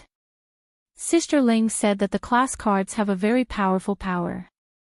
If they are used to do evil, the entire Fuyuki city may be destroyed. That's why we need to retrieve them. That big brother and two big sisters don't seem to be bad people. The cards are in their hands, so they should be fine, right? After saying that, Ilya clapped her hands cutely. Let's say, if they help to retrieve the cards, those dangerous items like bombs should be retrieved very quickly. This way, Fuyuki City will not be in danger. Isn't that great? This. Ruby was speechless. Wu Yan was speechless. We're retrieving the cards not only to prevent them from falling into the wrong hands and bringing disaster to others. Rin Anbin suddenly said. The Magic Association has the obligation to manage items related to heroic spirits. Class cards are directly linked to heroic spirits and powerful items that can draw out the power of heroic spirits. No matter whether they fall into the wrong hands or not, this item will bring about a devastating disaster if it's not used properly. That's why it must be managed properly. Of course. Since the class card is a card that is made from extremely advanced magic theory, it's very worthwhile for the Magic Association to analyze it since the nature of the card is still the research of magic. We won't deny that the Magic Association would also like to get their hands on such an experimental product. Livia said softly. But it is indeed a dangerous item that must be managed. Dangerous item? Ilya asked in a trembling voice. Is it that serious? It's an item after all. Since it's an item, it must have a source. Perhaps it's an item made by a great magician. Rin Anbin explained seriously. If someone with ulterior motives gets their hands on the class card and analyzes it to learn its manufacturing method, the item that can draw out the power of heroic spirits will be mass-produced. It's inevitable that it will become a tool for evil people to do evil. Rin Anbin glanced at Ilya. Ilya, can you imagine if everyone in the world has a class card? With the power of the class card, they can obtain the power of heroic spirits like the one we dealt with in the Mirror Realm. Once there's a dispute, they'll immediately use this terrifying power to fight. Hearing this, Ilya felt a chill in her heart. If that's the case, Ilya can't imagine what kind of chaotic world it will be. In the Magic Association, there are some people who want to analyze the class card and mass-produce it to increase the strength of the combatants in the association. This way, the Magic Association will have more influence in the world. Among them, there are also some people with ulterior motives who covet this power. Livia said seriously. That's why the master at the top of the Magic Association couldn't help but intervene in this matter. He asked us to retrieve the class card so that the power won't be used by those with ulterior motives. But now, Rin Anbin and Livia looked at each other and shook their heads with a bitter smile. Powerful enemies are appearing one after another. Their target is the class card. Although they don't look like bad people, we can't deny that they will use the power of the class card in an improper way. This is something that we can't let happen, also. Rin Anbin's expression turned bitter. He was about to burst into tears. If we can't complete the mission, the master wouldn't have accepted us as his disciples. This is unacceptable. Ilya stumbled and almost fell to the ground. Even Miyuki was speechless. So, these two women are doing this for me. The enemy is too strong. They're not something we can handle right now. Livia looked at Rin Anbin. So, should we report to the association and ask for help? Are you ready to be punished? Rin Anbin's mouth twitched. If we ask for help from the association, the fact that we dragged ordinary people into this mess will be exposed. This time, Livia shut her mouth. Kishiya. Enrich. When Shubi and Augu sent Rin Anbin and Livia to Fuyuki City to retrieve the class card, he repeatedly reminded them that the two wands are the highest level magic attire. They have the ability to grant the wearer great power in an instant. Just like the class card, if used improperly, the magic attire can become a dangerous weapon. So, Kishiya. Enrich. Shubi and Aogu seriously reminded the two girls to take good care of the wands and prevent any accidents from happening. But in the end, not only did the two wands break free from Rin Enbin and Livia's control, they also successfully dragged the two 10-year-old ordinary people into this mess. As a result, the two girls had to borrow their power to retrieve the cards. What if Kishiya was involved in this? Enrich? Shubi and Aogu knew that he would have to reconsider taking Kishiya as his disciple. Rin Enbin and Livia were sweating profusely when they thought of this. Maybe things aren't as bad as we thought. Rin Enbin forced a smile as sweat dripped down his face. Look, even the Magic Association can't do anything about the class card. They can't analyze it at all. How can others analyze its structure and mass produce it? You're right. Rin Enbin. Livia forced a smile. Thinking about it carefully, this isn't a bad thing. Just like what that man said, we have class cards in our hands. Sooner or later, we'll face them. Why don't we let them work hard to retrieve the cards and wait until the final battle to snatch all their cards? Wouldn't that save us a lot of trouble? That's right. Rin Enbin and Livia laughed out loud, but their expressions were as fake as they could be. This time, it was Aaliyah and Mio's turn to sweat profusely. Chapter 1439. The next day, the sky was clear, the azure sky, the pure white clouds, the noisy streets, and the tranquil environment. Everything seemed so serene, making people feel relaxed and happy. At the corner of the street, Rin Tobisaka was carrying a bag on his shoulder. He was wearing the same casual clothes as last night, and he was walking back and forth with the pedestrians around him. However, there was a hint of unhappiness on his face. Rin Enosaka reached into his bag and took out a bankbook. He looked at the numbers on it, and his originally unhappy expression suddenly became extremely unhappy. There was even a faint trace of sadness. Today, Rin Enosaka planned to buy some gems from the shops in Fuyuki City. For Rin Enosaka, gems were essential to her magic career. The magic trick Rin Enosaka used was called gem magic. It was a kind of magic that the user would store their own magic power and spells in a gem, and then use the gem to activate it. In order to use the gem magic, the user could inject their own magic power and the original magic technique into the gem in advance. When it was time to use the gem, they didn't need to follow the original magic activation process. They could activate the magic stored in the gem through a procedure and use the magic. This kind of magic trick could be prepared in advance and stored magic power in the gem. Gem magic was a very famous magic trick.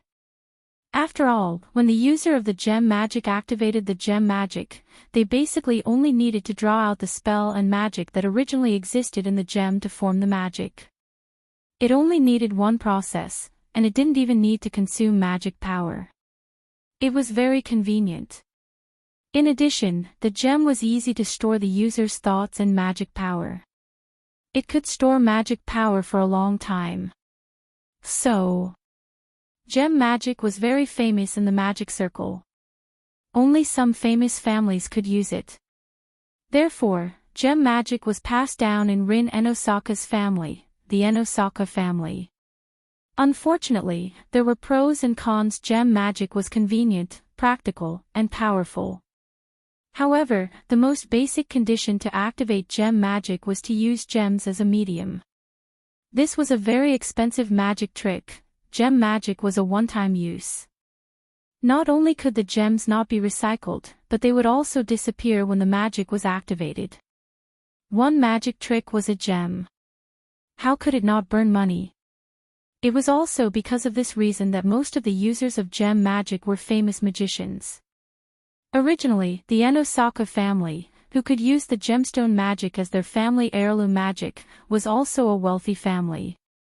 Although he didn't want to admit it, the Enosaka family had indeed declined. As a result, Rin and Osaka's family wasn't very well off.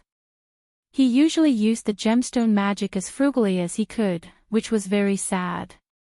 This was also the reason why Rin Tozaka looked at his bankbook with such a sad expression. Her net worth wasn't that great to begin with, and now that she was going to buy expensive gems, Rin Enbin didn't even dare to imagine how much she would have left. Moreover, even if he didn't have much money left, the number of gems he could buy was limited. But what could he do? Who asked the ruby to betray her and not let her use it? She still had to carry out the mission of retrieving the rank cards. Moreover, there was such a strong enemy. If she didn't prepare more gems, when the time came for the real battle, the gems would be used up. Wouldn't she be at the mercy of others? Therefore, even though Rin Tozaka's heart ached, he had no choice but to buy gems. It was only at times like this that Rin Tozaka envied his nemesis, Livia. By the way, Livia was also a gem magic user. She wasn't as poor as Rin Tozaka. She was truly wealthy. She threw away gems one after another. She was even wealthier than the so-called rich girls. She was so rich that she was practically dripping with oil. Rin Tozaka soon arrived outside a gemstone store. He looked at the gems displayed in the glass cabinet. His green eyes were filled with conflict. Of course, Rin Tozaka wasn't conflicted about the gems, but the rows of numbers displayed under the gems. She took out her bankbook again and glanced at the number on it. She shrugged her shoulders. This means that even the cheapest gems I can buy aren't that many left. Suddenly, a hand appeared and patted Rin Tozaka's shoulder. What are you doing here? Wah! The sudden voice and the physical sensation on Rin Tozaka's shoulder made him jump in fright. Rin Tozaka's leg tilted and he fell to the ground. Seeing the ground getting closer and closer to her, Rin Enbin's pretty face was filled with panic. She closed her eyes and prepared herself to be disfigured. However, before she could prepare herself, Rin Enbin felt that her body was frozen in the air, still in the position of falling down. Rin Tozaka opened her eyes and looked at the ground that was about to touch her face in confusion. Then, she realized why she didn't fall to the ground. That's because a hand went under Rin Tozaka's armpit and hugged her. She was suspended in mid-air and didn't fall to the ground. It must be the owner of this hand who saved Rin Tozaka. However, not only did Rin Enbin not feel the slightest bit of gratitude towards the person who saved her, her beautiful face slowly changed color, and in the end, it was completely dyed red. The reason was simple: that hand was holding onto one of Rin and Osaka's plump breasts. His fingers were even digging deep into it. Even the owner of the hand felt that something was wrong. He started to move his hand and knead Rin Enbin's softness. Why are they so soft? Ugh, woo. With her chest being rubbed like this, Rin Enbin immediately felt a strange feeling in her body. She couldn't help but let out a delicate moan. The blush on her face instantly covered her entire face, causing her to scream out crazily. What are you doing? The hand that was pinching Rin Tozaka's breasts froze. At the same time, a stiff voice was heard. This soft thing can't be. Rin Tozaka's heart was filled with anger as she struggled to free herself. She covered her breasts and sat on the ground. She looked behind her with tears in her eyes. Rin Tozaka was stunned for a moment before she screamed in shock. It's you. Yo. The culprit, who had played with Rin and Osaka's round and smooth hand for a while, raised the hand that he had just enjoyed with an embarrassed smile. Even though it's the same line as last night, I'll take it as you greeting me. The person who came was Wu Yen. You. Rin Tozaka's hands trembled as she pointed at Wu Yen. Her eyes were filled with tears. How dare you? Wait. I didn't do it on purpose. I was trying to save you. Wu Yen retreated a few steps and shook his head without a second thought. Even if I wanted to attack someone's breasts, I wouldn't choose you. You don't have that much, what did you say? Rin Tozaka's eyes widened. This bastard, not only did he snatch the Lancer card, he also took back the Rider card and caused her a lot of headaches. Now, after touching her breasts, he actually said that she was not well endowed. Rin Tozaka was furious. You. Tell me. Who? No. Material. Ah. Rin Tozaka stood up like a mad beast and walked in front of Wu Yan. Before Wu Yan could react, she grabbed his hand and pressed it against her breasts without hesitation. Pooh! Wu Yan felt something soft passing through his hands and he froze up in shock. Tell me. Who doesn't have any material? Rin Tozaka, who didn't realize what he just did, finally woke Wu Yan up from his stupor. Wu Yan finally realized what kind of situation he's in. This. Without thinking, Wu Yan rubbed the soft mounds in his hands. His eyes were glued to Rin Enbin's chest, which was changing shape as he rubbed it. It's not that unattractive, is it? Rin Tozaka's body trembled and her face twisted. Then, when are you going to stop rubbing? Wu Yan continued rubbing her breasts as he stared at Rin Tozaka's breasts. Let's wait a little longer. At that moment, Rin Enosaka felt as if a string in his head had snapped. You damn pervert! In the midst of the hysterical screams, the scene of a woman chasing a man on the street was played out. Chapter 1440.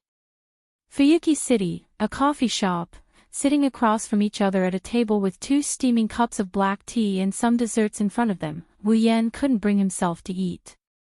The corner of his mouth kept twitching as he endured the negative gaze from the other party. He couldn't stay calm. Of course, if there's anyone who's not calm, it's Rin Enbin, who's staring at Wu Yan with a sinister gaze. After all, one of the most precious parts of Rin Enosaka's body had been captured and cruelly abused by someone. How could Rin Enosaka remain calm?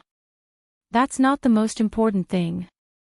Most importantly, this man who was inhumane and torturing his most important part was destined to be his enemy, and he still had something he wanted in his hands. Rin Enbin felt like there's nothing worse than this. In fact, even Wu Yan himself doesn't know why this is so delightful. No, it's such a bad thing. He just wanted to stroll around this unfamiliar Fuyuki City and see if there was anything in Fuyuki City that was worth killing time during the day. The mission to retrieve the rank card could only be carried out after midnight. During the day, the passage to the Mirror Realm was extremely unstable. Not to mention the problem of whether he could enter. Even if he could, it would be quite dangerous.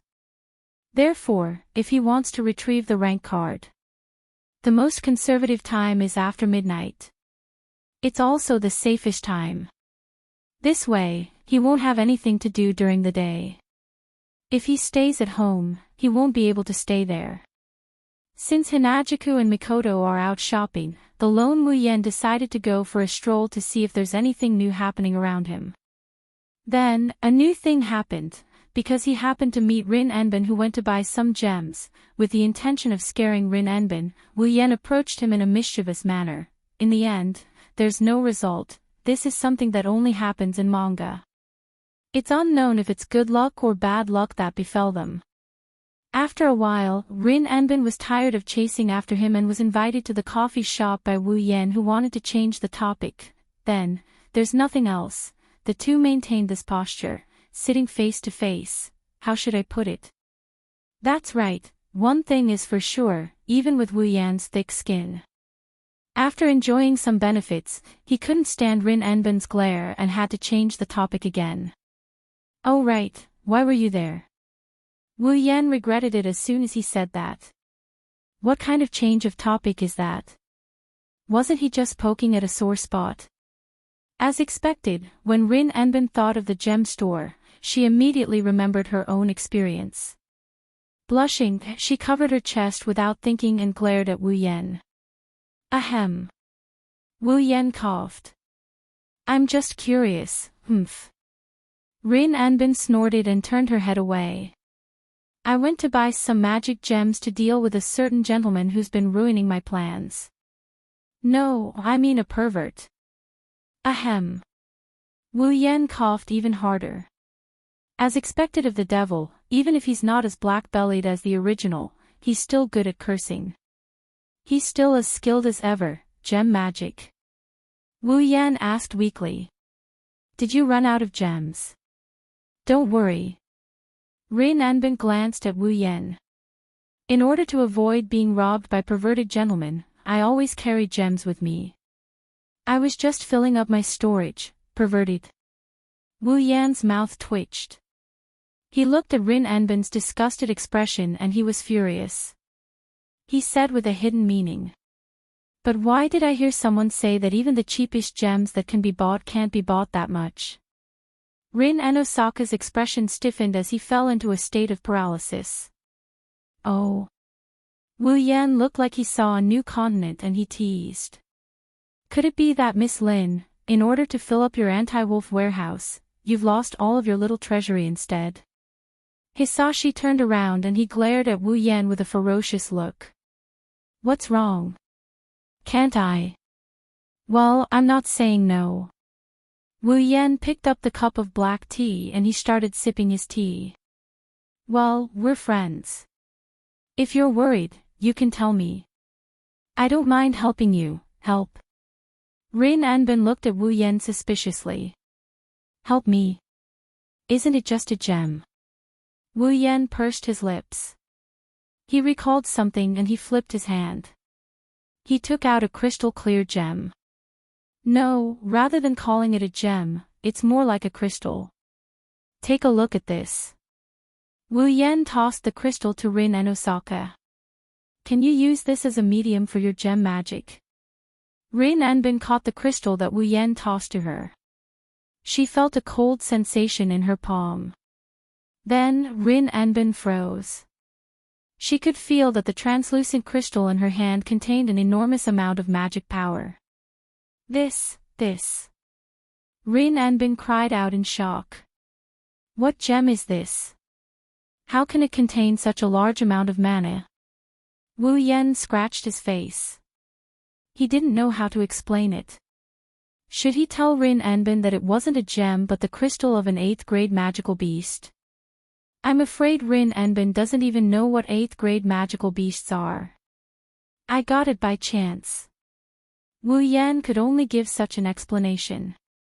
Tell me, can you use this gem as a medium for your gem magic? Of course it can. Rin Anbin looked at the crystal in her hand excitedly.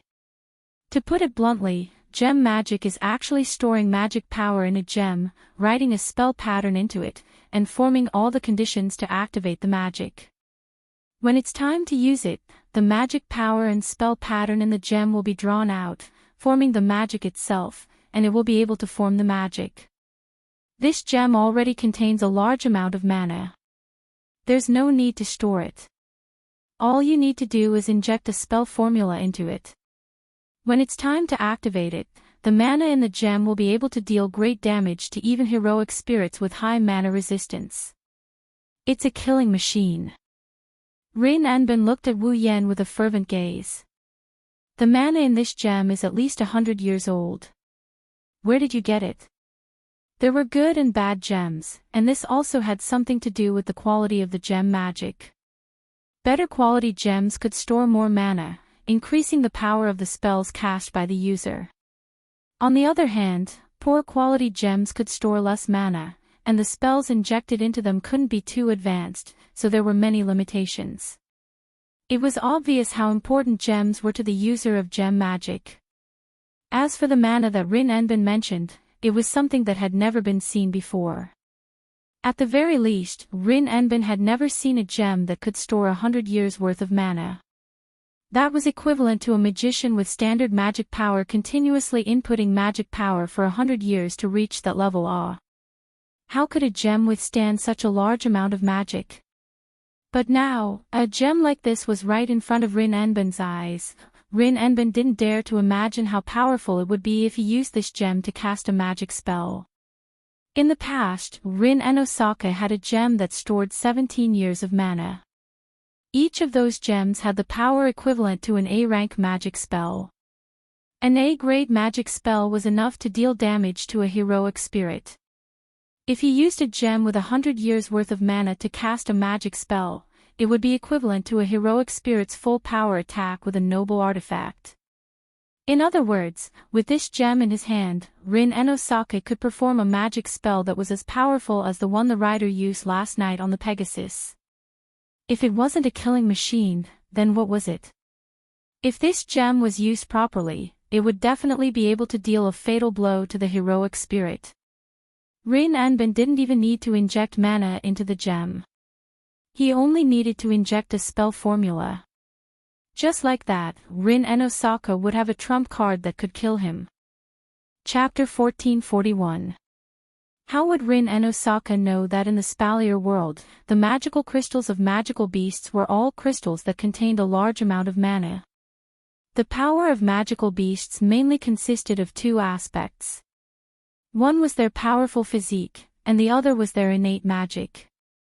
Putting aside their powerful physical abilities, since magical beasts could use magic, their magic power was naturally indispensable. Magical beasts stored their mana in the magical crystal within their bodies. Thus, a magical crystal contained the mana that the magical beast had accumulated over its lifetime. This was why magical crystals had such a large market in the Spalier world.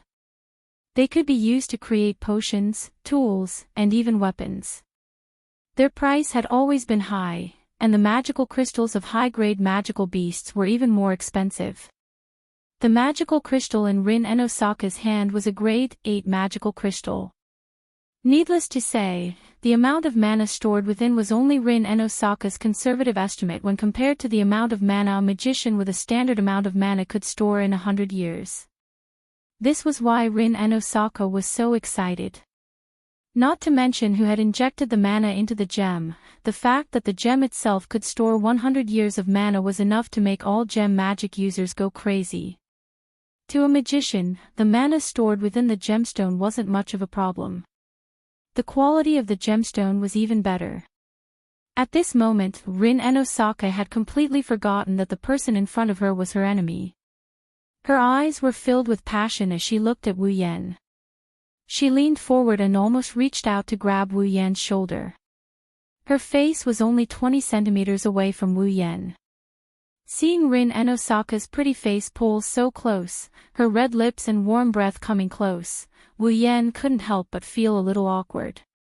If Wu Yan didn't know why Rin Enosaka was so excited, he would have thought that she was trying to take advantage of him. Wu Yan awkwardly pressed Rin Enosaka's shoulder and pushed her back to her seat. Isn't it just a gemstone? Don't make such a big fuss.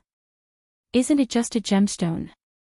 Rin Enosaka's expression was one of disbelief. Don't you know how valuable this gemstone is? As for the value, I can more or less guess it. Wu Yan scratched his cheek. But you don't have to be so exaggerated, do you? You. Rin Enosaka opened his mouth wide in shock as he looked at Wu Yan's innocent expression. In the end, he sighed as if he had given up. Forget it.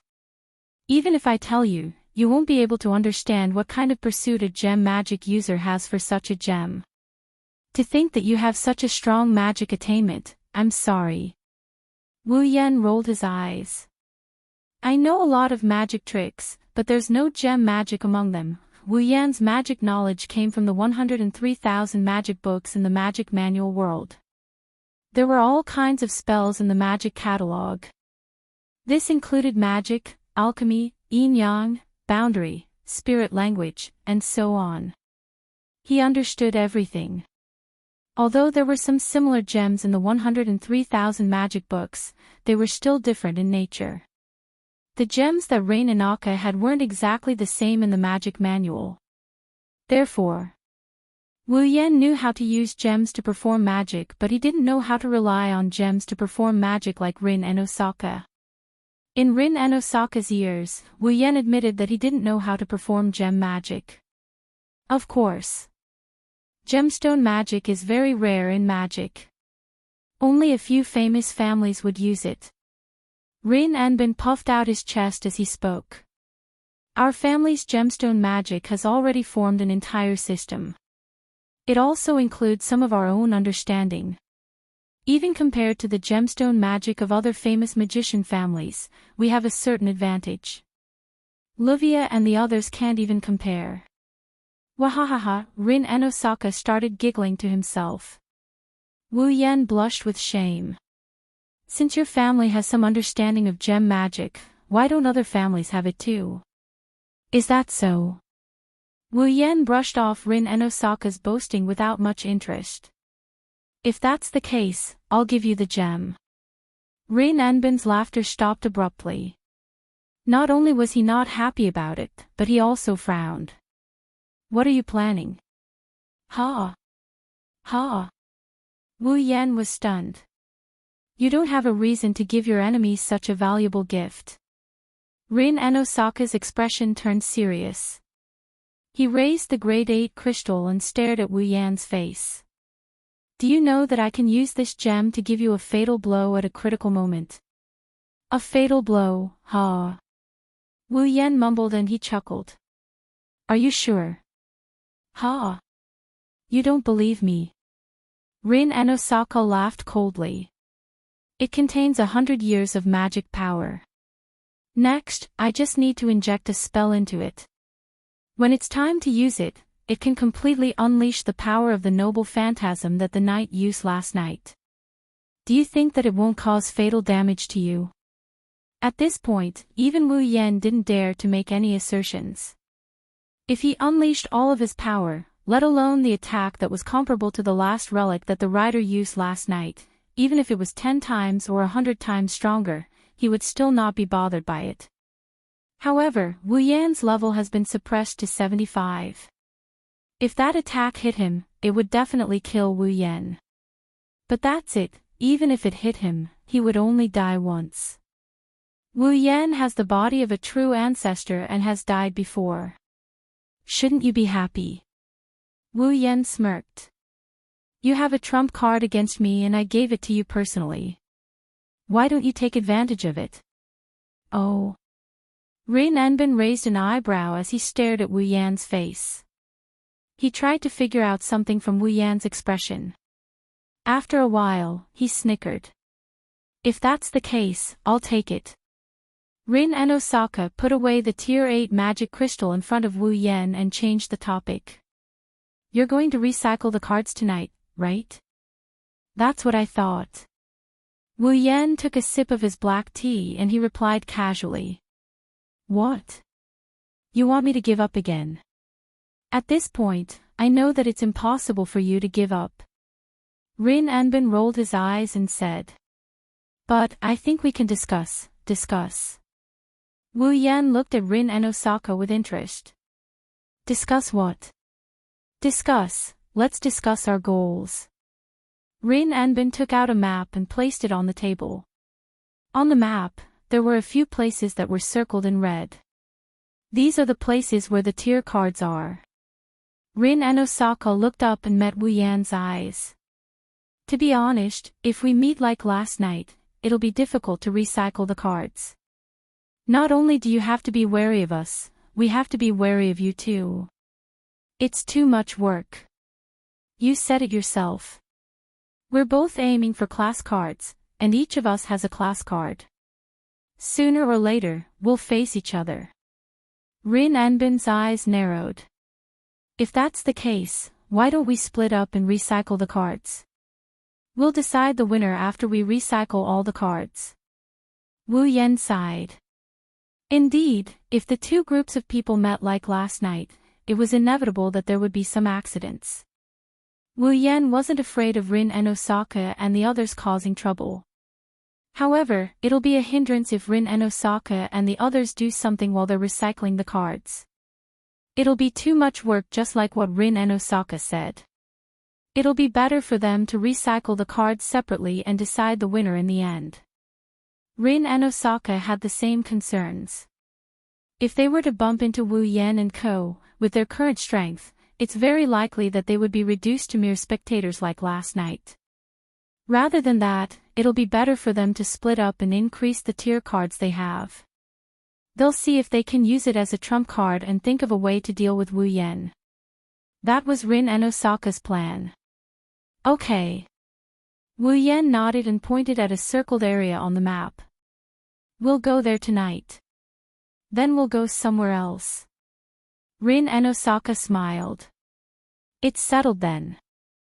Chapter 1442.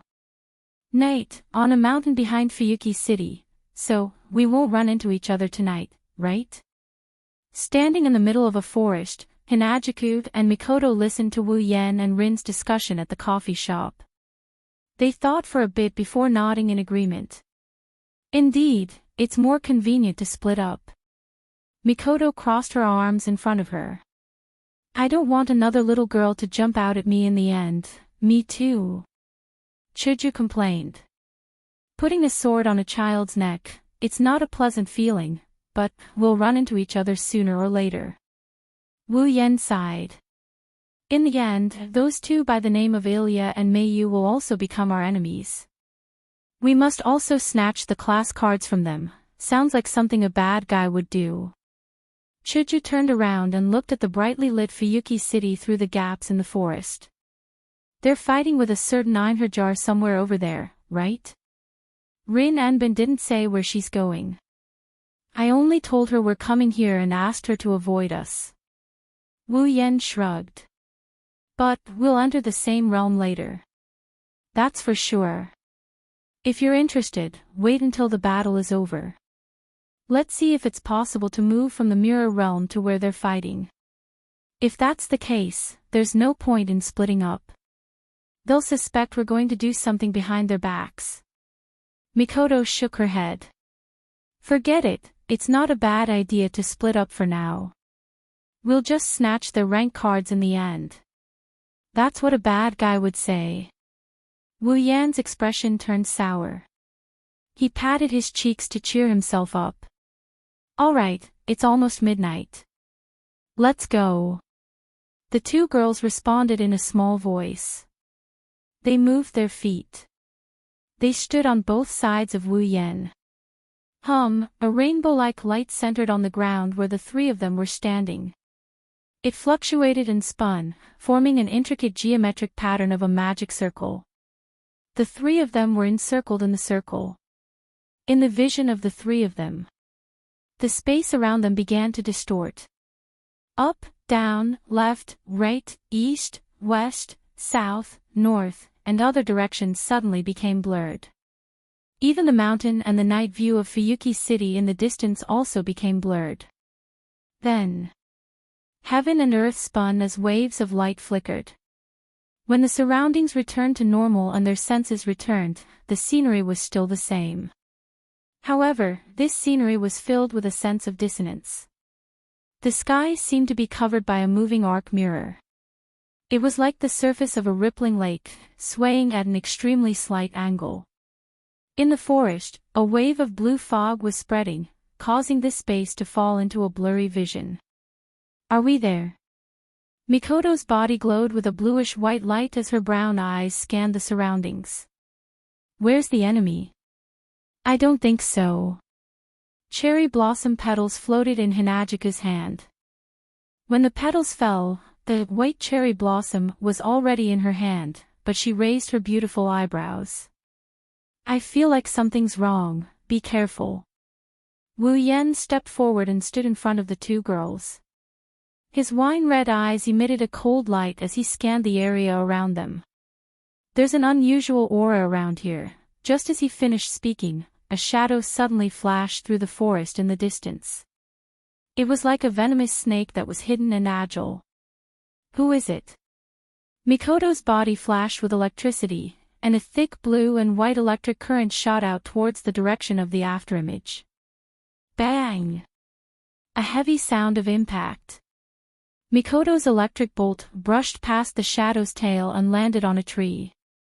The tree was charred black. The afterimage spun once again and disappeared into the forest. He dodged it. Mikoto exclaimed in surprise. That's fast, no. It's not just speed. Wu Yen narrowed his eyes. Aura. Even the aura disappeared. As soon as he said that, the forest became silent. Not a single sound could be heard. It was extremely eerie. It feels like. Chuju timidly took a small step back. It's a little scary, don't be affected, Chuju. Wu Yan reached out and held Chuju's cold hand. It's just a spirit that hides its head and shows its tail. It's not some demon, don't be afraid, you're right. Chuju took a deep breath to calm herself down. But you did remind me. A spirit that hides its head and shows its tail, it should only be one of the 7 ranks, right? That should be it. Wu Yan lowered his voice as his eyes scanned the surroundings.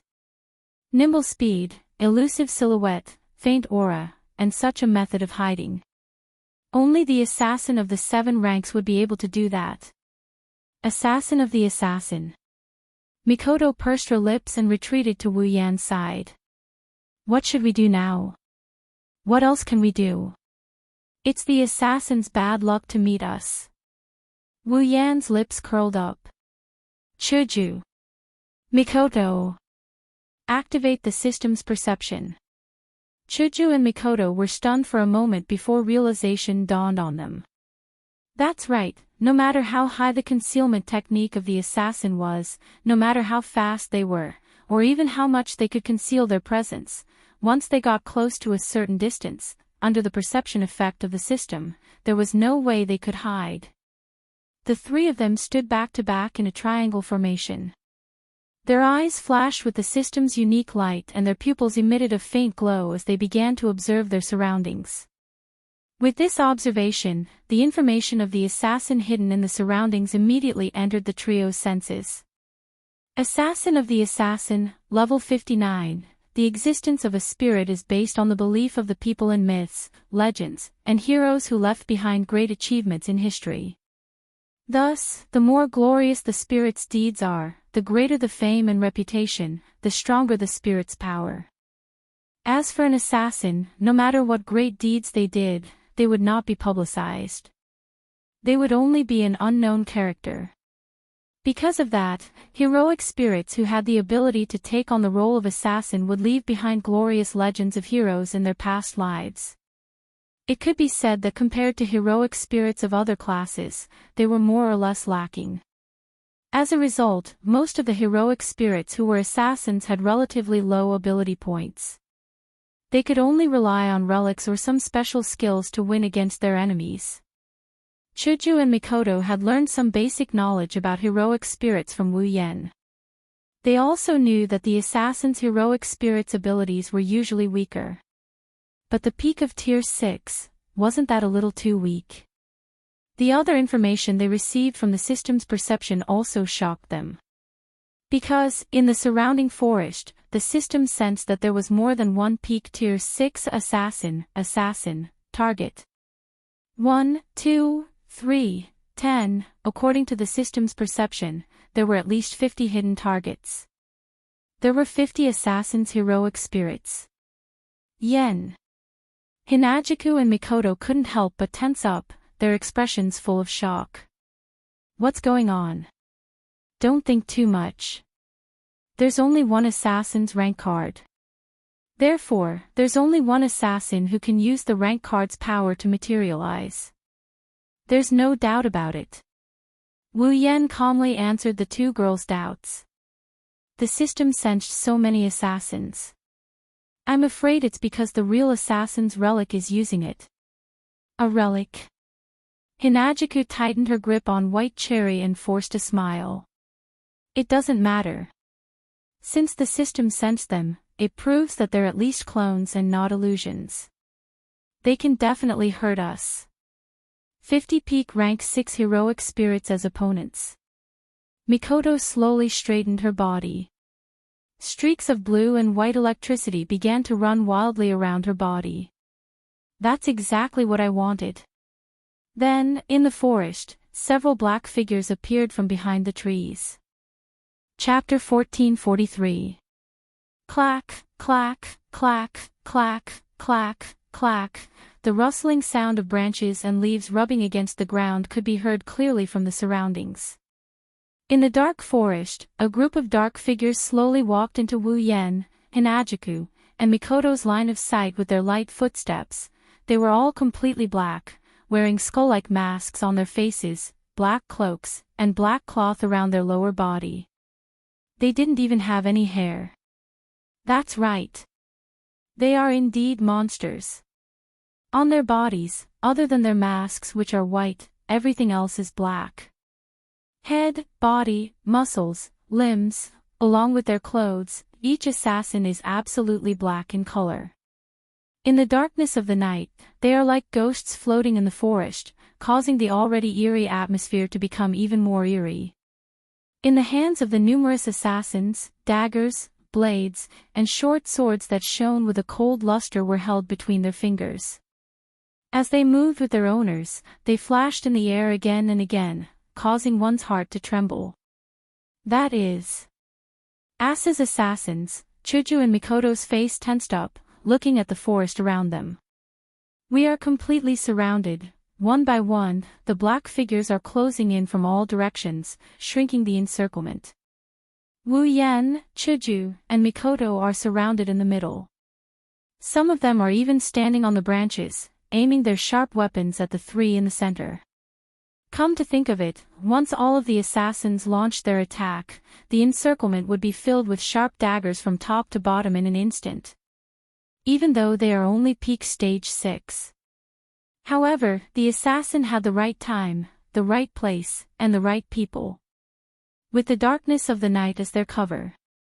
With the surrounding forest as their cover, they have the absolute advantage in numbers. If it was Rindosaka and his group who came here, they would probably be scared silly.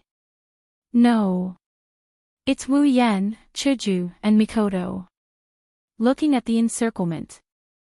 They also feel that it's a bit troublesome. Screw it. Mikoto was the first one to lose her patience. Electricity exploded from her body. Only peak stage 6, let's start the fight. After saying that, the electricity on her body leaped and drilled into the ground, causing the ground to tremble, creating a black wave. On the other hand, the assassins seemed to be stimulated as they raised the sharp daggers in their hands one by one. Swish, swish, swish, swish. In the next moment, the sound of metal clashing against metal rang out in the surrounding space. Flashing arcs of light flashed in the surroundings, carrying with them a sharp sound. In this space, they converged towards the three people in the center. Those are the daggers that are flying through the air. Daggers that blotted out the sky and covered the earth shot toward the three people in the middle of the field like arrows, instantly filling everyone's field of vision. Ha! However, Mikoto's yell came in response to the onslaught of daggers. Like a gust of wind, the waves rolled, the black iron sand wave rolled up like a tornado, surrounding Wu Yen, Chuju, and Mikoto. Clang, clang, clang, clang, clang. Not long after, a series of crisp clashing sounds rang out around the iron sand wave. The overwhelming number of daggers landed on the iron sand wave, as if they had collided with a violent wave. They were all sent flying without a single exception. Seeing this, Wu Yen also raised his hand, planning to attack the assassins. However, someone moved faster than Wu Yen. Whoosh! In the woods, a gentle breeze blew. A pink stream of light carried a sharp edge as it flew around the surroundings. Like a cool breeze dyed with color, it flashed across the middle of the many assassins that formed the encirclement at a speed invisible to the naked eye. Then, the assassins that were hit by the pink ray of light froze in place. TSS, TSS, TSS, TSS. A series of ripping sounds echoed without any warning. The assassins who froze suddenly trembled as if they were cut by a sharp blade. Their chests burst open neatly as red blood spurted out. They fell to the ground and lost their breath. At this time, the pink ray of light hovered and quietly landed, revealing its original form. Pink hair fluttered in the air, beautiful to the extreme. With white cherry in her hand, Hinajuku tapped the ground with her feet and a fierce look appeared on her pretty face. With a leap, she once again turned into a stream of light, piercing through space and slicing through the assassins who couldn't react in time. As for the assassins that were hit by the pink light, they all followed the path of the assassins in front of them. Their chests were neatly cut open, blood spurted out, and they fell to the ground, unable to get up. Show! Chuju! Wu Yan's hand stopped moving. He watched the assassins fall one by one under the pink ray of light Chuju's slashes. He was stunned on the spot.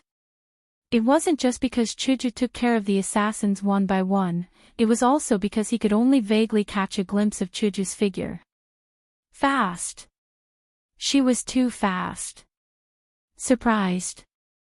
Mikoto suddenly spoke as the waves of iron sand around her gradually subsided. Actually, we were all surprised at first. Wu Yan looked at Mikoto in confusion. Chuju doesn't have a mystical ability like me, nor does she have a myriad of tactics like you. She's just a normal human, the only thing she has is the sword skill she learned from the kendo department in school.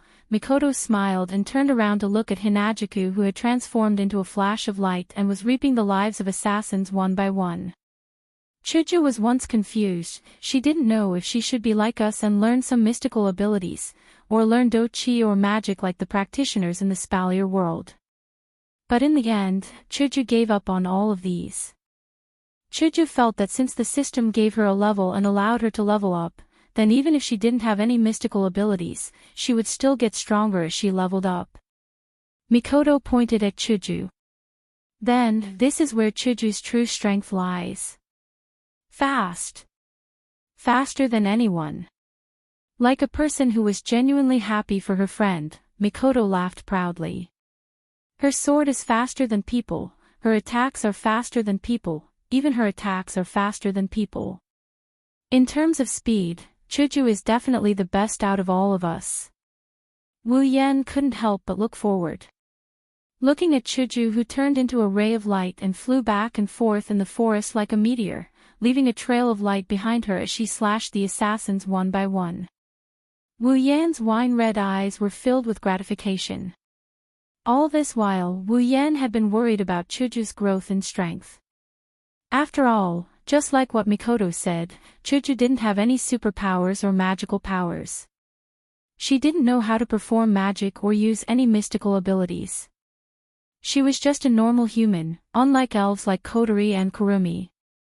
Her combat style had always been close-range sword skills.